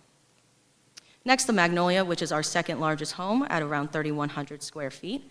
It is our second 1-story model. It is also 3 bedrooms and 2 bathrooms. And we believe this is a perfect design for our commuters, as you can see the flexible space in the front of the home that can easily be converted into a home office.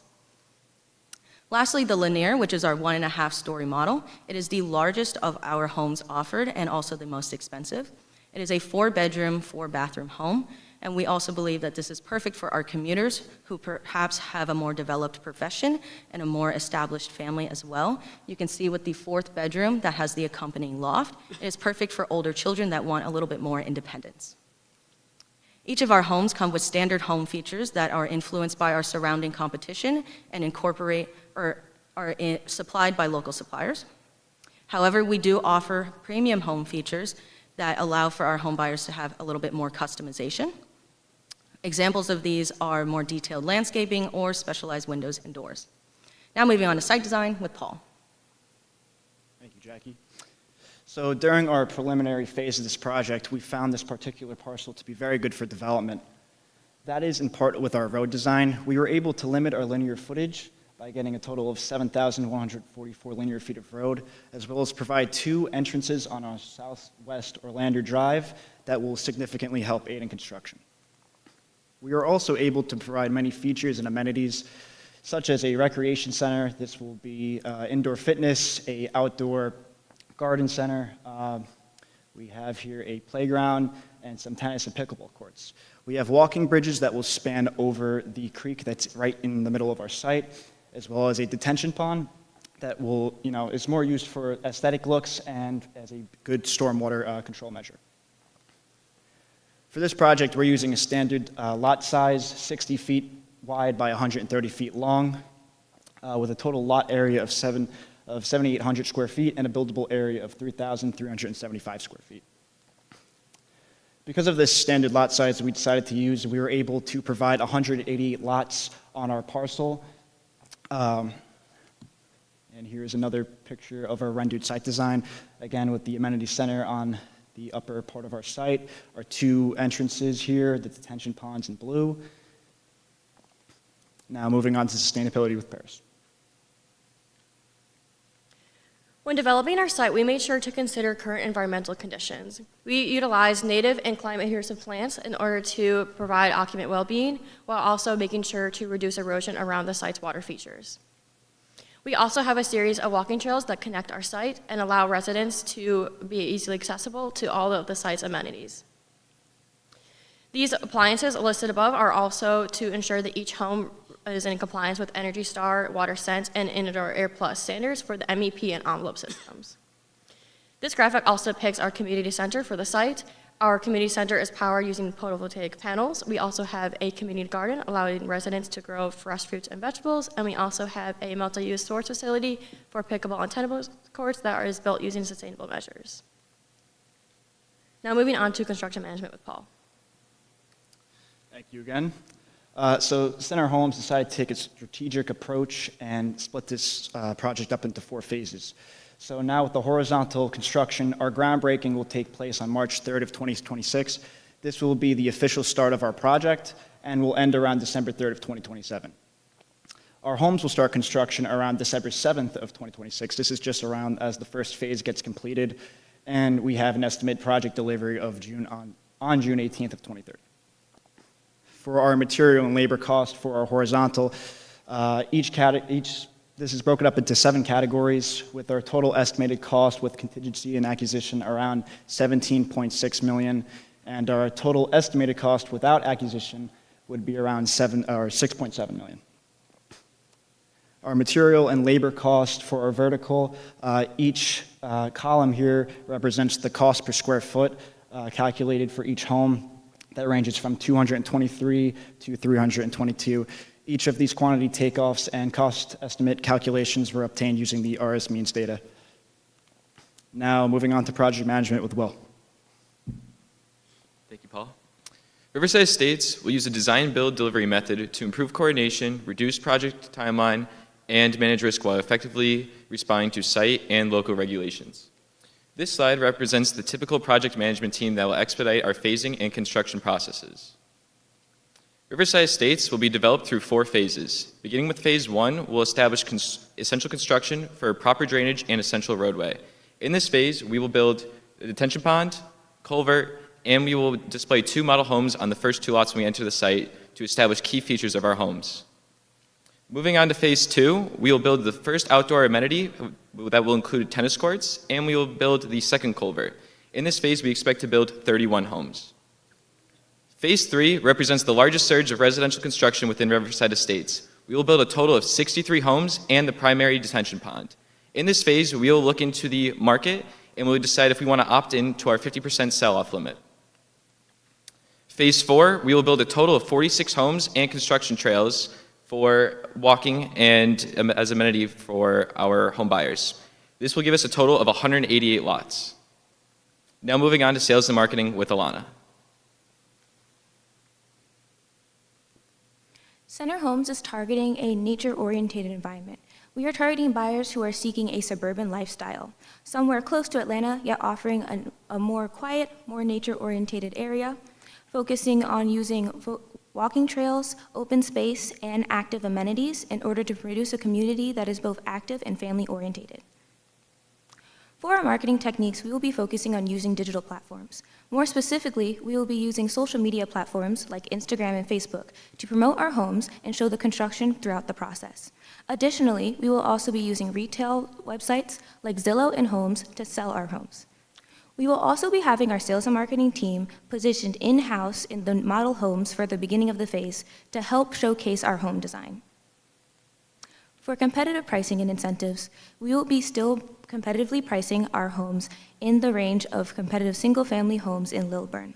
Additionally, to help with profitability and competitiveness, we will be having our premium homes lots sold at prices specified by openness, lot size, and proximity to amenities, which I will illustrate in the next slide.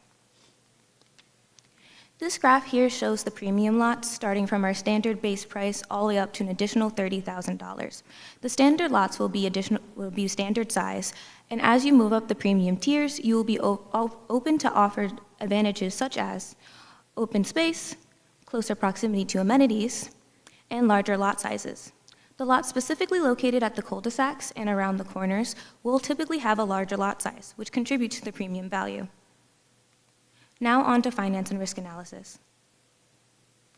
Based on our cost estimation calculations, we have reduced a 30% profit margin with an IRR of 24.19% and an NPV of $6.14 million.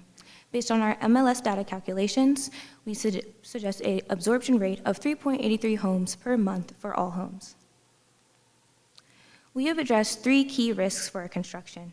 For our first risk is asset-specific risk. Our RS means data is heavily influenced by our construction cost, more specifically the potentiality of labor shortages and the material price increase. In the event that this occurs, we have set up our construction in phased construction, which allows us to make changes between each phase in case there is a labor shortage or an increase in materials. Our next risk is political climate, more specifically macroeconomic environment. Our construction is heavily influenced by the fluctuation of interest rates and can poorly affect our construction and financing costs. In order to mitigate that, we will again take advantage of the phasing construction as it allows us to speed up, slow down, or reassess the laser of construction, which will help have a more profitable construction process. Our third risk is cash flow timing risk.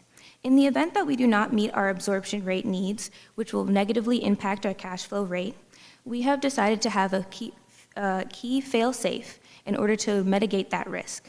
If we are not able to sell 50% of our homes by the beginning of our third phase, we will sell 49% of our homes to another developer.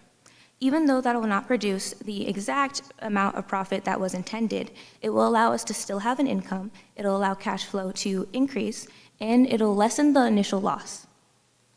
Now on to project summary with Paris. Ultimately, we believe that Center Homes should invest in this project. In conclusion, we have designed 188 lots on approximately 94 acres using one standardized lot size to produce an estimated profit of around $116 million. We would also like to thank all of our sponsors and supporters throughout this project, and thank you so much for listening to our proposal.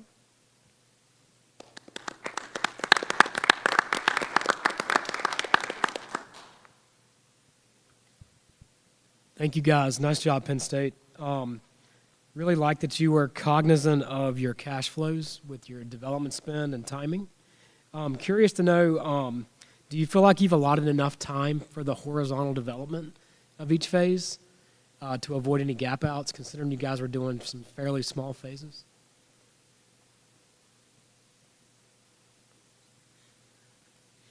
Yes, I do believe that we allocated enough time. We did try to do our phasing so then we would have the horizontal finish before the homes.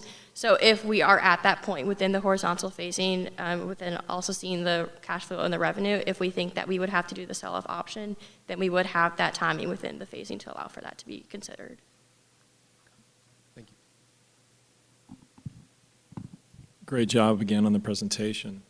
One of the questions I had is, I noticed that with all the lots being the same width, do you feel like you're capitalizing the house on the lot to get enough from each one for the cost? So, talking about the standard lot size, let me go back to that real quick.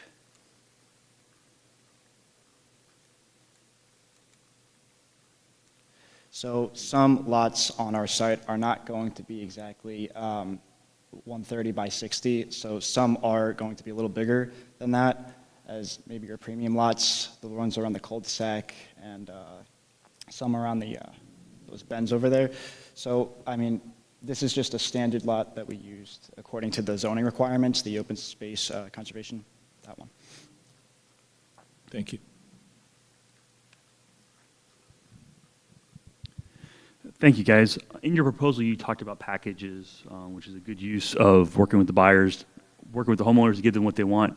Also, in the presentation, you mentioned the design studio function of that, or the upgrade potential. Is your design center going to be on site, or is it an off-site design center from Center Homes?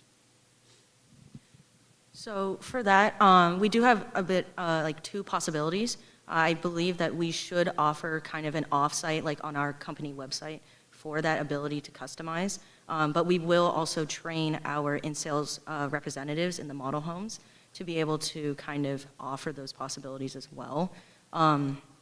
Potentially through, hopefully we don't want them to just pull up the website. We want to have alternate, like a booklet, that can show those opportunities. And then we do also have 2 model homes, which all showcase our smallest and largest home designs. And then the sales and marketing team is in-house, so they will be able to help show those upgraded possibilities within our model homes as well.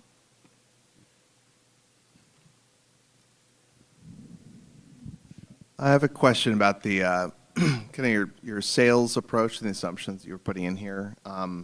Looks like you guys had arrived at an assumed sales price of $617,000, if I'm doing the math right on it, at an absorption pace of 4 to 5 a month. Can you help me kind of understand your thought process going through that and how you got comfortable with that that's the right absorption pace at that price point, and you know, and if you feel that there's risk or upside on where you landed?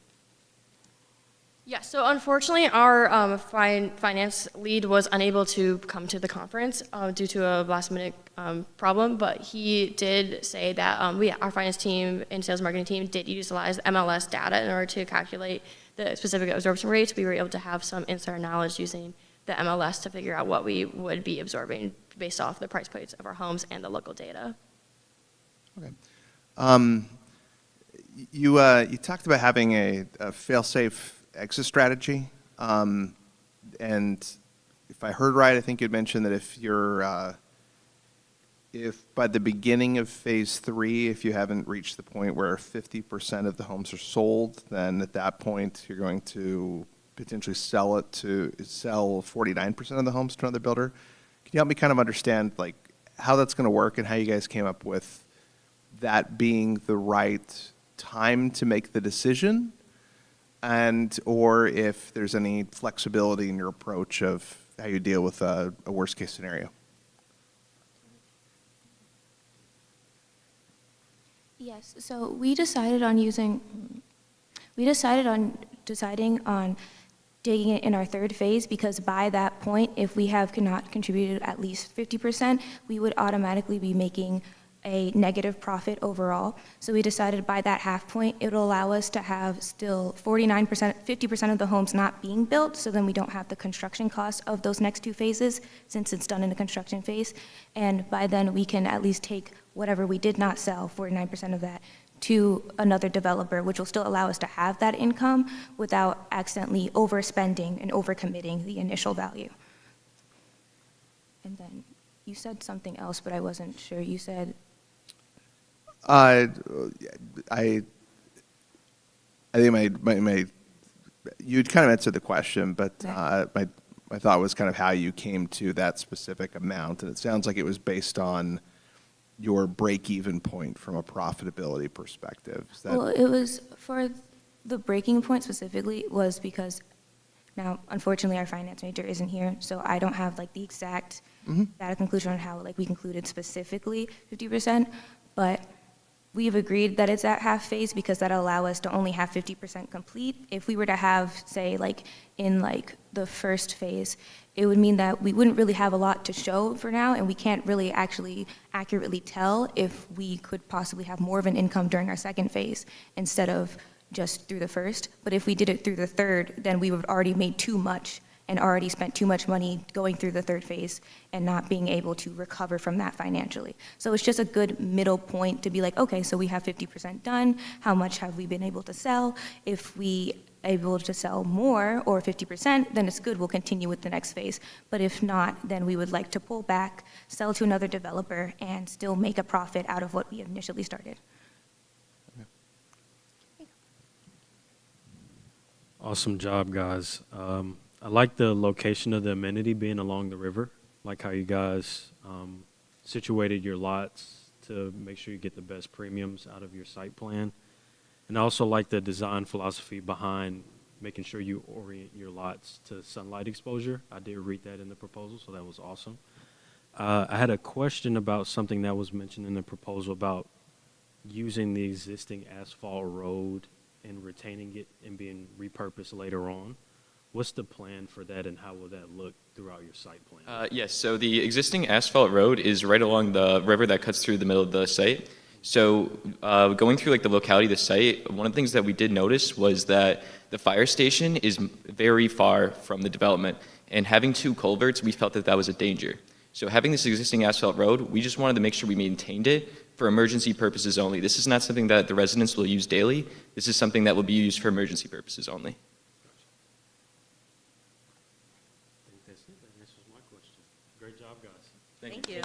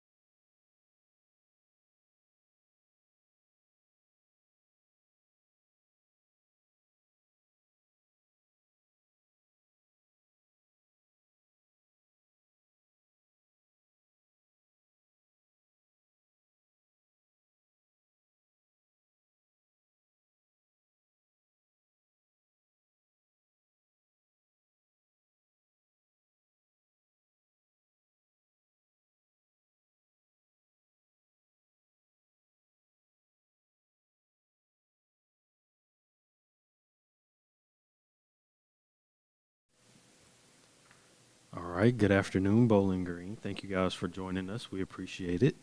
Want to ask if the audience can silence their phones and hold their applause until the end of the presentation. Bowling Green has 15 minutes of presentation and 10 minutes of question and answer. I'll be your timekeeper, so I'll just raise my hand when there's a minute left on the presentation clock.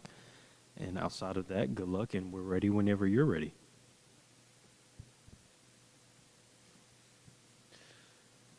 Hello, we are Bowling Green State University, and we will be demonstrating you our presentation of Peachtree Station by Falcon Construction.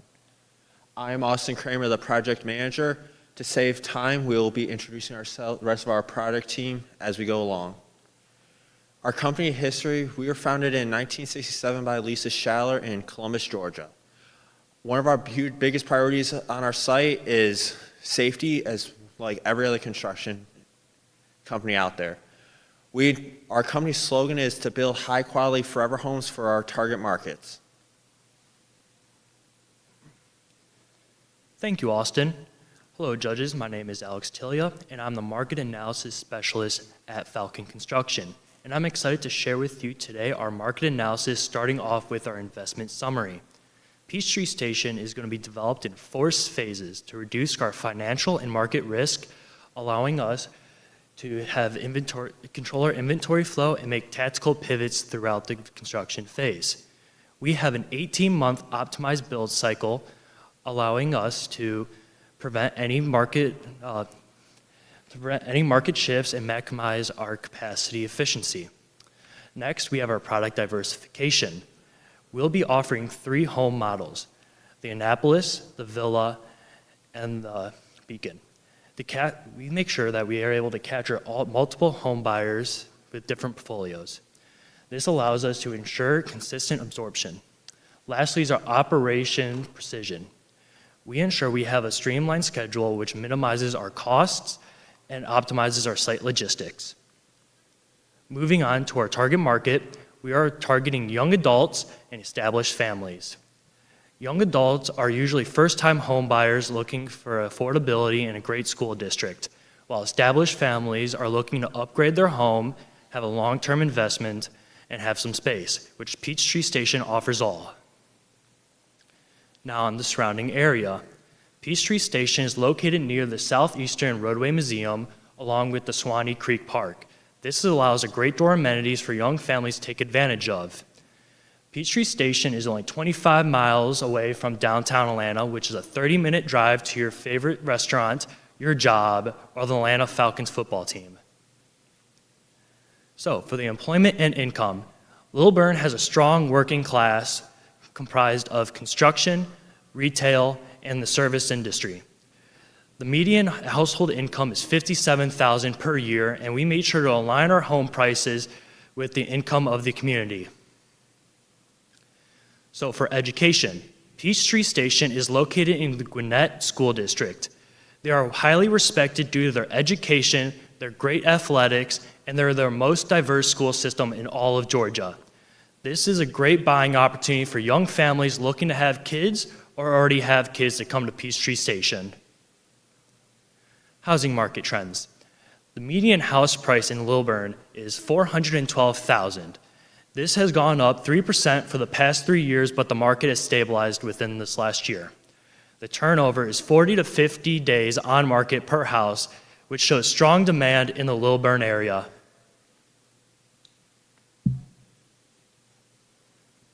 Hello, judges. I am Luke Steep, the product design specialist at Falcon Construction. At Peachtree Station, we offer 3 distinct home types. We have our first home type, the Annapolis. This is over 2,500 square feet, 4 beds, 2.5 baths, 2-car garage, some loft space, and also that total cost will be $635,000. Our second house type, the Vista, is just a little bit under 3,000 square feet, 4 beds, 3 baths, a 2-car garage, and then one of our amenities for the house is some office space. The total cost for that is just a little bit over $733,000.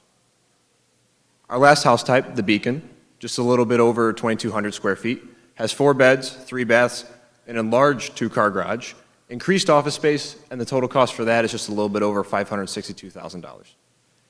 At Peachtree Station, we have fantastic amenities. That's something that we really value.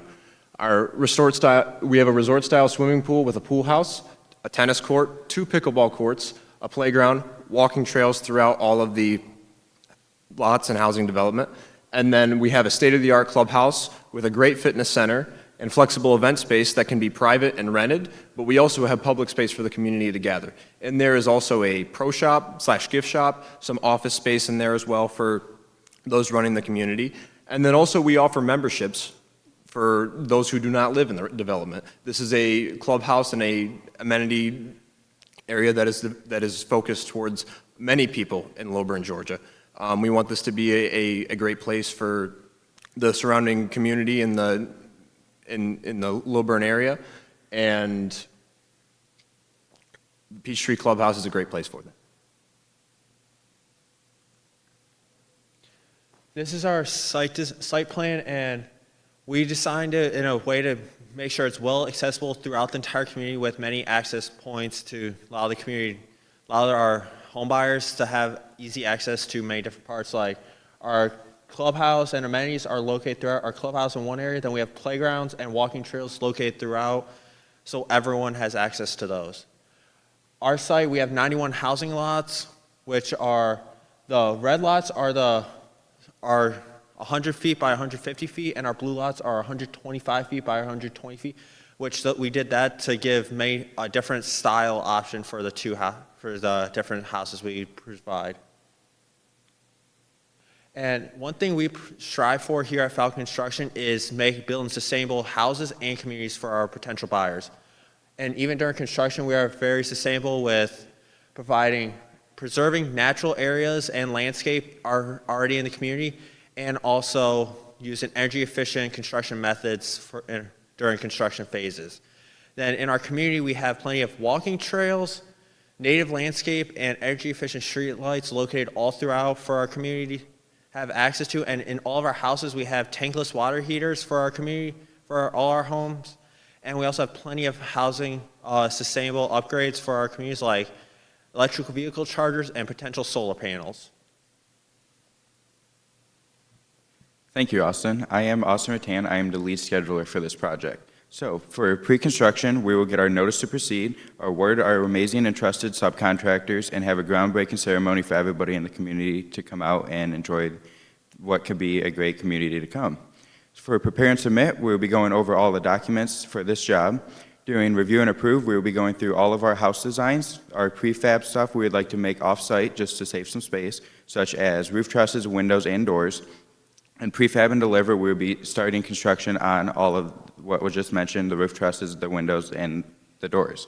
So for mobilization, we will be delivering machinery to site just so we can start clearing ground and grading for our office trailers that will shortly be delivered, with temporary electric being installed for those. During demolition, we will demo the 6 existing homes on site, as well as the 6 existing sheds and the current tennis courts. For land development, we will be doing all of our underground utilities. For phase 1, we will be building 20 houses, while phase 2, we will be starting all of our amenities that Luke mentioned. For our clubhouse, we will be starting it just after the 9th house is started, so we can have our project management team move into the clubhouse so we can remove the site trailers, so we have more rooms to build the houses. During phase 3 and phase 4, we will be completing 20 more houses in each phase. In post-construction, we will be doing the final cleanup, as well as the final top coat asphalt and any punch list items that could occur. Good evening, judges. My name is Jordan Myers, and I am the lead estimator. During phase 1 of our estimate, we like to offer 3 different housing products to our buyers within our community. We feel that this not only offers them different floor plans, but a more unique feel than just purchasing a lot in a pre-built home within a development. As mentioned, during phase 1, you see that we have a heavy initial investment cost of $19.6 million. This is driven by our land costs, our development costs, and our site development costs to get everything going for our project to get started. During phase 2, we will allow our partnering contractor to construct 28 homes during this phase as we construct our amenities during this phase. We feel that constructing our amenities during phase 2 will give that residential community feel and drive our closing schedule within phases 3 and 4. In phases 3 and 4, as mentioned, we are focusing on finishing the final 43 residential units that we have left to construct as Falcon Construction. This is our last, as I said, build stage within our phasing for the project, mainly driving our closing schedule so that way we can see our initial rate of return in early to mid-2027. Here's our pro forma. The strategic development plan within our pro forma, we felt that a 91-unit residential design, although it may be conservative given the amount of acreage on the site, we felt that it would keep the residential community feel within our environment. And additionally, we thought that our planned execution within phasing, although 18 months is very aggressive, we thought that this would allow us to stay within market pricing and not stray away as the project continues. Our financial foundation, as mentioned, the majority of our absorption risk will be incurred during phase 1, as merely 30% of our houses will not be sold, as our other contractor during phase 2 is working on their 23 houses. We are focusing on selling the houses in phase 1. For our operating efficiency, we have a gross margin of 18% baked into our estimate here. Although that may be conservative for some residential developers, we thought that this was fair given the current volatility within material pricing in the Georgia market. Our our overhead allocation. Our overhead allocation of 12% is a direct reflection of our aggressive sales strategy and closing schedule within phases 3 and phase 4. As mentioned, that high dollar amount, we are paying those salesmen, we are paying those social media marketers, and all those people to get our houses sold within Peachtree Station. Our cash flow narrative, as mentioned in phase 1, our initial dip is over $19.6 million. Although that number may seem intimidating and our net profit may seem a bit small, let's continue to grasp the speed of this project. We are constructing 91 houses in 18 months. Thank you, Jordan. As Austin mentioned earlier on, safety is our #1 priority on all of our Falcon Construction sites. So during the week, on Monday morning at 7 a.m., we will have a look-ahead meeting just to see what's planned for the week and make sure we can accomplish all of these goals safely. On Wednesday morning at 7 a.m., we will regroup, see how things are going, and see if we will be able to complete all the tasks safely and efficiently by the end of the week. If not, we will go through and make a better plan. On Friday at 7 a.m., we will take a look back at the previous week just to make sure everything went safely and see what we can do better the following week. On all of our sites, we will require all PPE, such as hard hats, safety glasses, steel-toe boots, high-vis vests, and gloves. For all of our crane operators that come on site for our prefab stuff, they will need the NCCCO certifications, and all the riggers must be properly qualified.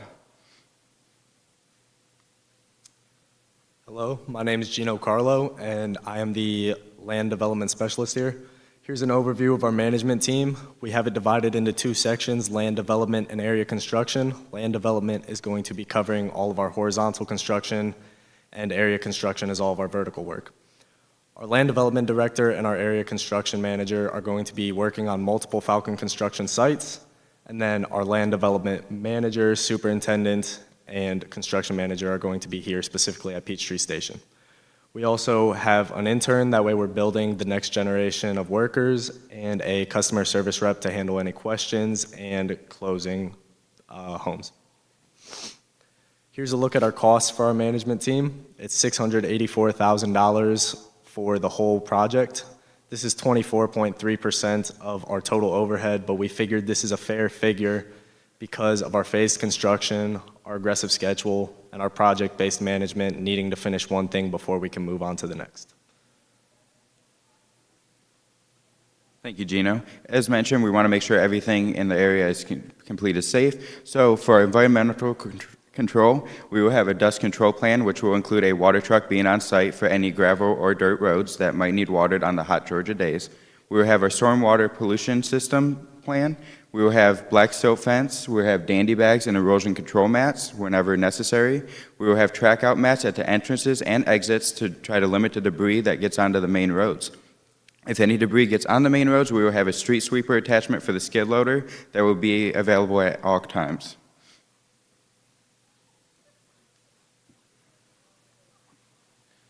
Thank you, Austin. At Falcon Construction, we have many different ways to market our community. Like, we use digital tools like our company's website, plus a website for the community, and social media and existing realtor sites. And we also reach out to local realtors to help market our community to people that look that way. We are also provide many incentives for potential buyers, like an enhanced feature package for our prepay buyers, as long as a closing cost discount, and a $15,000 flex cash option that could help with closing costs, cash for price reductions, and potential upgrades in our community. So our main risk is the river flowing through our site. As Austin mentioned, we have a SWIP plan in place to mitigate that. We also have financial concerns mentioned by other Austin, such as the $15,000 flex cash. Safety risks, we're going to be following OSHA standards and having our multiple safety meetings per week. And we have warranties covered, a 1, 2, and 10-year system. Our 1-year system covers workmanship and materials. This is just improper installation things such as windows, doors, and finishes. Our 2-year covering systems for the comfort of the customer. This covers all our MEP systems. And our 10-year warranty covers all structural elements for the safety of the home. We have 91 lots, and it's going to be just over $295,000 per unit, totaling to $26.9 million for the total land costs. Our 18-month timeline has 4 phases, and most of our homes are going to be sold after phase 2 when 30% of them are built. And our expected outcome, after $19.6 million investment, our cash flows are going to be consistently between $1.5 and $3.6 million, bringing us to a total profit of $468,000. And lastly, from Falcon Construction, we'd like to thank the judges for their time and open the floor for questions. Well, guys, first of all, you look sharp. Love seeing all the suits and ties coordinated. I don't know if other people noticed, but all your slides have the same color that just bleeds all the way through, so great job. Question for you about the amenity center. You talked about it being accessible to the public, and how do you perceive with the current community what that outlook may be, and them purchasing in there and knowing that that amenity center that's for them may be open to the public for additional traffic to be going through? So yeah, that's a part of our marketing, part of our outreach on social media. And when we have these amenities, this clubhouse, membership is completely included with being a resident of Peachtree Station, but those who do not live in Peachtree Station can have a single day pass to the clubhouse and pool. It counts for both, or even a membership if they would like to have this as their home gym. They'd like to have a full pool class for their whole family. It's marketed to not just this community, but all of Lilburn. So why would you choose the strategy of trying to bring other people in? Is it a form of revenue stream to come in, as, marketing to the public versus the buyers that you're selling to? Yeah, revenue stream, but also just people to hear about Peachtree Station. If people want to buy a home in the community, they can have their first impression with our amenities, with our clubhouse. It can be a great point of exposure for our community, and can bring a lot of good things to our community. So you're using it to attract additional people as an that attraction, want to yes. come in? Okay. Yes. Understood. Yep. All right, guys, appreciate it very much. Someone who's in purchasing, I got really excited there when you guys talk about proactively procuring materials and labor shortages, so I love that. But how would you guys go about doing that? Are those materials, storages going to be off-site? Are they on-site? How are you going to get ahead of those shortages that we've seen over the past 10 years of the COVID stuff, and now, what is your strategy for that? So the strategy for managing our prefabricated materials to save on labor time and material is primarily driven by just-in-time delivery, and that starts from our manufacturer to our subcontractor to our site. So within that, our manufacturers will deliver the materials to our subcontractors within their contract. They are contracted to prefabricate those materials within their warehouses and on their sites and deliver them onto site within just-in-time delivery for that home that those materials are allocated for. Thank you.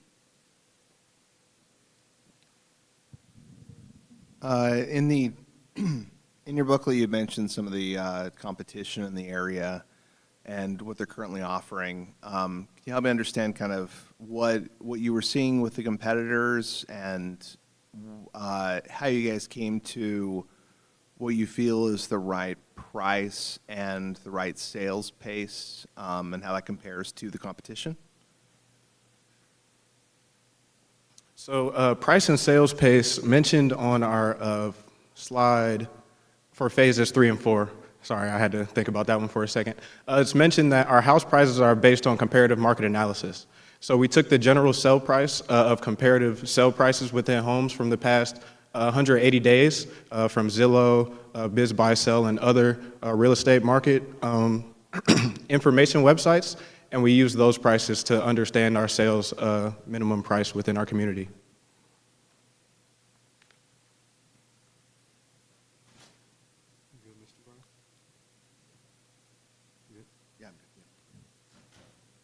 All right, guys, awesome job. I like that you guys have a large main entrance and the secondary entrance. For your large main kind of super entrance, is that controlled access, or is it just designed to be a larger entrance into the community?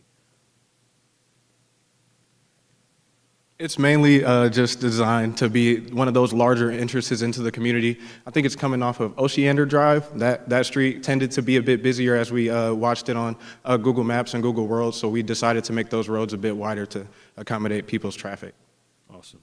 And then to follow back up on Mr. Brad's question about the clubhouse and it being more of a marketing strategy to pull potential buyers in, once you've got everybody situated, all of your homes are sold, and you're ready to turn over that community to the HOA, are you guys continue to manage that kind of small resort-style amenity through that process, or are you turning over all those responsibilities to the homeowners? Well, once it is complete, it will go over to the HOA. But then after that, all the revenue that comes in, that will go to groundskeeping, maintenance of the building, and just an overall revenue for the development. Gotcha.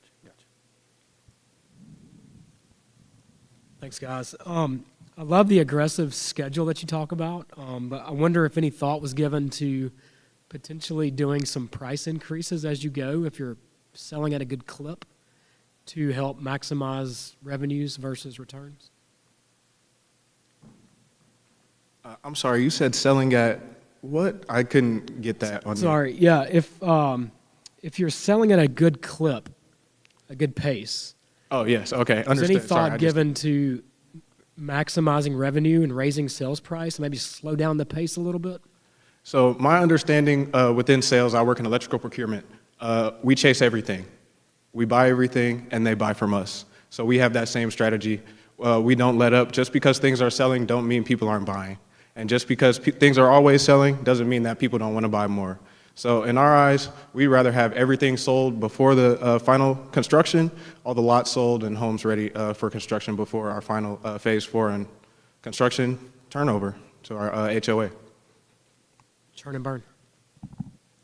So kind of a follow-up question to that. So you're talking about turn and burn, but because of the phasing you've got and the cycle time that you're talking about building the homes, because you're essentially saying you're going to complete 30 homes every 6 months, right? Because you said 18 months. Now, that can't really start, if that's the case, until after the horizontal construction is done. So wouldn't that narrow down your pace so that you can't build 30 in 6 months? You're going to have a much larger volume that you're going to have to build in a shorter period of time to get the land ready to build vertically?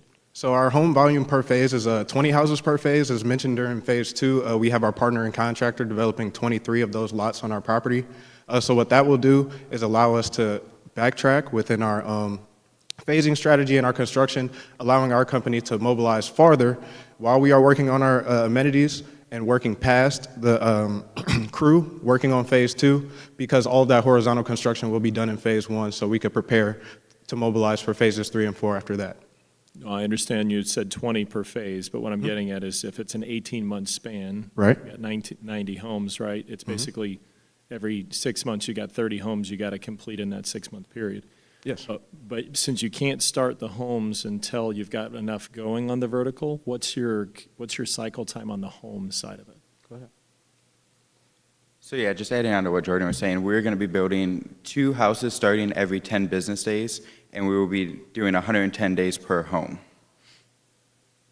Okay. Thank you. One follow-up question earlier, when you, in your presentation, you referenced your homes per, your home type was chosen differently for each of the sections. In one plan, it was, I believe the Ashby was the largest, and the second one was, it was the fewest homes in that next section. Was there any rhyme or reason, or what supported your data with the, of the three plans, the most popular not always being the most popular in every section, sort of changing from section to section? The main priority for that is our sales strategy. So of course our houses have different price points and buyers have different price points within that. So within that, we just wanted to market towards certain buyers within certain phases, so that way we can also, stay within our schedule and prefab and things of that nature, so that way we can try and forecast what is going on within our construction schedule. Of course, if a buyer wants a specialized home that we do not intend to make within that phase, of course we can make it, but as mentioned, that's one of our sales strategies to try and push those homes that we need to be sold in those earlier phases to meet our net cash flow return at the end of phase 4. I have a question for a lot of mention on prefab. What elements are prefab and which elements will be built in the field? So the main prefabs we will be doing will be windows, doors, and roof trusses. So those will all be delivered to site, so we're not taking up unnecessary space. All right, I think that's it. Great job, guys.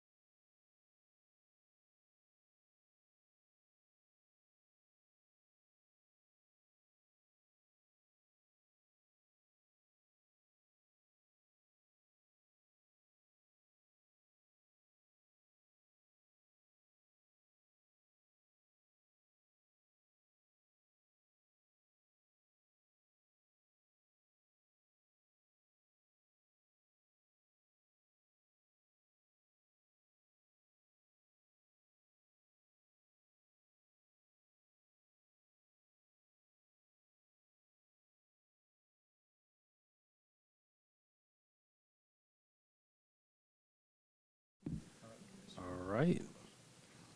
Welcome, Cal State Fresno. We appreciate you guys for being here. For those that are in the audience, we'd just like to ask if you can silence your phones and hold your applause until the end of the presentation. There'll be 15 minutes of presentation, 10 minutes of question and answer. I will keep time for you guys, so when there's a minute left, I'll just raise my hand to let you know. But outside of that, we're good to go, and good luck. Good afternoon, members of the panel and guests. We are Riverbend Homes. My name is Nathan. I am the project executive. To my left is Sebastian, our marketing, Melissa, our project architect, Brian, our estimator and scheduler, Antonio on finance, and Victor, our construction manager. At Riverbend Homes, we like to focus our homes around affordability, efficient use of square footage, and flexible living spaces. So, now I'll pass it on to the marketing. Thank you, Nathan. Lilburn, Georgia offers one of the most stable and affordable submarkets in the Atlantic Metro. With a median age of 36 and a family size of 4, this creates a deep and reliable buyer pool for our 93-acre community.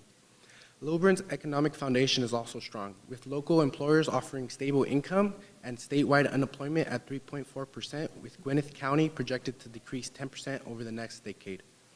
Our two demographics are clear: Hispanic families ages 30 to 36, and young professionals ages 25 to 35. Both of these clients are looking for host-friendly layouts and future family productions, and that is exactly in line with our product mix. Lilburn also offers an array of amenities, including Stone Mountain Park, Lilburn City Park, Yellow Wildlife Sanctuary, and a revitalized downtown. This is not only good for marketing, but for long-term retention. Lilburn also offers competitive pricing. We are charging $145 per square feet compared to other towns, including Tucker, which sells them at $205 per square feet, and $235 per square feet in Decatur. This allows us to price competitively while still offering meaningful value to our clients. To reach max profits, sales will be phased.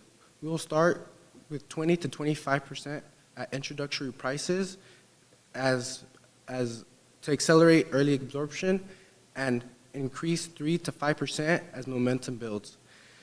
Through a market analysis, we are projected to sell 4 to 6 homes when models open.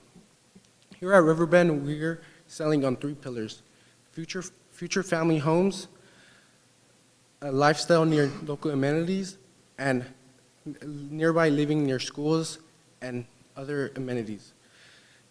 Through digital campaigns, social media, and working closely with our in-house broker, we are doing this to maximize our visibility. I will pass it on to our design with Melissa. Thank you, Sebastian. Here at Riverbend Homes, we are introducing the Watercress Collection. These homes consist of 2 flagship designs, such as the Katniss and the Lily Pad. These homes were created for our premium lots that we have that are ideal for families who already have their families established. With 4 bedrooms and an optional office space, we are able to use an optional office space as another guest room. With these homes, you're able to have a flipped orientation and elevation to offer more of a custom home for it.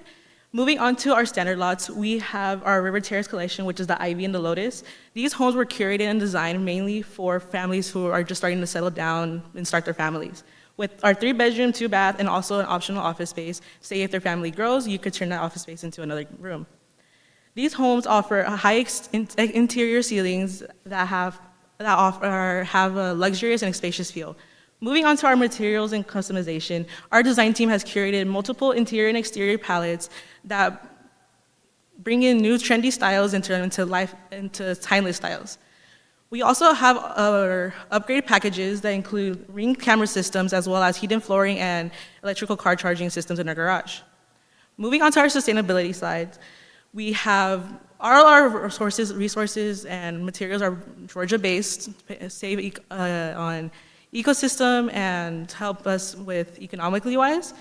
For our homes, we do offer smart thermostats, as well as fiberglass insulation and dual pane windows. And as well as we proudly have a 2-peach status rating from the Georgia Peach Green Building System, as well as multiple contracts with NGBS Green, Energy Star, and as well for our residential systems. And now I will be passing it over to our estimator and scheduler, Brian.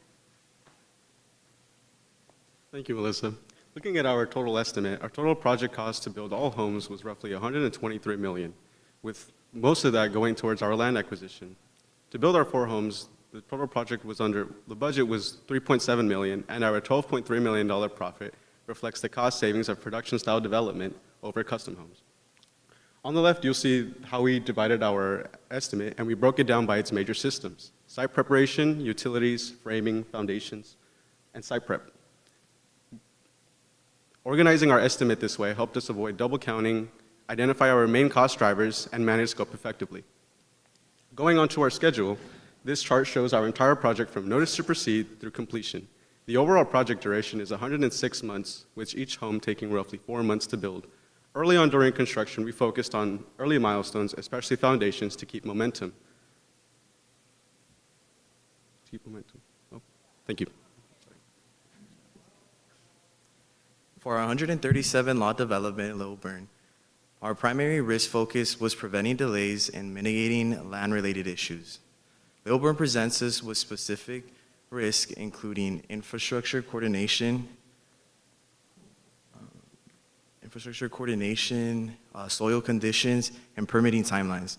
To avoid these issues, we prioritize early entitlement coordination with the City of Lilburn and Gwinnett County to ensure all zoning approvals, grading permit, and utility agreements were secured prior to vertical construction.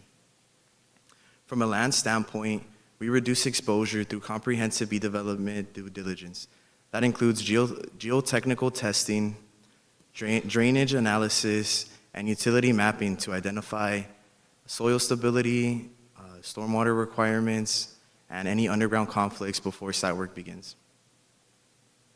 Infrastructure was phased strategically to allow lotting release to align with inspection approvals and utility completions.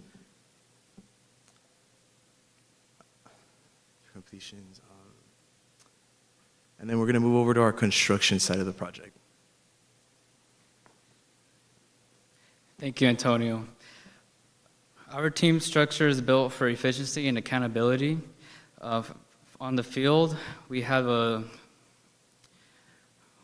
land development manager and a construction site manager, and they'll be processing the site plan and checking progress for the site. And then for our construction manager and our coordinator manager, they'll be processing the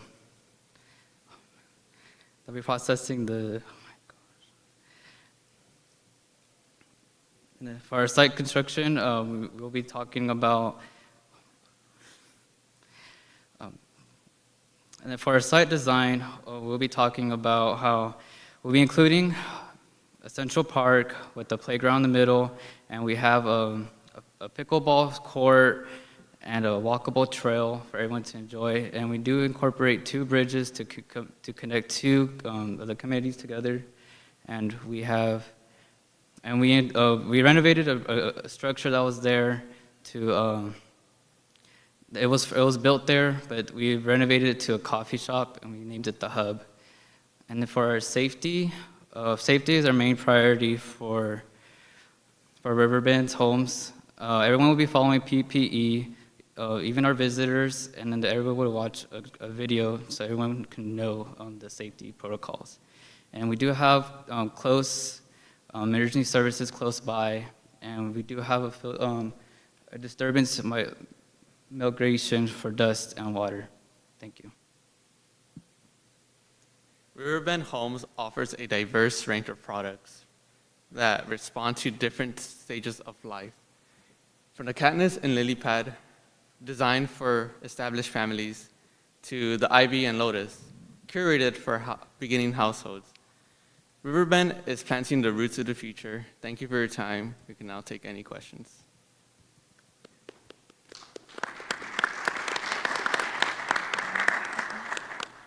Appreciate it, guys. Thank you very much. You mentioned there at the closing there, and also a little earlier, you mentioned your curated packages, which is a great idea, and then you listed a few options also. How will you guys be doing that? How will you be offering that to the homeowners? Is that a on-site design center, or is that an off-site design studio for those options? We have a website curated for our project, so you'll be able to have like a feature where, you know how like with the car dealerships, you're able to choose like cars and the colors. Pretty much gonna be like that, where we have our standard lots and we have the options to choose from like the thermostats and the Ring camera and like with all the little details that you want to have, so you're able to see how your final product of your homes, because we want to be able to leave that experience to the home buyer, so they have the comfort, like sort of a place to call home, essentially, really. Then a follow-up question, a little bit different, is looking at your vertical estimates, so a lot of detail going into the foundation and the framing, which is great. Are you guys going to be doing some direct or some material-only purchases? Are you going to have some storage on site for some of that detail, or is that just how you guys did your budgets with that much detail to come up with your cost? Would you mind repeating that? No, I said you guys did a great job in your proposal with breaking down all the costs. You did some details for cubic yards of concrete and that kind of stuff, which is great. I was wondering if you're using that just to come up with your costs for the houses, or were you going to do some direct buying and maybe with the lumber storing it on site beforehand, or is it just the way you're doing your budgets? That was just the way we did our budget. Thank you.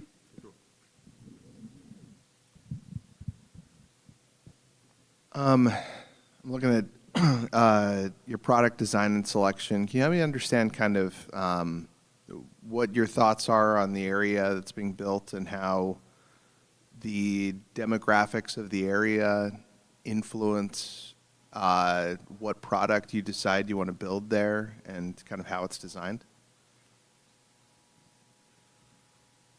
Yeah, during our research phase, we researched a lot on the demographic, local architecture, so that our community won't stick out like a sore thumb. We would have implement material from that goes along with the surrounding areas and also represents on its own. So like our designer said, we have different material options that they're allowed to that they can choose from, and this will play a theme to our community surrounding the area, so like our entire neighborhood will have some sort of theme as well.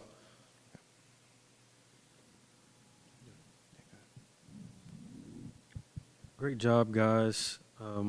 Like the site plan and like the idea of repurposing one of the structures as a coffee house. I do have a question in regards to this site plan. So you guys have your standard lots at a certain square footage and your premium lots at a certain square footage. But those that aren't standard or premium, what size are those lots?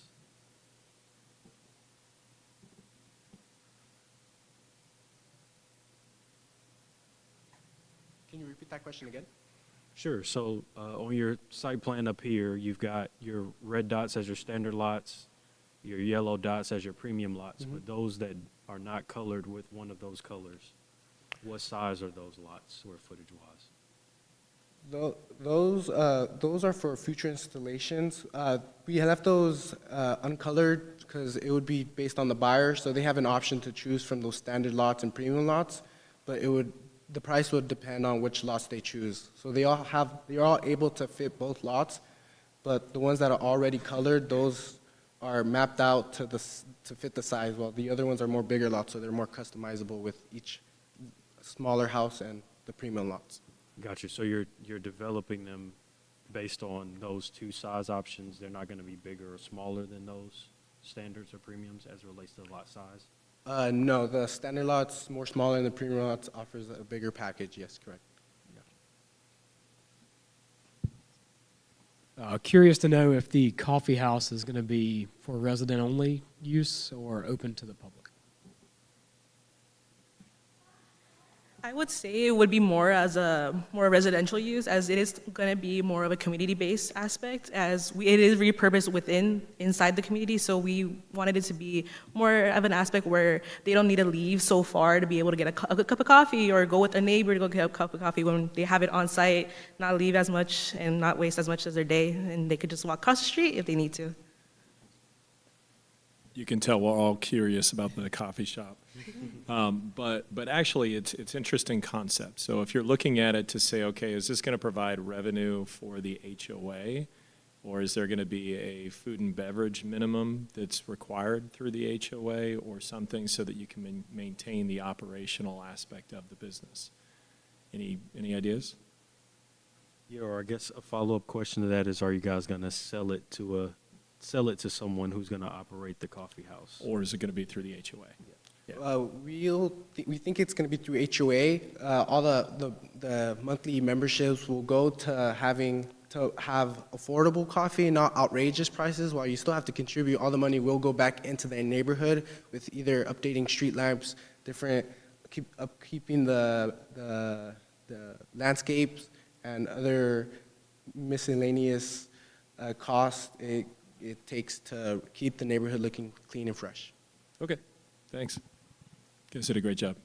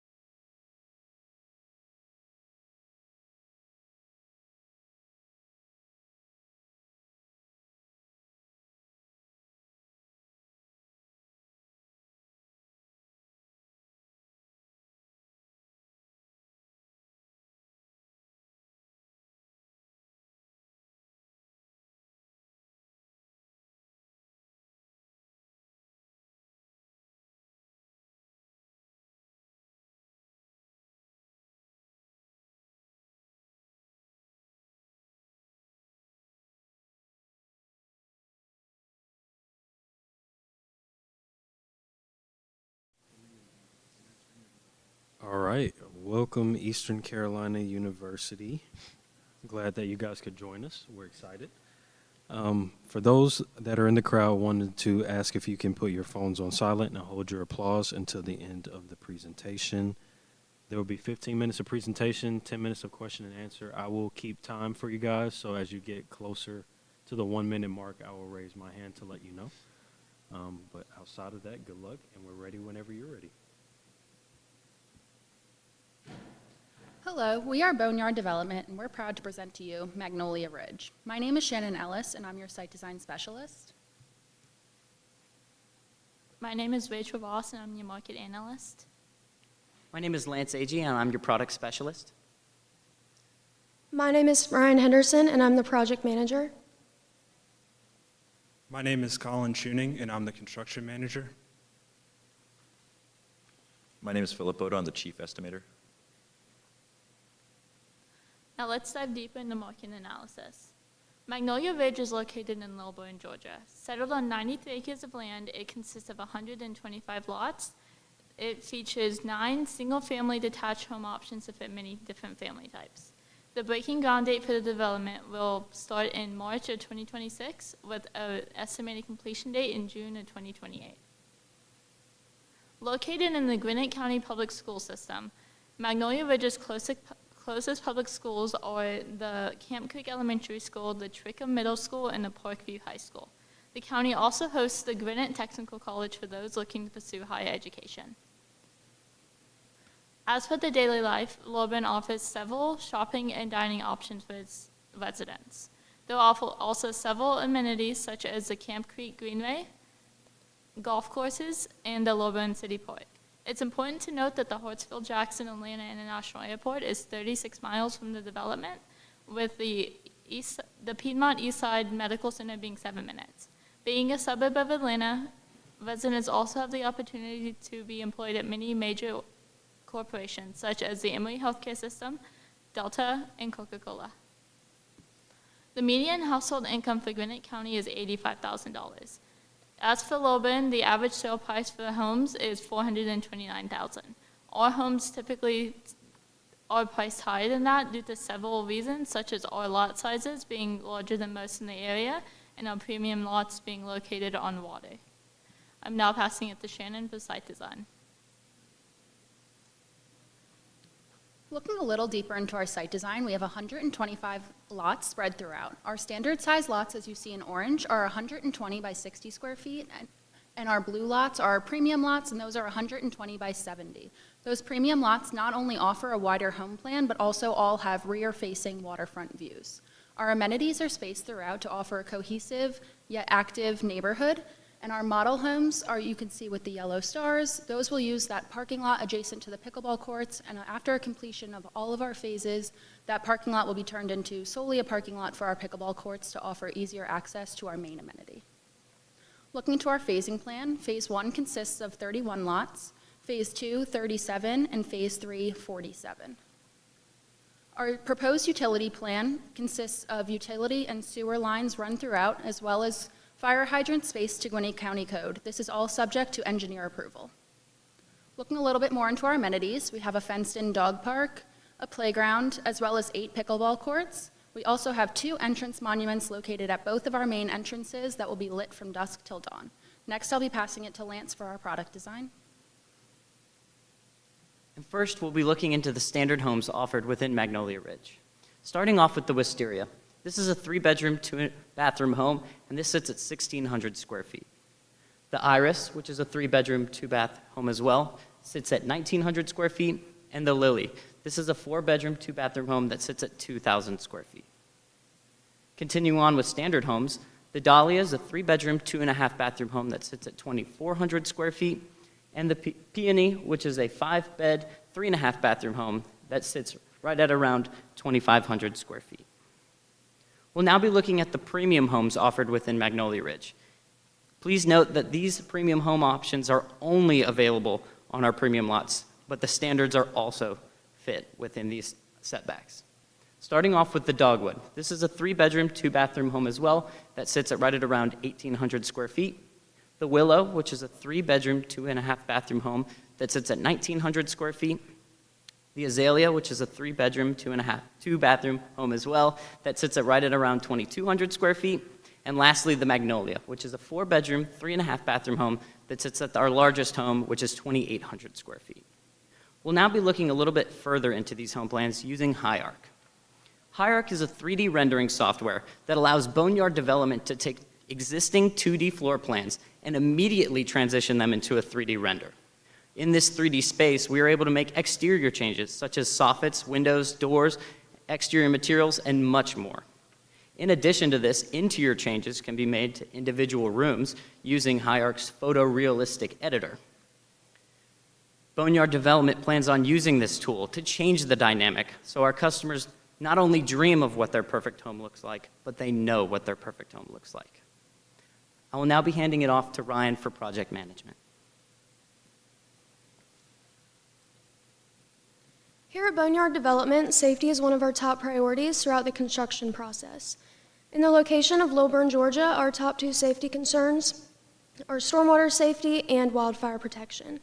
For stormwater control, we will be following our engineer-approved stormwater protection plan. We will also be installing silt fence throughout the job site, as well as having superintendent walkthroughs following any rainfall to ensure that our site is in check. For wildfire protection, we will be following Lilburn's community wildfire protection plan. We will also ensure that only necessary fuels are present on site to eliminate any unnecessary risks.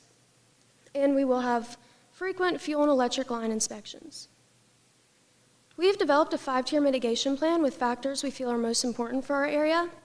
These include disturbance mitigation, site security, access for new residents, and our stormwater and wildfire protection plans. Our construction team will consist of 1 project manager, along with an assistant project manager and a project engineer. We also have 2 superintendents and 1 safety manager. And due to the phasing plan that we've developed for our community, our superintendents will divide and conquer. As one is wrapping up a phase, the other will be starting a new one, and the rest of our construction team will be working on all active phases. Our sales team will consist of a VP of sales, along with a community sales manager and an area sales manager. Our sales team will be available from Wednesday to Sunday from 10 a.m. to 6 p.m. and on Monday and Tuesday by appointment only. We believe this time frame is most beneficial for our potential clients, especially those with full-time jobs and/or families. Our sales team will be working out of the garages of our model homes, which will later be reconverted and sold along with the rest of our development. Our sales team will also be working with local banks to offer incentives for home buyers, as well as realtors who focus on relocation. Using social media as our main form of marketing, we will be using platforms such as Instagram, Facebook, and Pinterest, along with selling sites such as Zillow. We believe this is the most efficient way to draw attention to our community, and each of these platforms will take customers directly to our website. Our website will feature each of our home plans as well as our upgrade packages, and here customers will be put in direct contact with our sales team. Our sales team will be trained in HiArc to help customers customize their potential homes, which I'll be passing it back to Lance to talk more about. And looking at HiArc as a marketing tool, Boneyard Development is expecting to expand our marketing using HiArc's capabilities to show off virtual walkthroughs of each of our available floor plans within Magnolia Ridge. In addition to this, on our website, you will be able to view our community map, where our users will be able to see all numbered lots, as well as if they are available, pending, or already sold. Looking in a little bit further, if our user selects a given lot, they will be able to see whether or not that lot is standard or premium, as well as what floor plans fit on that given lot. We plan on using this to simplify the sales process, as well as also increase our confidence in our customers' home purchases. I will now be handing it off to Colin for construction management. Looking at our schedule overview, we have decided to split this project into 3 different phases. Our first phase will consist of 41 lots and will start in early March of 2026 and end in late March of 2027. Now, assuming that our sales team has sold about 60% of our lots in phase 1, we will then move on to phase 2, which will start in November of 2026 and end in December of 2027, and that will consist of 37 of our lots. Then moving into phase 3, which will start in late July of 2027 and end in June of 2028. and that will consist of our last 47 lots. Now, we estimate that our total duration time will be just around 31 months for the entire project. Now, looking at our estimate overview, we have broken it down into many different categories, some of which are including our assemblies, amenities, site analysis, and tree mitigation. And our total initial land development costs will come in at just under $9.3 million. We have also come up with 3 exit strategies. Our first exit strategy is to complete all current lots going on, and then sell all remaining lots. Our second exit strategy is to complete the current phase that we are working on, and then sell all remaining lots in whatever phases we have not completed yet. And then third, we are to complete 50% of our remaining homes and then sell the rest of our lots. I will now be passing it off to Phil for our financial and risk analysis. Getting into our home estimates, we have divided each estimate into 6 different categories. For our standard lots, we have a lot cost of $150,000, a fees and commissions rate of around 9% of construction cost, and a profit margin of 15%. The profit margin and the fees and commissions will stay the same throughout standard and premium lots. Starting off with the wisteria, we have a cost of $486,000, the iris at $558,000, and the lily at $575,000. Next up, we have the Delilah at $664,000 and the peony at $686,000. For our premium lots, we have an expected upgrade package cost of $30,000 as well as a higher lot cost of $165,000. Starting off with a dogwood at $560,000, the azalea at $637,000, the magnolia at $755,000, and the willow at $689,000. Pointe Development expects a break-even point of month 25, a net profit of $5 million, as well as expected IRR of 22%. Ambitiously, we expect 27%, and conservatively, 18%. We also expect a total home profit of 15%, as well as a gross sales revenue of $68 million. The Magnolia Ridge team at Pointe Development greatly appreciates your time and consideration towards this development. We hope to foster a successful and collaborative relationship in the future. Thank you.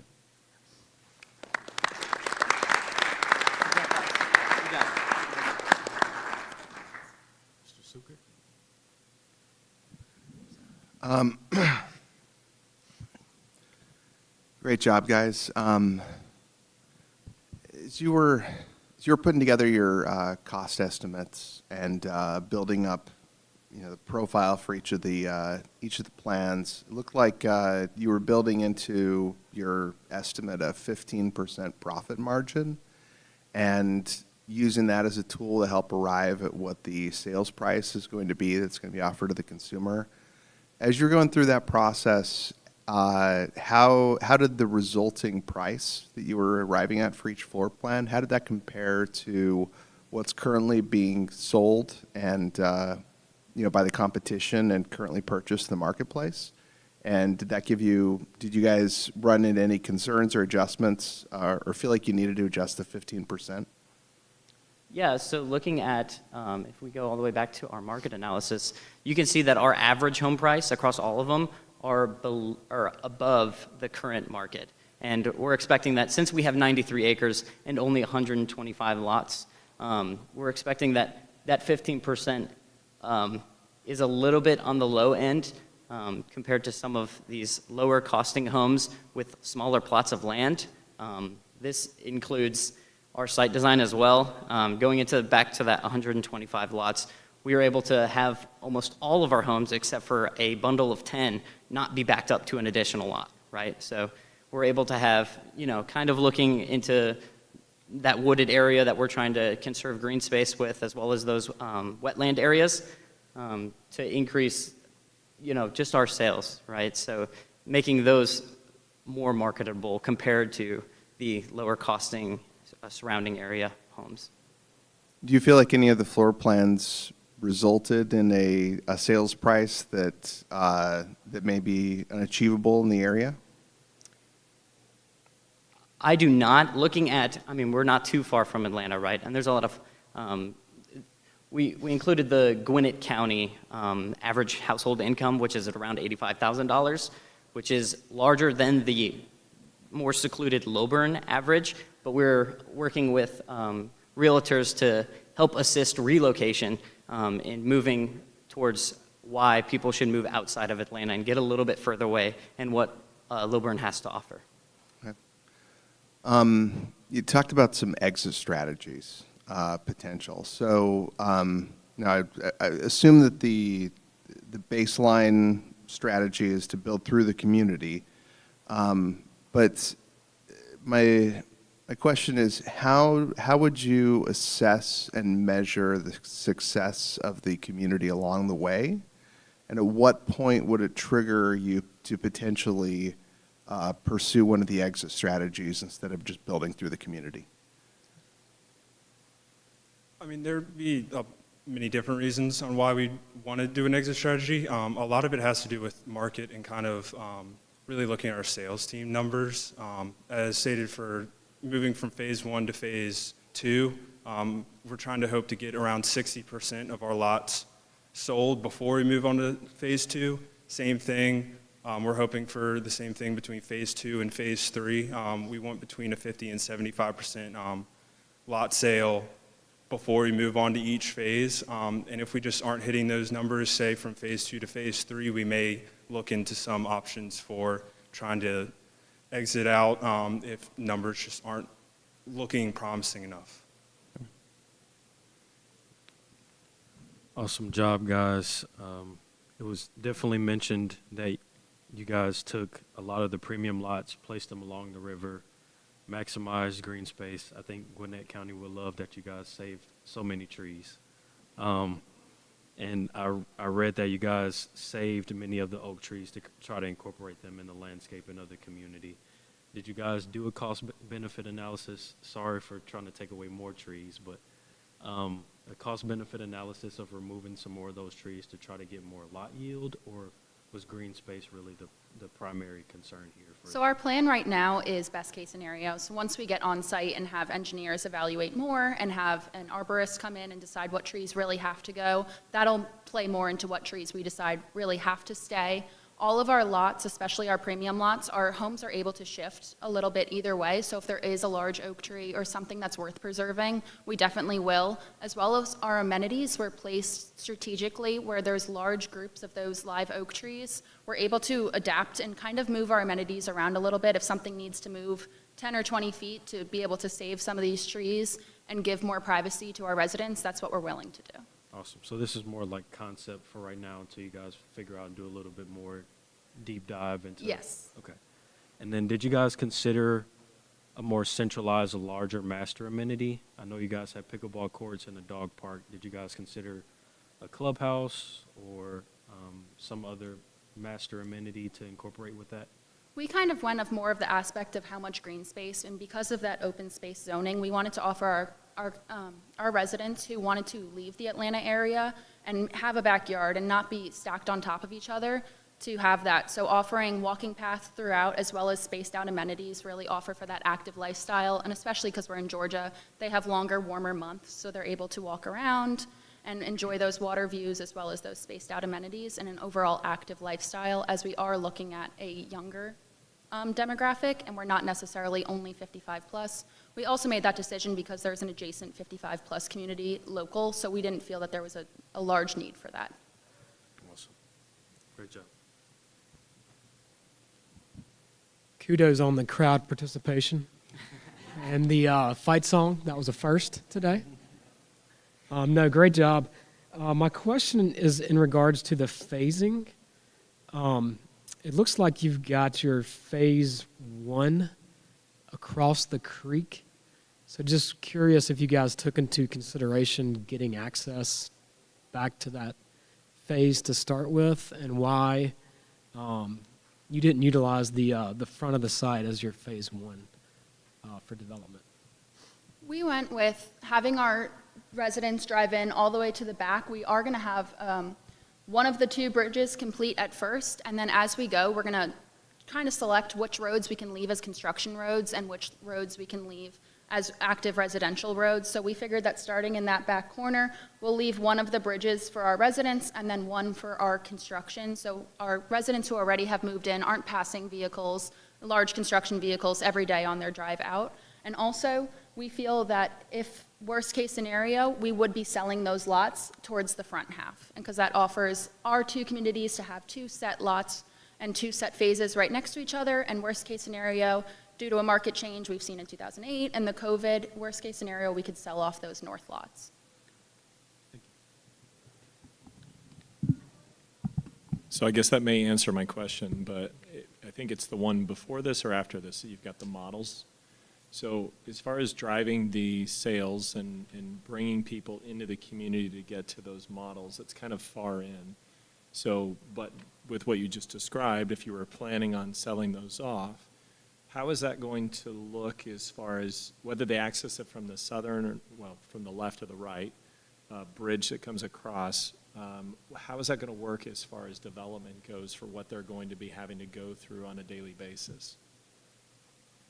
Does that mean you're going to pave everything up to that point and isolate it off? Or In the initial planning, we were going to keep that first south road that you see, and then leading back into the further bridge. We'll use that bridge for construction of phase 1.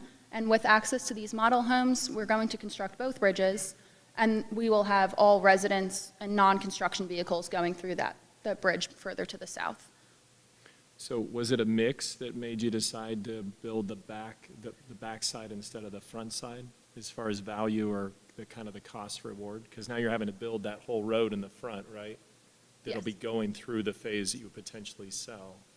And that first phase has the most of our premium homes. So going through that, we'll have a higher land cost sale. So if people are pre-buying those lots, which we are going to offer, they'll be able to, we'll have a higher land cost sale and upfront. To pre-buy the front section, you mean? Because our cost is higher for premium lots. Gotcha. So if you sell off those, won't it make it harder for your exit strategy then to have a bundle to sell to people? We don't believe so, Jude. Thank you. You guys did a great job. By the way, the presentation was very artistic and looked very nice. All these two. All these two. Giving credit where it's due. Yeah. Good job. I appreciate it, guys. First of all, really love the high art touch on there. Very good job using that tool. In your proposal, you talked a little bit about packages, and then you showed that tool, which is awesome. How do you guys see, you mentioned using the tool for homeowners to be able to select that. Is that going to be something that the salespeople will use with the buyers? Are you going to have a in-house design studio in a garage, or is there an off-site corporate studio? How are you going to work through the packages / the customization on a full custom house? Yeah, so we've been working pretty closely with HIREC for about 3 years now through these past few projects, and we were very excited to be able to get a little bit deeper into it this year. Looking at the certifications that are offered within HIREC, they do a lot with local realtors in the North Carolina area where we're from. HIREC's a Raleigh-based company, and so that was kind of our plan, right? So we had our in-house realtor teams stationed inside of our model homes in the garages, as Ryan and Shannon had stated, but allowing them to use HIREC on-site whenever people are able to either A, walk through model homes or go and check out their individual lot once they buy it for pre-sale, and then go sit in, see which floor plans are offered, make their exterior changes, make their interior changes, and be able to use that tool insight, as well as we talked about looking at the community map and other additional available virtual walkthroughs of those floor plans. They can go back and review those online via our website, and that's completely independent and user-friendly to their own, no certification required. It's very easy. It's a couple slider selections, whether, like I said, community map, you click your lot, you're able to see which floor plans are offered. You can go to the actual home plan of the list that you're looking at. If you don't remember the name, you can scroll through them all, and then you can make your changes again, and maybe, we'll have some presets that are already available just to start sparking up ideas before people arrive on site or call to ask for questions. Thank you. Thank you.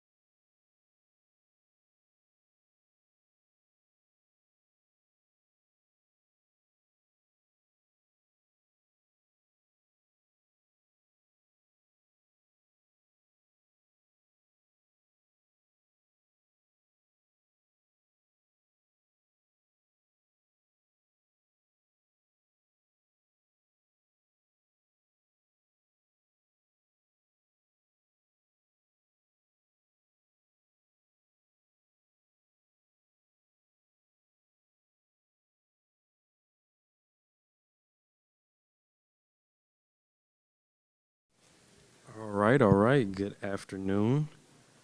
Minnesota State University, Mankato. Awesome. Glad to have you guys. For those that are in the audience, wanted to ask if you can silence your phones and hold your applause until the end of the presentation. There's 15 minutes of presentation and 10 minutes of question and answer. I will be your timekeeper, so I will raise my hand when there's a minute left in the presentation time just to let you know. But outside of that, good luck, and we are ready to go whenever you're ready.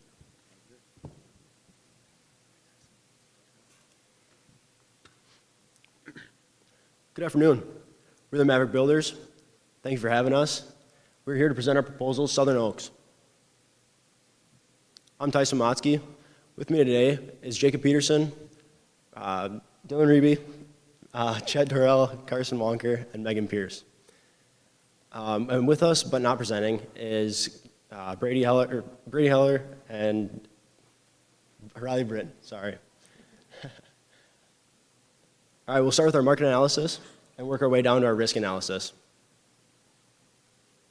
We'll be starting with our market analysis. Lilburn, Georgia is a city of 15,652 people. It is located 40 minutes northeast of Atlanta, Georgia. It was originally founded as a railroad town and is still home to an active railroad. It offers a wildlife sanctuary, aquatic center, abundant trails, and historic buildings. It has a large Hindu temple that is visited by 1.8 million people annually, located in the top right there. Gwinnett County provides an excellent location because of its resilient and growing job market. It has many great schools and hospitals, and has a median population age of 36. The population actually eclipsed 1 million in 2025. It has many first-time and move-up buyers, and the average cost of living for a family of 4 on a monthly is $2,663. There are 72% of homes that are single-family homes, which provides Southern Oaks a large target market. Here's a graph that represents a lot of the newer builds in the area. We have cost compared to square footage on this graph. We have chosen to target the red and green bubbles. The red represents our standard lots, and the green represents our premium lots. Many builders have chosen to target 55-plus communities. However, we have chosen to target the gaps in the market in the graph here, where there is greater upside. So we have chosen to target first-time and move-up buyers. Our main competition is going to be D.R. Horton, Chafin Communities, Meritage Homes, and McKinley Homes. I'll now hand it off to Jacob Peterson for our product design and selection. Thank you, Tyson. Starting off, we have our 50-foot lots. These are what we consider our standard lots. They all range about that 1,500 square foot mark. And these are what we're going to be targeting for our first-time home buyers. They all feature 3 bedrooms, and starting with the Willowbrooks, the Chattahoochee View, and the Kensington. Moving on, we have the 60-foot lots. These are what we consider our premium floor plans. So these are what we're going to be targeting for our move-up buyers. So couples that are just having kids and starting to grow their family. The Belmont, the Pine Ridge, and the Lenox, they all hover around about 3,000 square foot. And the Belmont actually has 5 bedrooms, whereas the others have 4 and 3. But however, it has the smallest square footage. The reason for that is it's going to have smaller common spaces to accommodate for that 5th bedroom. Moving on to our interior design. On the screen is some of the samples and a little collage of what we plan to bring into our homes. Just natural colors that help bring in welcoming buyers, and we plan to use like standard builder grade equipment that's cost efficient but still enough quality to please our home buyers. Moving on to our exterior design, again, just a little collage showing some of what we sample to use, natural colors to help bring in home buyers, and all of our homes will feature a front porch and a brick veneer wainscot. And then for the interior and exterior, we also have an option for pre-purchased homes that you can design. We have a set description of different modifications you can make, and with that, there will also be cost changes with that. On site, we also will have an amenity center featuring game tables, a kitchenette, restrooms, an outdoor patio, and a flex room. This is a great place for community members to get to know each other and gather, and because of that, I think it's a great asset to have on our property. Next, then sustainability will be Dylan. Thank you, Jacob. All our homes on the Southern Oaks development come equipped with LED lighting along with low-flow shower heads, along with Energy Star appliances. On the outside of our houses, we have low-maintenance, low-water plants.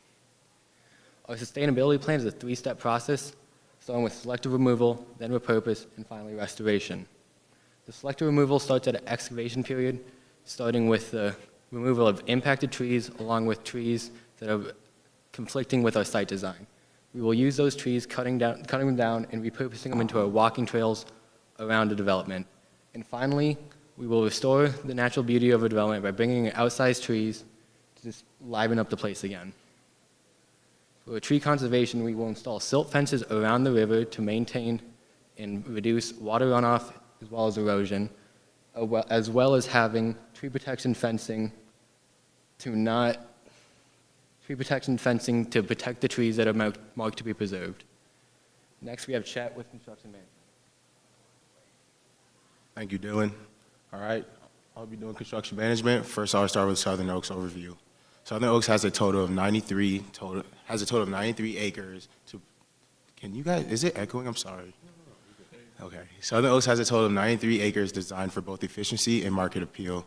We've planned a total of 231 lots split between our red lots, as you can see on the photo on the screen, that'll be 50 feet by 100 feet, and our premium lot shown in the green, that will be 124 feet by 160 feet by 100 feet. With this layout, we plan to maximize our lot count while staying fully compliant with reservation requirements, avoiding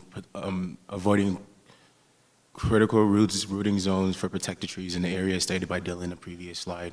Our streets in the neighborhood will be designed at a 50-foot right-of-way with parking on both sides of the street, and on one of those sides, we plan to install a walkway so the residents in the area can safely walk around the neighborhood.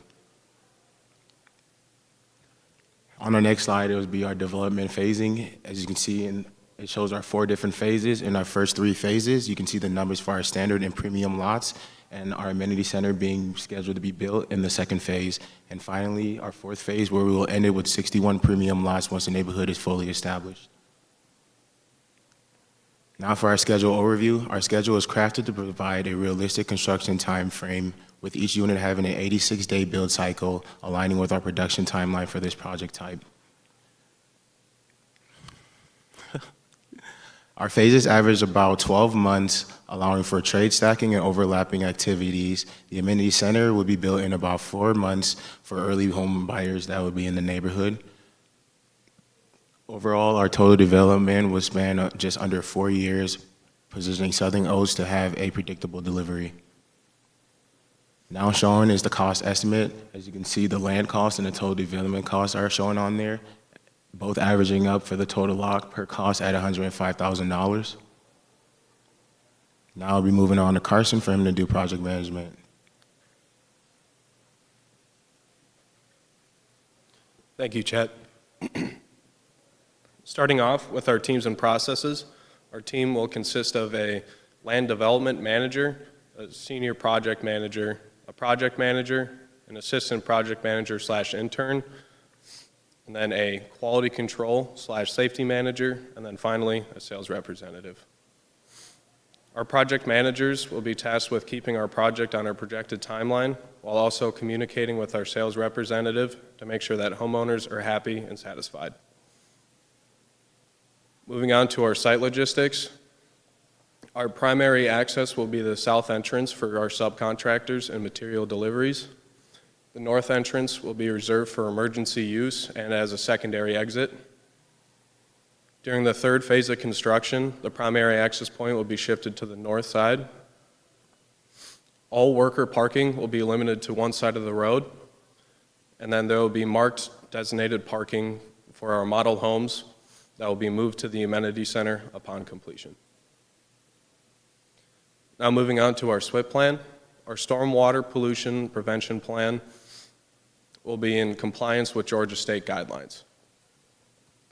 We will install silt fences and silt socks to help prevent erosion, runoff, and pollution in the Yellow River. Next is our sales and marketing strategy. Our marketing manager will be posting pictures and floor plans on our social media pages and our website. We will also be posting to Zillow and Realtor.com.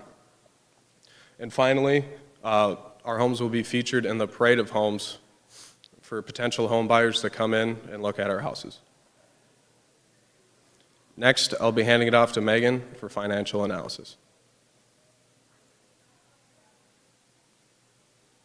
Thank you, Carson. Starting our cash flow is our expenses. That includes the initial cost of the land and the development of the land, along with the vertical construction of the home, totaling just over $98 million. Our revenue comes from the sale of the lot, along with the completed home, totaling just over $119 million. Our cash flow comes from the acquisition of the land at just under $11 million, along with the development of the land at just over $13 million. That will be broken down between our 50 and 60-foot lots, totaling just over $24 million. Our cash flow starts with the initial cost of that land at around $11 million, with our cash flow turning positive in March of 2027 in month 15, and our cumulative cash flow turning positive in February of 2029 in month 50. Our total project profit will be $31.6 million, with our profit margin at 26%. For risk analysis, there are many risks for this project, including construction risks such as schedule delays and weather-related delays, along with market and economic conditions such as tariffs. We will have a project manager on site that will work closely with our marketing manager to ensure sales of 4.5 homes a month. One of the most significant parts of this project is protecting the trees set for preservation while still removing those trees that will be impacted. By removing these impacted trees, we have the ability to replace them with stronger and healthier trees and bring the beauty back to our development. With that, we are the Maverick Builders, and we are open for questions. Thank you for your time.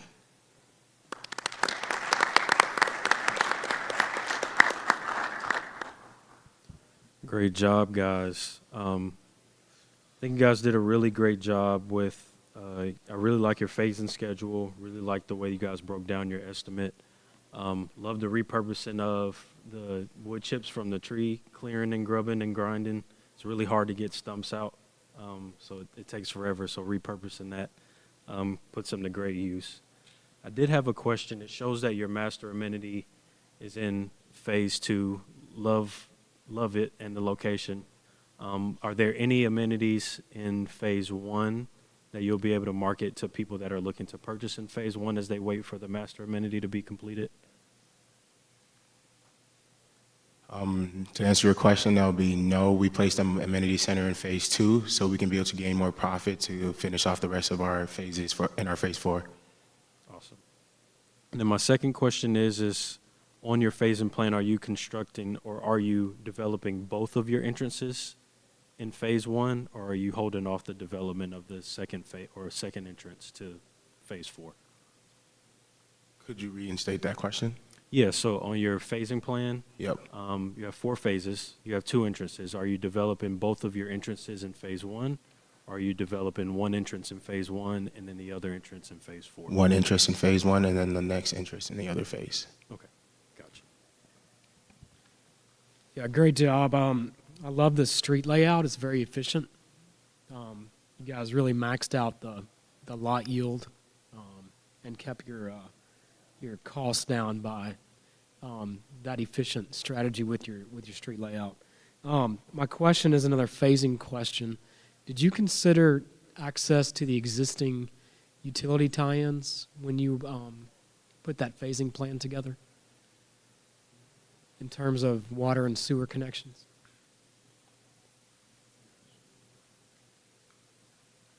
So the initial, all the initial plumbing and like sewer and all of that electrical will be run when they do, so we'll do our initial demolition all as one, and then that will be run after. Right, but I'm saying where the existing, or where your neighborhood sewer is going to tie into the existing sewer? Oh, got it, sorry. County infrastructure? Yeah, so that'll tie in right at that main road on Oleander Drive. Okay. Thank you.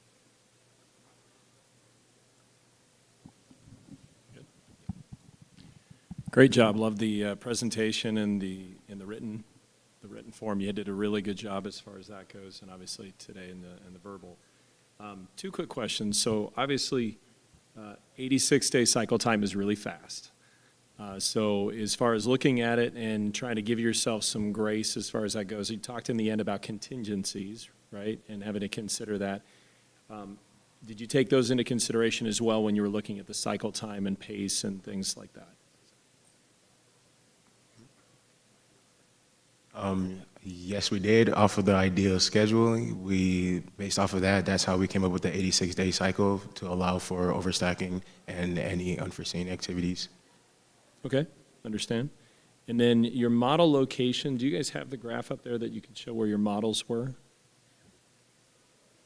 So it looked like it was, you got your models down near what I believe is the amenity center, correct? So would there be any reason why you wouldn't put your models up near that southern entrance right at that beginning for the entry? Yeah, we chose to move that was actually our original location for it. And then we were thinking about it, well, if we have all this construction traffic coming in, we decided to move it to a location that we could actually access the site a little bit better rather than putting it right smack dab in the middle of that entrance. So I don't know, that was just our thinking behind it, and we decided to move it there. Okay. So you got phase one, so all the blue area is your phase one, correct? So you're going to be, that's going to be all developed at the same time, right? And so if you're looking at your construction traffic and being able to drive your models and your traffic, the real traffic you're wanting to drive is sales. So being able to give yourself that window to be able to see what's there and still allow for that. It's okay if construction traffic goes by there, but to give yourself an ability to get the sales traffic to drive in for business. But it looks like you kept that so that you'd be closer to the amenity to be able to reflect that as well?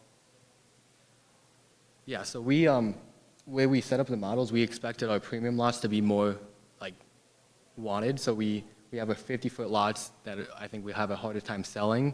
So that's why we have the models there. And then along with having a by amenity center would be easy to show everyone coming in. Like, this is what we have for our 50-foot standard lots, as well as having it near our amenity center and be like, this is what we can give you at our development.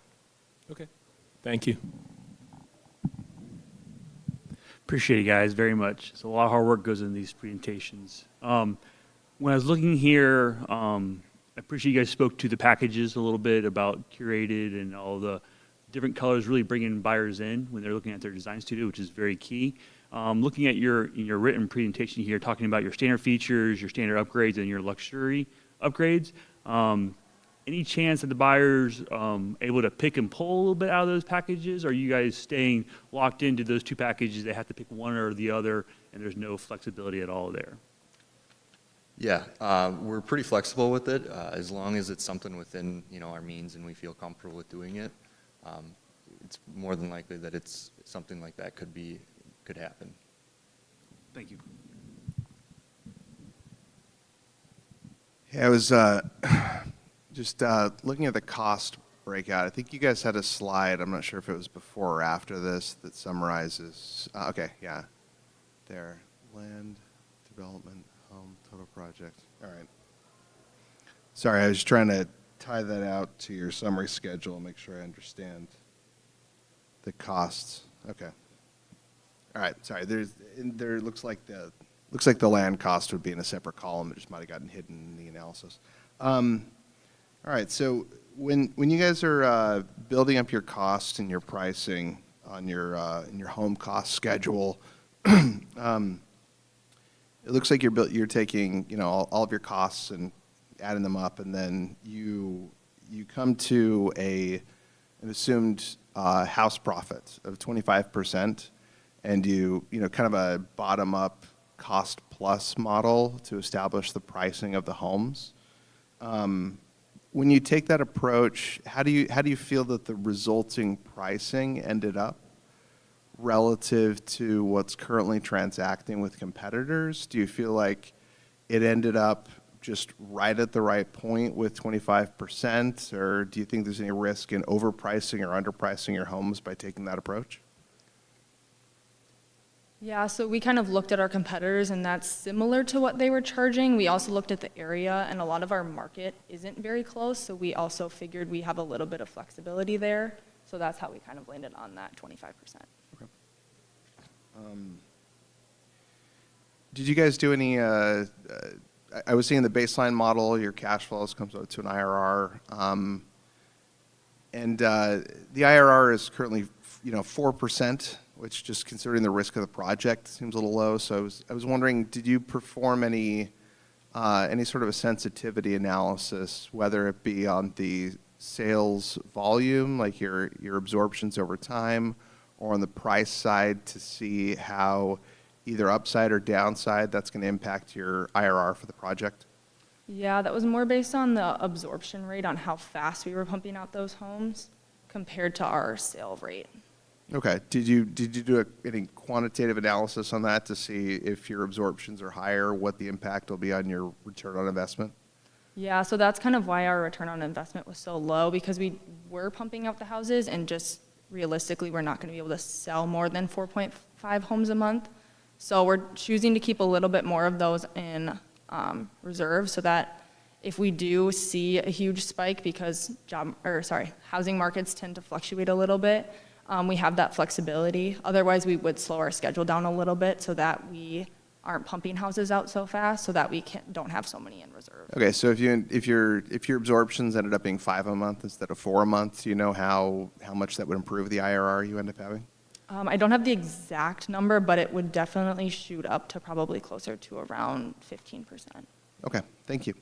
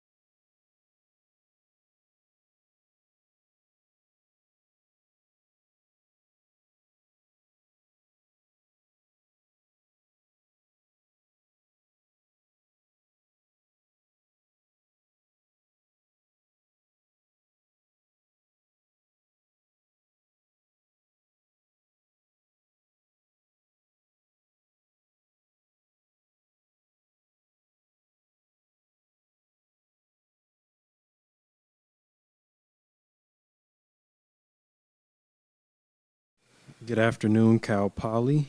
Glad to have you guys. So looking forward to your presentation. For those of you that are in the room, just wanted to make sure that you silence your phones and hold your applause until the end of the presentation. There'll be 15 minutes of presentation and 10 minutes of question and answer. I will be your timekeeper, so I'll just raise my hand to let you know when there's a minute left on the clock for presentation. But outside of that, good luck, and we are ready when you are. Thank you so much. Good afternoon. On behalf of Avila Homes, we're excited to present to you the Ashford at Lilburn.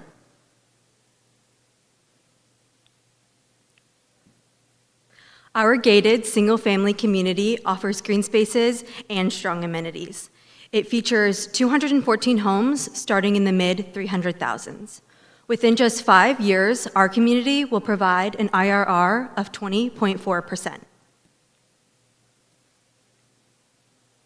Our team brings together expertise in market analysis, design, construction, and finance, allowing us to see this project from feasibility through execution. My name is Michaela Zavala, and I'll start us off by walking you through the market analysis that informed this development. Located just 35 minutes from Atlanta, Georgia, Lilburn offers suburban living with access to major employment and miles of rivers, lakes, golf courses, and shopping. There's truly something for everyone. As prices continue to increase in Atlanta, buyers are turning to Lilburn for more attainable homeownership.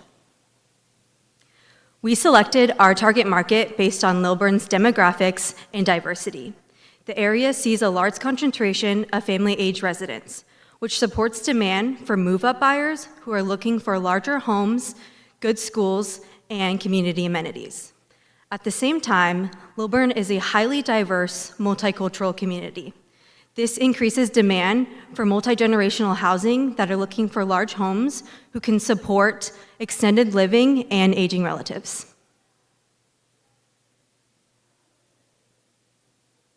Schools are very important to our buyers. With multiple highly rated public schools within just 10 minutes, the Ashford at Lilburn creates a strong school network that families are looking for.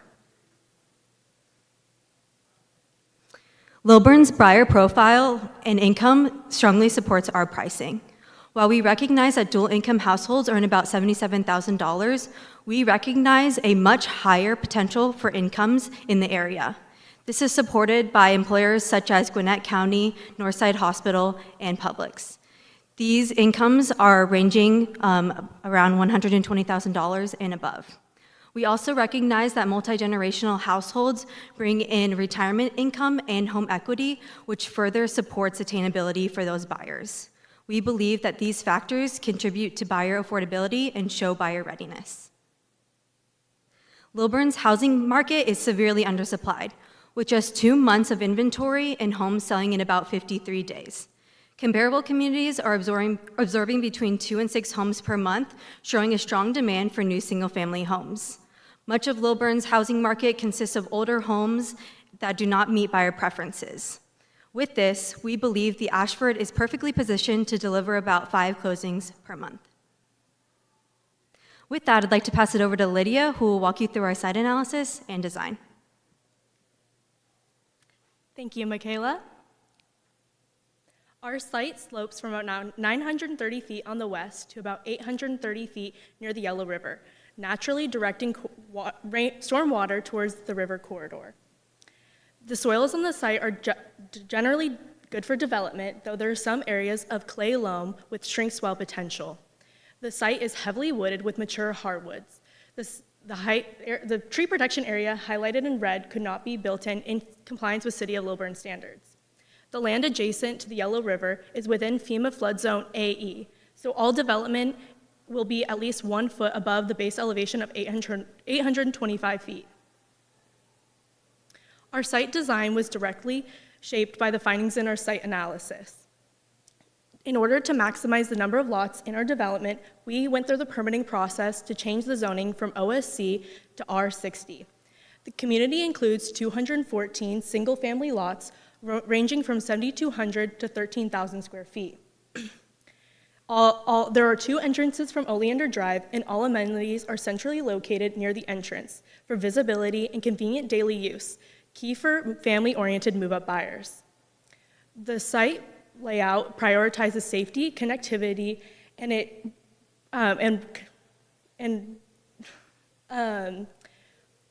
traffic calm streets reduce cut-through movements, which promotes walkability and neighborhood security, which is key for families.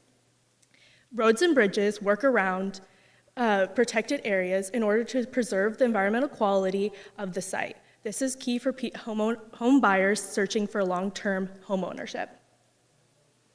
Green space and amenities were central to our project, as both of our target buyer groups value recreation and family connection. There's a 10-foot wide mulch walking trail that surrounds our protected tree area and vegetated buffer. This provides safe recreation for all families. Our community center includes a clubhouse, a pool, and 2 tennis courts. This adds lifestyle value for families and a shared gathering space for multi-generational households. An HOA maintains amenities, wetlands, and landscaping for $150 a month, which is very competitive for the area. This supports long-term property values and the property and the community value. Now we'll hear from Deborah about product design. Thank you, Lydia. The first home in our collection is the Alberta, priced just under $340,000. This is our smallest model at a little over 1,600 square feet, featuring 3 bedrooms and 2 bathrooms.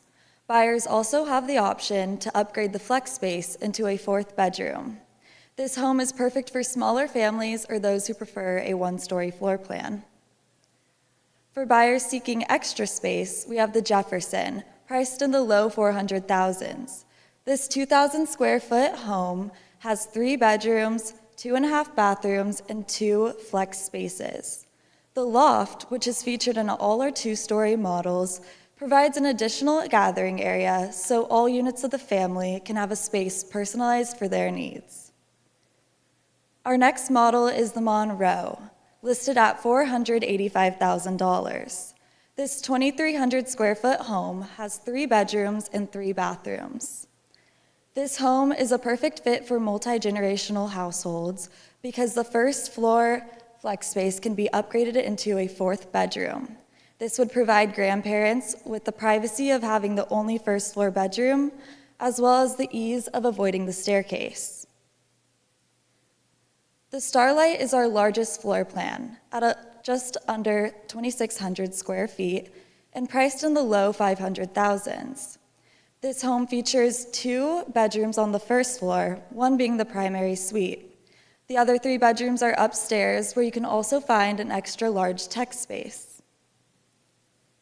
All of our floor plans are accompanied by 3 signature elevation options that capture Southern charm along with modern refinement. All of our homes feature brick as the primary exterior finish, complemented by a variety of siding options, with masso stone available as an upgrade. Additionally, we have 3 interior color palettes, so everyone can find a home that fits their design taste. All of our homes come with market standard features, which are fully outlined in our proposal. We also offer 3 upgrade packages ranging from $5,500 to $31,000. They all provide more luxurious features and finishes, with our gold package coming fully equipped with a gourmet kitchen and extended patio. We also provide a la carte options for those with specific upgrade desires. These selections were strategically designed to achieve a 45% margin, directly contributing to our overall project profitability. Now I'm passing it on to Nico for construction management. Thank you, Deborah. Now, to get into our schedule. Our schedule will take 5 years long, and it is projected to be completed by 2031. Our first phase of the 4-part schedule is design and permitting. In this phase, we will go over all the necessary details to move forward with the project. In the second phase, we have site preparation. This phase is focused on getting the site ready by clearing and grubbing the land. One of the main things about this phase is that it is initially 3 months and it extends into our home construction. The third phase of our schedule is the home construction, which includes one-story homes, two-story homes, and our community center as well. After the third phase, we have our punch list and closeout. This phase is focused on finalizing any final details in our project so that we can list the homes. Next, we have our estimate. We have split our estimate into 3 main costs: horizontal cost, vertical cost, and our amenities as well. For our horizontal costs, we had to clear 60 acres of land and do tree removal in order to make room for our roadways. For our roadways, we have found that we will do over 350,000 square feet of road, and it will cost over $3 million. Next, we have our vertical costs. We will make 214 lots, and for all these homes, they will cost nearly $50 million. After that, we have found that the average cost per square foot will be $108.75 for the floor plans. Next, we have our amenities. For our amenities, we have included a community center, which will cost $376,000. And with this, our community center has a pool, a pocket park nearby, and tennis courts as well. After all of this, we have found that our total cost for direct construction will be $62 million. Thank you. I will now pass it over to Julia for project management. Thank you, Nico. Execution begins with a clearly defined project management structure to provide consistent oversight all the way from land acquisition to home delivery. Our project manager will develop the plans, obtain permits, as well as manage the overall construction timeline, working closely with our lead superintendent who will manage all land development through all the phases. Our assistant superintendent will provide back-end construction support, and our warranty and safety managers will ensure compliance during construction and performance after homeowners move in. Horizontal development will be completed in 2 sections, above and below the creek, with vertical construction being completed in 5 phases as shown. Construction will match our absorption rates. Each phase begins once the previous one reaches approximately 80% completion. This allows multiple areas of the site to progress simultaneously.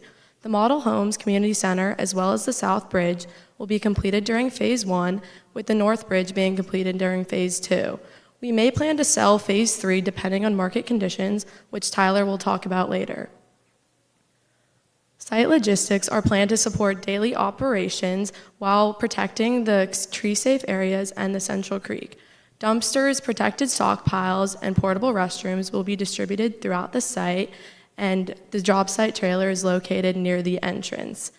Limits of disturbance will be staked before construction begins, and creek and trees. The SWIP plan establishes best management practices to ensure compliance and prevent sediment erosion.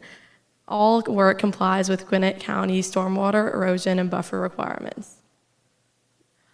Marketing and advertising will ensure consistent awareness as well as continued absorption. Billboards along major highways like the I-85 will drive buyers to Avila Homes, while digital marketing and our website will serve as the primary hub for tours as well as updates and buyer testimonials. Community events will position our community to work well with others and display the community as a welcoming place for family wanting to find a place with connection. I will now be passing it on to Tyler for financial and risk analysis.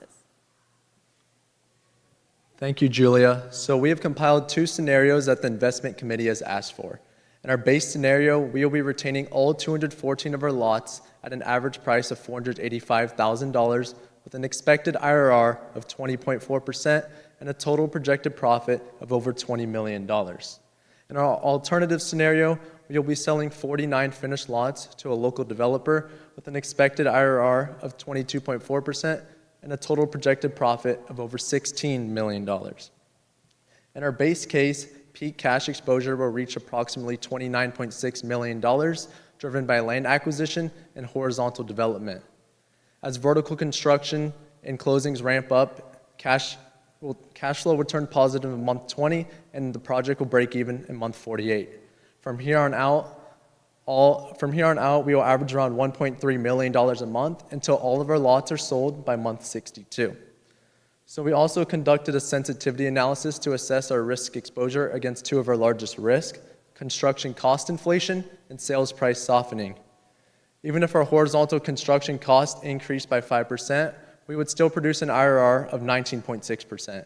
And if our sales prices declined by 5%, we would produce an IRR of 15.9% and an NPV of nearly $2.7 million. This confirms that our project remains value accretive and significantly profitable under conservative market conditions. We also evaluated our strategic alternative where we would sell 49 finished lots to a local developer. Under this scenario, peak cash exposure would drop to $27.9 million in month 18, after which the sale of finished lots in month 19 would generate a transition to immediate net cash inflows. Soon after, in month 42, our project will break even and carry us into a total profit of around $16.2 million by month 52. While the bulk sale of finished lots improves early cash flow and the internal rate of return, the base case maximizes total project profit and fully captures the value created by the site. We present the lot sale scenario as a financially flexible and risk mitigation option, not as our primary strategy. As our team discussed, the Ashford at Lowburn targets a clear demand gap in Gwinnett County and delivers a project that balances strong returns with realistic risk management. In short, this is not a speculative concept. This is a thoughtfully planned, value-driven community, and Avila Homes is ready to deliver it. Thank you. Any questions?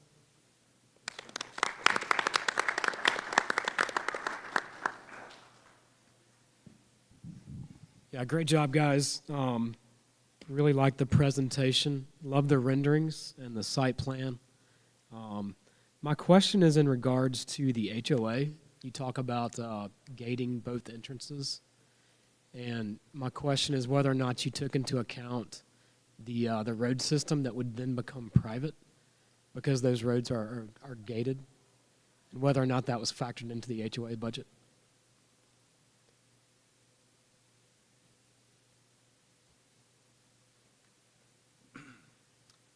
I'm pretty sure for the roadways, we did take into account that we would have to have two entrances and that it would be private. So we also had to include bridges over the floodplains to allow proper access through our entire development. I hope that answers your question. Yeah, it's more in terms of your monthly HOA dues and whether or not those roads are factored into those dues.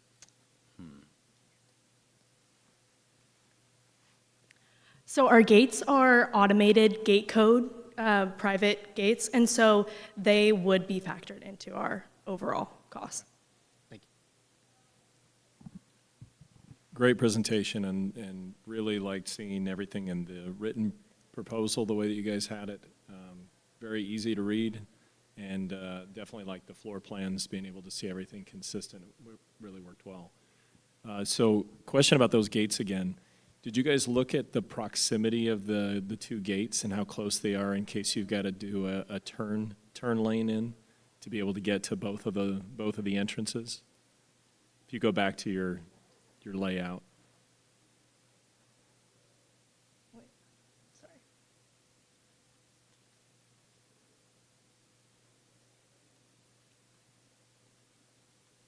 So if you look at the proximity to those two entrances coming off of that road, did you consider how close those would be for a turn lane to be able to go into both?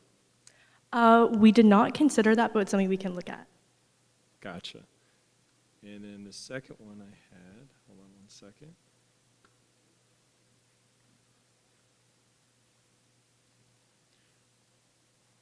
Oh, wait, wrong view. We'll go ahead, we can come back. All right, guys. I really like the way you guys tied your elevations in your proposal to your presentation today. Really looks like some crisp floor plans and really a great look for the customers to look at. One thing you talked about packages, which is a great thing and kind of new buzzword these days in the home building world. On your exterior packages and your interior packages, you back there if you want to. One slide back, one more.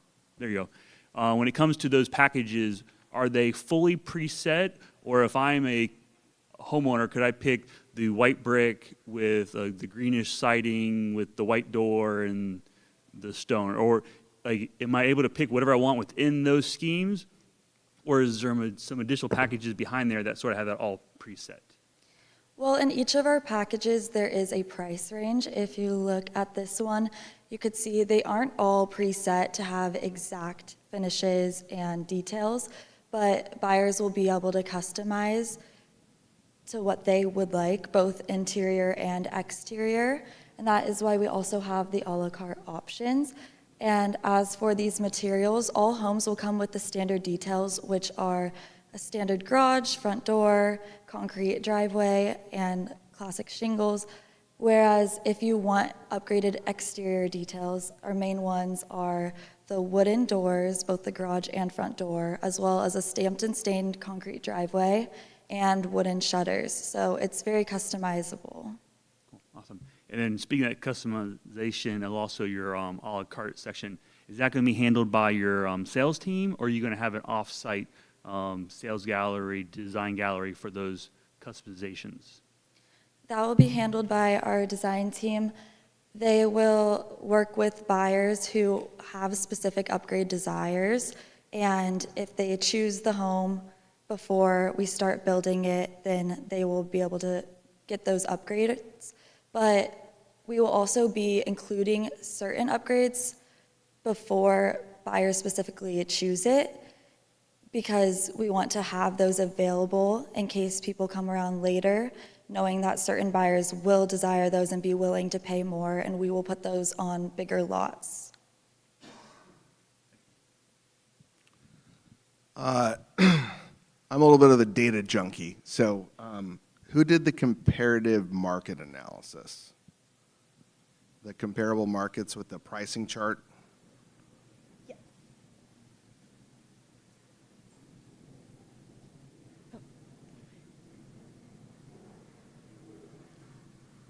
It's all right if you don't pull it up. It's all right. Just like Absorption rate, this one? The absorptions and the pricing chart. I don't even know if it was on the slide deck. I'm looking in here. Anyway, amazing job. Seriously, like this looks as good as what you typically see in the industry in an underwriting package as far as analysis of the other builders. Well, there's a sensitivity analysis. It's all right. All right. Okay. So, Sorry. pretty steep pricing line there. So I'm saying that we're hitting different price points here, right? You got Champions Run that's at the bottom, and we're hitting them with the smallest square foot. And then you get up to the top, and we're up and comparing with Stratford Square. If you look at that from a financial perspective, and you go and you say, how much money are we making on the smallest floor plan? It's both the lowest dollars, the lowest margin percentage. Is there anything that's forcing us to build the floor plan at that level?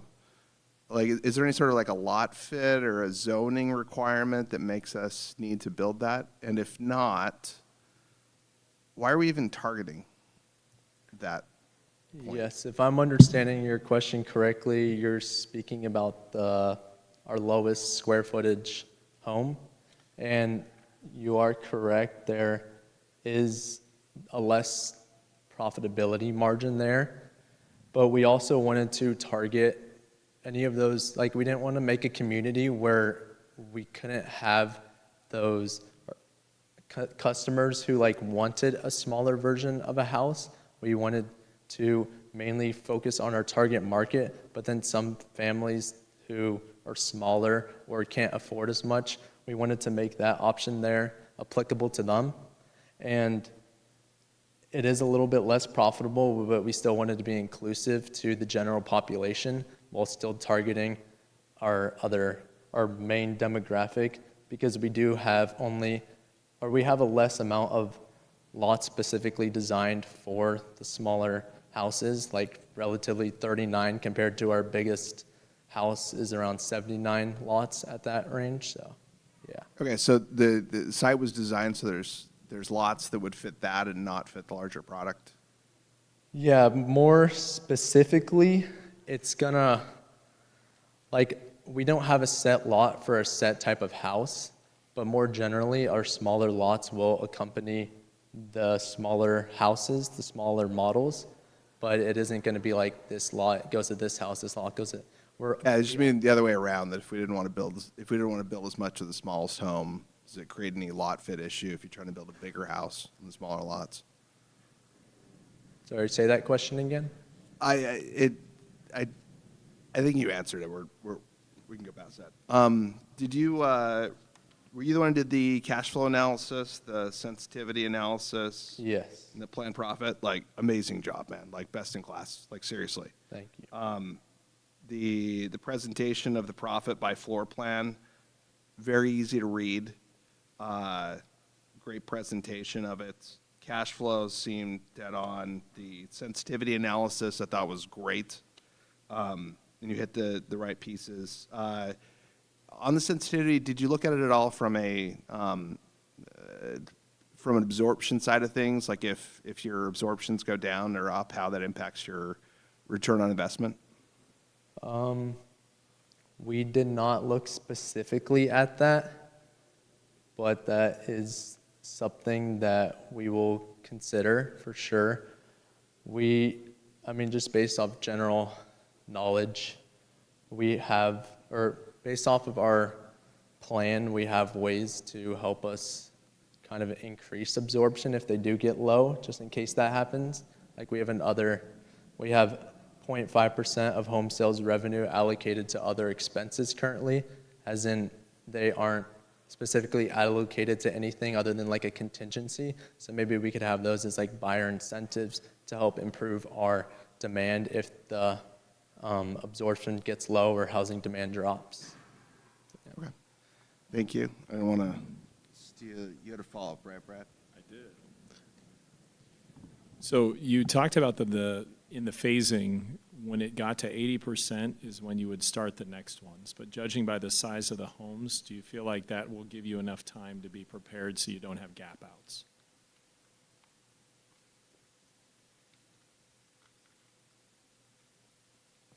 Yeah, what was the question again? I'm sorry.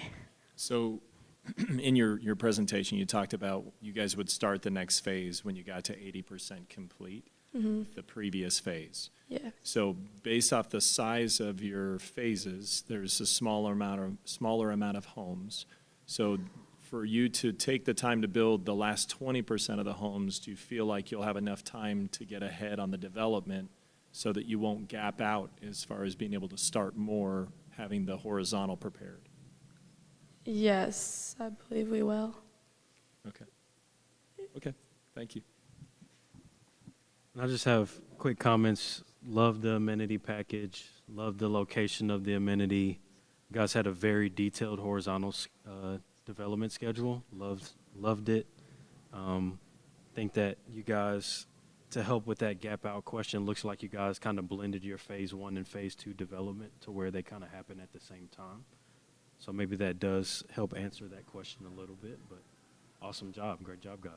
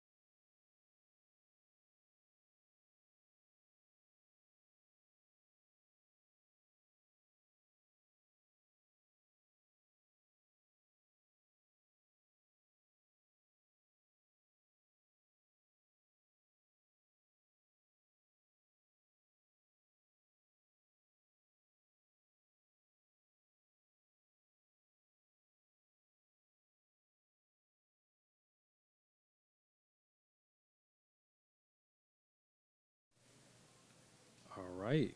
Good evening, Roger Williams University. Glad to have you guys. For those that are in the audience, we just like to ask if you can put your phones on silent and if you can hold your applause to the end of the presentation. There's 15 minutes of presentation, 10 minutes of question and answer. I will keep time for you guys, so I'll just raise my hand to let you know when there's a minute left in the presentation time. But good luck to you, and we're ready whenever you're ready. Hello, everyone. We are Riverbend Township. My name is John LaFosse, and I am the Chief Development Officer. My name is Fernando Lewis, and I am the Director of Construction Management. My name is Brennan Colbert, and I'm the architect. Hi there. My name is Liam Reynolds, and I'm the Master Planner. My name is Sean Barry. I'm the Housing Market Analyst. And my name is Dylan Vigu, and I'm the Economic Development Analyst. So we're going to start off with a market overview. In the city of Little Bern, Georgia, the area is culturally and community orientated with a focus on the education and a financial, or it's professionally focused with a focus around, with its surrounding area being 50 acres of green space and being strategically located right 30 minutes away from Atlanta, Georgia, with a lot of cultural centers within Little Bern, Georgia, which include one of the largest religious buildings for, I think, the Hindu religion, and then also with performing art events as well, yearly art events as well. With that 30 minutes away from Atlanta, Georgia, we see that there's a lot of benefits with employment being close to the offices of Coca-Cola, EY, KPMG, Delta Airlines, with also a Little Bern being home to an unemployment rate of 3.99%, which is below the national unemployment rate, which is 4.3%. And with all that information in mind, we wanted to have our target markets being young professionals and young families. We chose young professionals because of Atlanta's status as the #1 location for young professionals to jump into the workforce. And we also chose young families as our other target market because of the status of Little Bern as being strategically located really close to the best school district, or being part of the best school district in Georgia, but also with the best school in Georgia as well, with also Little Bern's cultural and community orientation as well being a very large part of the young family choice. We also plan out some criteria that we had for our 2 target markets, and just so we have an understanding of what we want with our customers, to work with our customers. And we wanted for specifically the young families, we wanted that community orientation and that affordability. And connected to that affordability, we also, for the young business professionals, that affordability was with them as well, and with that connectivity with, of course, Atlanta as well, and the professional development that comes from the many different universities that are in that area. Connected to that, we wanted to also make sure that compared to the rest of the housing market, we were going to be considered one of the more on the affordable level of compared to the other many different developments, just to focus on that the customers and the target markets. All right, so moving on to our master plan for the development of Riverbend Township. So in total, as you can see here, there is 222 total units. So there's a range of different unit sizes between 1-bedroom and 4-bedroom, kind of keeping in line with the target market that we were kind of facing towards. So there is in total 29 1-bedroom units, 24 2-bedroom units, 91 3-bedroom units, and then as well 78 4-bedroom units. A main attribute of the site, as you all may know already, there is the Yellow River located right along the east corner of the boundary of the site there. So we really wanted to maximize the riverfront access, so we included a river walk. There is also a community center for all these individuals to come together. As well, there's a park with tennis courts, as you can see, centrally located there.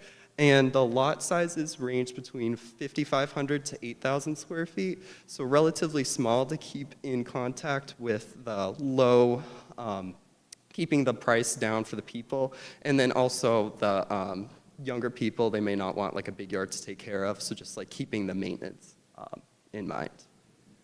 So kind of to break down the master plan a little bit, we got 2 entries along Oleander Drive right there.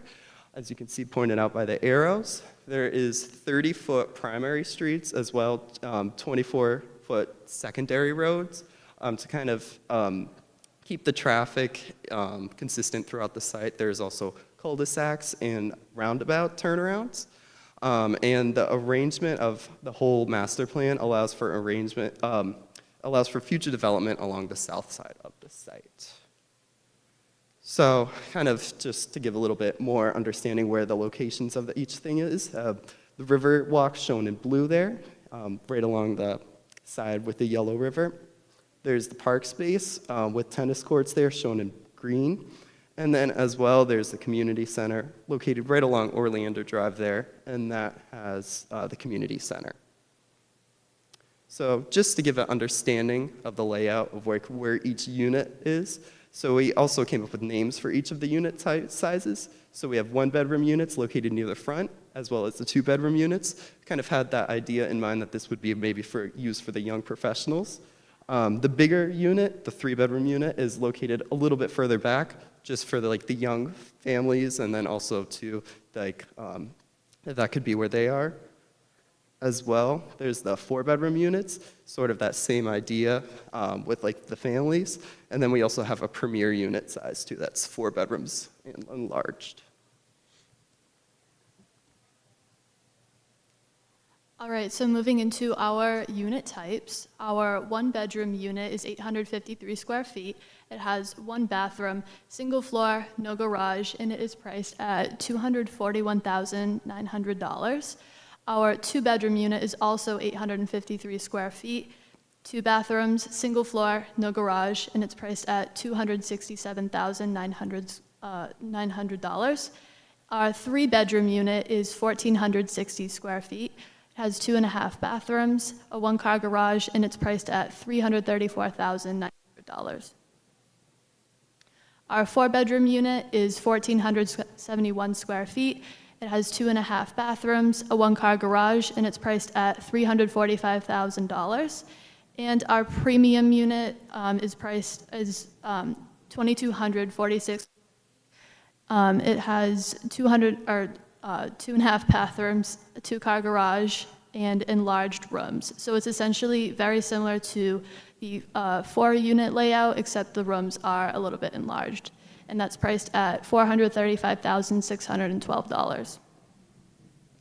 So some of our design features and upgrades, some standard design features that we're offering are wooden garage doors, Maytag kitchen appliances, and an open concept living space. And our premium upgrades that we're offering are oak hardwood floors, composite rear deck, and high-end light fixtures, and premium quartz countertops. So for sustainable materials and building design, our brick facade on the front provides a long life and reduced maintenance. 222 total units provide moderate density without causing overdevelopment. Repetitive unit types reduce material waste, and compact building forms improve energy efficiency. Wood siding allows for a sustainable material option and also creates a warm residential feel. And concentrated development minimizes sprawl and preserves surrounding land.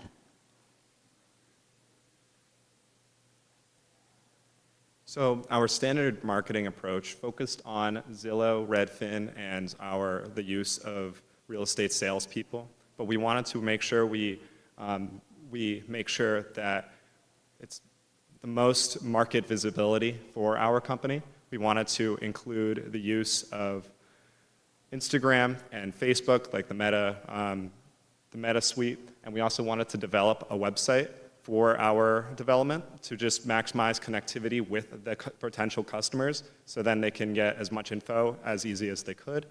And we also wanted to make sure we had different public advertising routes, like the development of billboards strategically placed on major highways around Atlanta and focused around the airport in southern Atlanta as well. So, moving into our project management, a look at the organizational structure chart on the right will give you an idea of how authority is going to flow on our project. As we know, communication is key, and our team will communicate internally as well as coordinate trades with subcontractors through the use of Procore and email. Additionally, virtual design will be done with a VDC coordinator in order to further coordinate the trades as well as give buyers walkthroughs of their prospective homes. As we know, safety is a #1 priority on any construction site. In addition to signage plastered around the site, we are also going to have on-site personnel participate in daily toolbox talks, as well as a safety coordinator who will patrol to ensure that all safety practices are being followed at all times. Finally, our team is going to prioritize using local contractors, suppliers, and distributors, as well as engage with the broader Lilburn community throughout our project. Moving on to our construction estimates.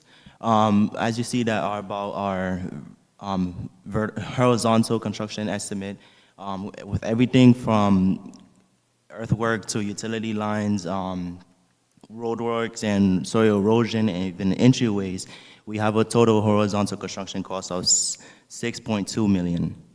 With our vertical construction cost, which consists of everything infrastructure-wise, ranging from our smallest lot that we offer to our premium, which is our biggest, and with our rec center, we have a total of $40.2 million for our vertical construction costs. For the recap, we have everything that has to do with pre-construction, land retention, and also putting together our horizontal and vertical construction. We have a total construction cost of $48.3 million, and add in our markups of $7.2 million, giving us a total construction cost of $65.5 million. Moving on to scheduling, our team projects that Riverbend Township is going to take a duration of 3 years and 9 months from start to finish. This includes a 3-phase vertical construction process, which will allow for speedy, high-quality work to be completed on all 222 units. One thing to note is that our roads will receive final paves upon substantial completion of each phase. This is simply to minimize damages caused by construction vehicles as construction moves on.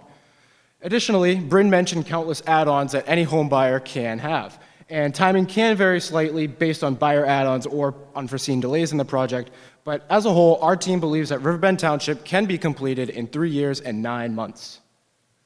Moving on to phasing, site development and permitting will begin as soon as March 2026. Phase 1, pictured in red, is going to kick off June 2027. Phase 2, pictured in blue, is going to kick off April of 2028. And Phase 3, pictured in green, is going to kick off in December of 2028. During Phase 3, construction traffic will be adjusted to minimize homeowner disruption as much as possible. Additionally, the community center, pictured in the corner, yellow in Phase 4, will be completed at a later date in order to allocate sufficient funds and manpower. However, buyers will be ensured that this project will be completed, and they will be guaranteed that the highest quality work will carry over to the center. Moving on to land retention, our team acquired a total of 93 acres of land. In the blue, you see 58.3 acres of land, which we have decided to retain for Riverbend Township. The red represents another 34.7 acres of land, which will be sold to an outside developer. Our team valued this land at $350,000, which can be used as capital to reinvest into project costs. Additionally, the southern property buyer is contractually obligated to mitigate resident disruption through the construction of a separate access road, pictured in that small red sliver, as well as any noise control that may come from that access road or construction. This will allow for further development of a nice community, as well as separate access, which is going to minimize disruption for our homeowners. This is also going to provide riverfront access for our buyers, as well as increased risk management for our team. For our warranty and insurances, we have a total of 1, 3, and 10-year program for our warranties, which consists of manufacturing, which will be transferred over to the homeowners. We have our warranty team that will be allocated towards the homeowners that can resolve issues quickly and efficiently. And for our insurances, we have 3 major construction inspections where it consists of pre-drywall, post-fixtures, and also final inspections that controls with our quality controls throughout the whole entire project, and also ensure that we are in code and safe regulations. So moving on to our executive financial summary, we stress tested our development by adjusting the absorption rate to simulate higher and lower demands. We pulled from Redfin data. Should I pause? Or keep going. All right, so we pulled from Redfin data. From 2025, we saw that there was a 10.8 absorption rate of single-family homes per month. This was a slight decrease from 2024, where there was a 12.3 absorption rate. So because of this decrease, we took a kind of conservative estimate and went with 7.4 for our base scenario. This gave us an IRR of 14.2% and a break-even point of January 1st, 2030.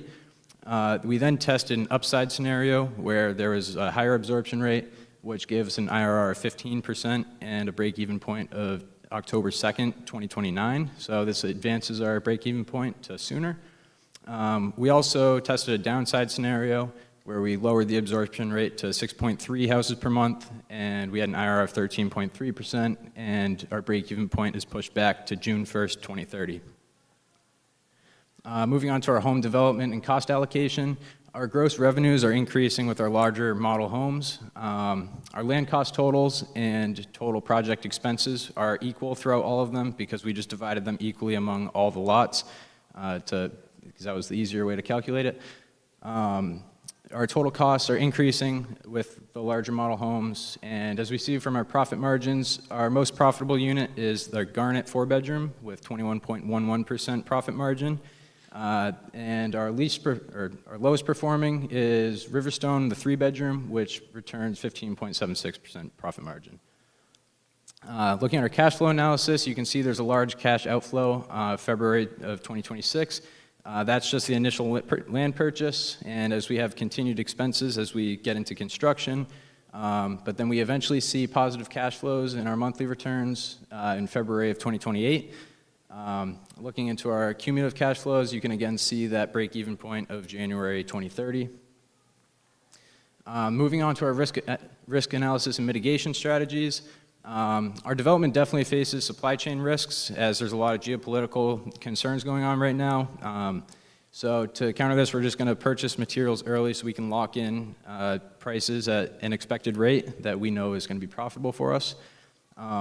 We also face a schedule risk as there is a possible labor shortage and things can happen during the project construction. So we're going to stagger our task completion to make sure we are moving as efficiently and effectively as possible. We are also facing a risk in the selling market as there's possibly going to be lower demand than we expect.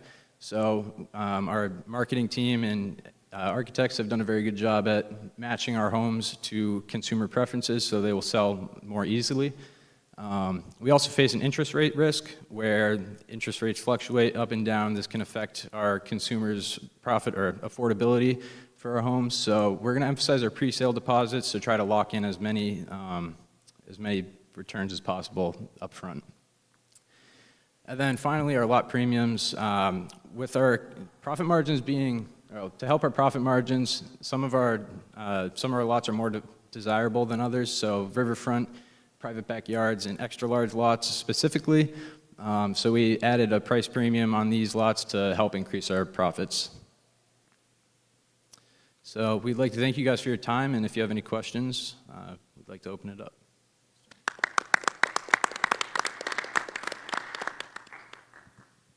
All right, great job. So a couple questions. On the, first of all, the amenities center, you made the decision to build it last. How do you secure buyers' confidence in your timing when you're talking about when you're going to build it, so that those that have moved in may have to wait a number of years before they get to use it? So to answer that question, like I mentioned, we're going to verbally guarantee and on paper guarantee that that project will be completed. However, that's why we are delaying the construction of the community center until we allocate all of the necessary funds as well as secure all materials and manpower. Although it will be an inconvenience to buyers early on, we're going to guarantee them that this is going to be a state-of-the-art community center that they are going to be getting their money's worth by waiting. So when you talk about you're going to guarantee, so in a market that can go up and down, right? And them have the flexibility or not being able to have the flexibility to know what that looks like. What type of guarantee do you feel like you can really provide the buyer that states that?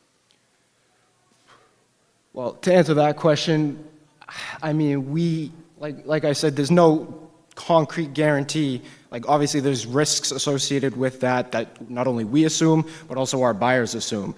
And we want our buyers to feel that with the homes we provide, that can give them the confidence that they need to believe that we can still provide that community center down the line for them.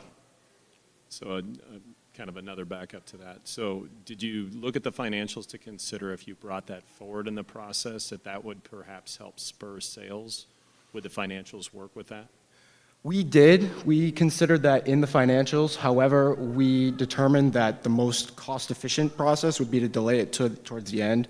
We've seen it countless times in past experience with other communities just like Riverbend Township, where a community center is getting built down the line and not right away to mitigate the construction risk, possible damages. And we've seen in the past that most buyers have had positive reviews on that kind of setup. Okay. On the smaller home design, the single car driveways and such, you've got a section that's kind of back to back and a lot of smaller homes together. Are you anticipating any drainage or parking issues in those areas with them being smaller? Yeah, so with those smaller units, you just mean like the drainage like behind the units? Or? Well, you've got, so they look a little bit tighter. It's hard to tell on the map exactly Mm-hmm. what the widths were for those lots. Mm-hmm. But you've only got a single car driveway, so parking for who's ever going to be on that, are you anticipating that there's going to be a lot of parking on the street in order for people to be able to access that area? There's no additional parking that was viewed. So being able to look at that, and then also because that's a tighter area, you have less area for the water to disperse. So just want to know if you had taken those things into consideration. Yeah, so with the, also going back to the master plan there is also too like the access kind of to both sides, but the roads themselves being like 24 feet, I was kind of picturing at least maybe there would be some space between like the houses to have like some like additional parking. Also too, it may it be that it could be considered a future add-on, maybe it could be like a larger driveway. But for them to add on? Yeah, that could be a considerable add-on. Or even too, with those smaller units, because they didn't have garages like built in, that could also maybe be potentially an add-on. That might have to be to that spacing of them becomes a little bit more spaced out. The main idea with like having them really close and like this 5,500 square foot lots was just to keep the costs down in the maintenance, just because as it's very, with having like a $240,000 house, that's very attainable, especially for emerging professionals. I definitely think so. Thank you. Thank you. Awesome. I really appreciate you guys' sort of creativity, really going for the low-cost provider, and that's hard to do. It's very, as we're seeing this market, there's two builders who do that well, DR and Lennar. The rest of us try to figure it out, but it's very aggressive and it's hard to do sometimes. So appreciate you guys being a little creative in doing that. One thing you mentioned there early is you talked about how the market conditions are possibly unfavorable due to different supply chain issues. You mentioned ordering material early. How are you buying material direct, or are your vendors buying it? Are you going to store it on site? Sort of, what's your sort of bigger picture on that material management? That is a great idea, but how are you going to make it work? Yeah, so we were thinking about, I guess, possibly storing on site, but we did also not include the land retention in. So I guess if we were to sell off the land, that could possibly help us afford more off-site storage for like maybe, I know when it's on the job site, things can get beat up and things just like, material does not last forever on the job site. So I guess maybe possibly off-site storage or on-site if that's possible, and just, try to emphasize making sure everything stays intact and in good condition. And then just kind of follow up what Brad was saying there. When you mentioned the garages on the smaller houses, people nowadays have a lot of toys. It seems like no matter what age you are, you have a lot of toys and that kind of stuff. Was there any consideration to making even those smaller houses to have a standard garage on them? And sort of Brad, so you might have already answered it, but did you guys consider making a garage for every house, or was there even a consideration for having maybe on-site garages that are not connected for the kayak storage for the river or anything like that? Yeah, so to answer that question, we didn't consider having extra garages on the site, but with the smaller units, we wanted to kind of maximize the amount of living space within the house. So that's why we went with not putting a garage in the smaller units, but all of them have a driveway, so that would allow for parking at the house, but we wanted to maximize the amount of living space within those units, with also keeping in mind keeping them small for smaller family types. So obviously the approach of having the very small units that are being built here is outside the box, right? Very creative approach. So I'm just saying from a risk perspective, what could go wrong, right?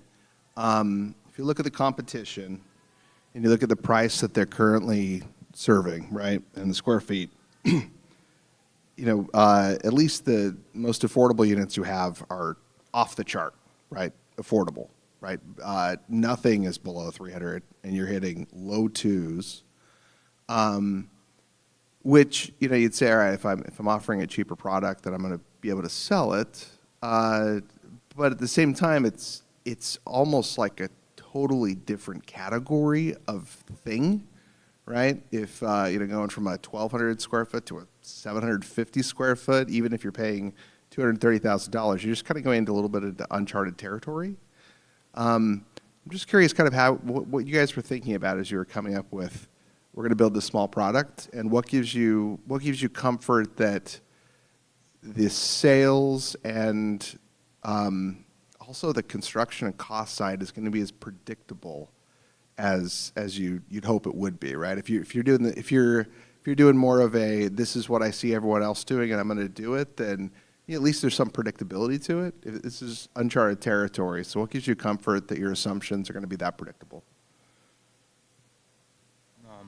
So, like they said earlier, we are going to order materials early, and since we are doing that, since the prices, we're assuming that it won't go up as much as if we were to buy at a later date, and also with the whole construction cost, we were able to get it lower because of the suppliers that we chose.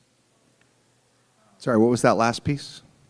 With the construction material suppliers, we was able to get it a little cheaper. Okay. Do you have any concerns about just thinking if someone's out there bidding with the supplier that, when you take, here's the cost per square foot, and you start scaling it down and you make assumptions about I'm still going to be able to get that price per square foot. When you're negotiating with some of the subcontractors, it may not be suddenly worth their while to show up when they're getting paid half as much but doing half as much work. And then, when you're when you're putting here with the profit margin, then suddenly a really small bust in your cost assumptions can eat away your profit really quickly. If you were to run into that, do you have any thoughts on potentially pivoting if it doesn't work out? And does the site plan permit you to be able to adjust how many of these units are going to be quite as affordable?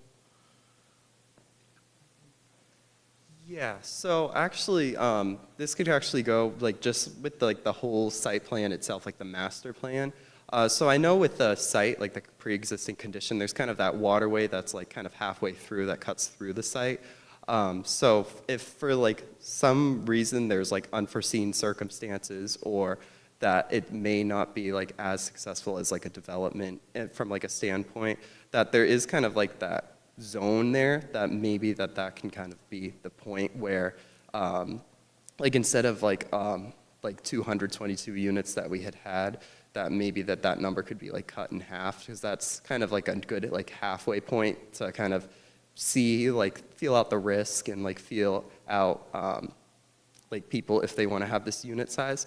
Also, going back to your question earlier about like the unit sizes being like very small compared to the surrounding area.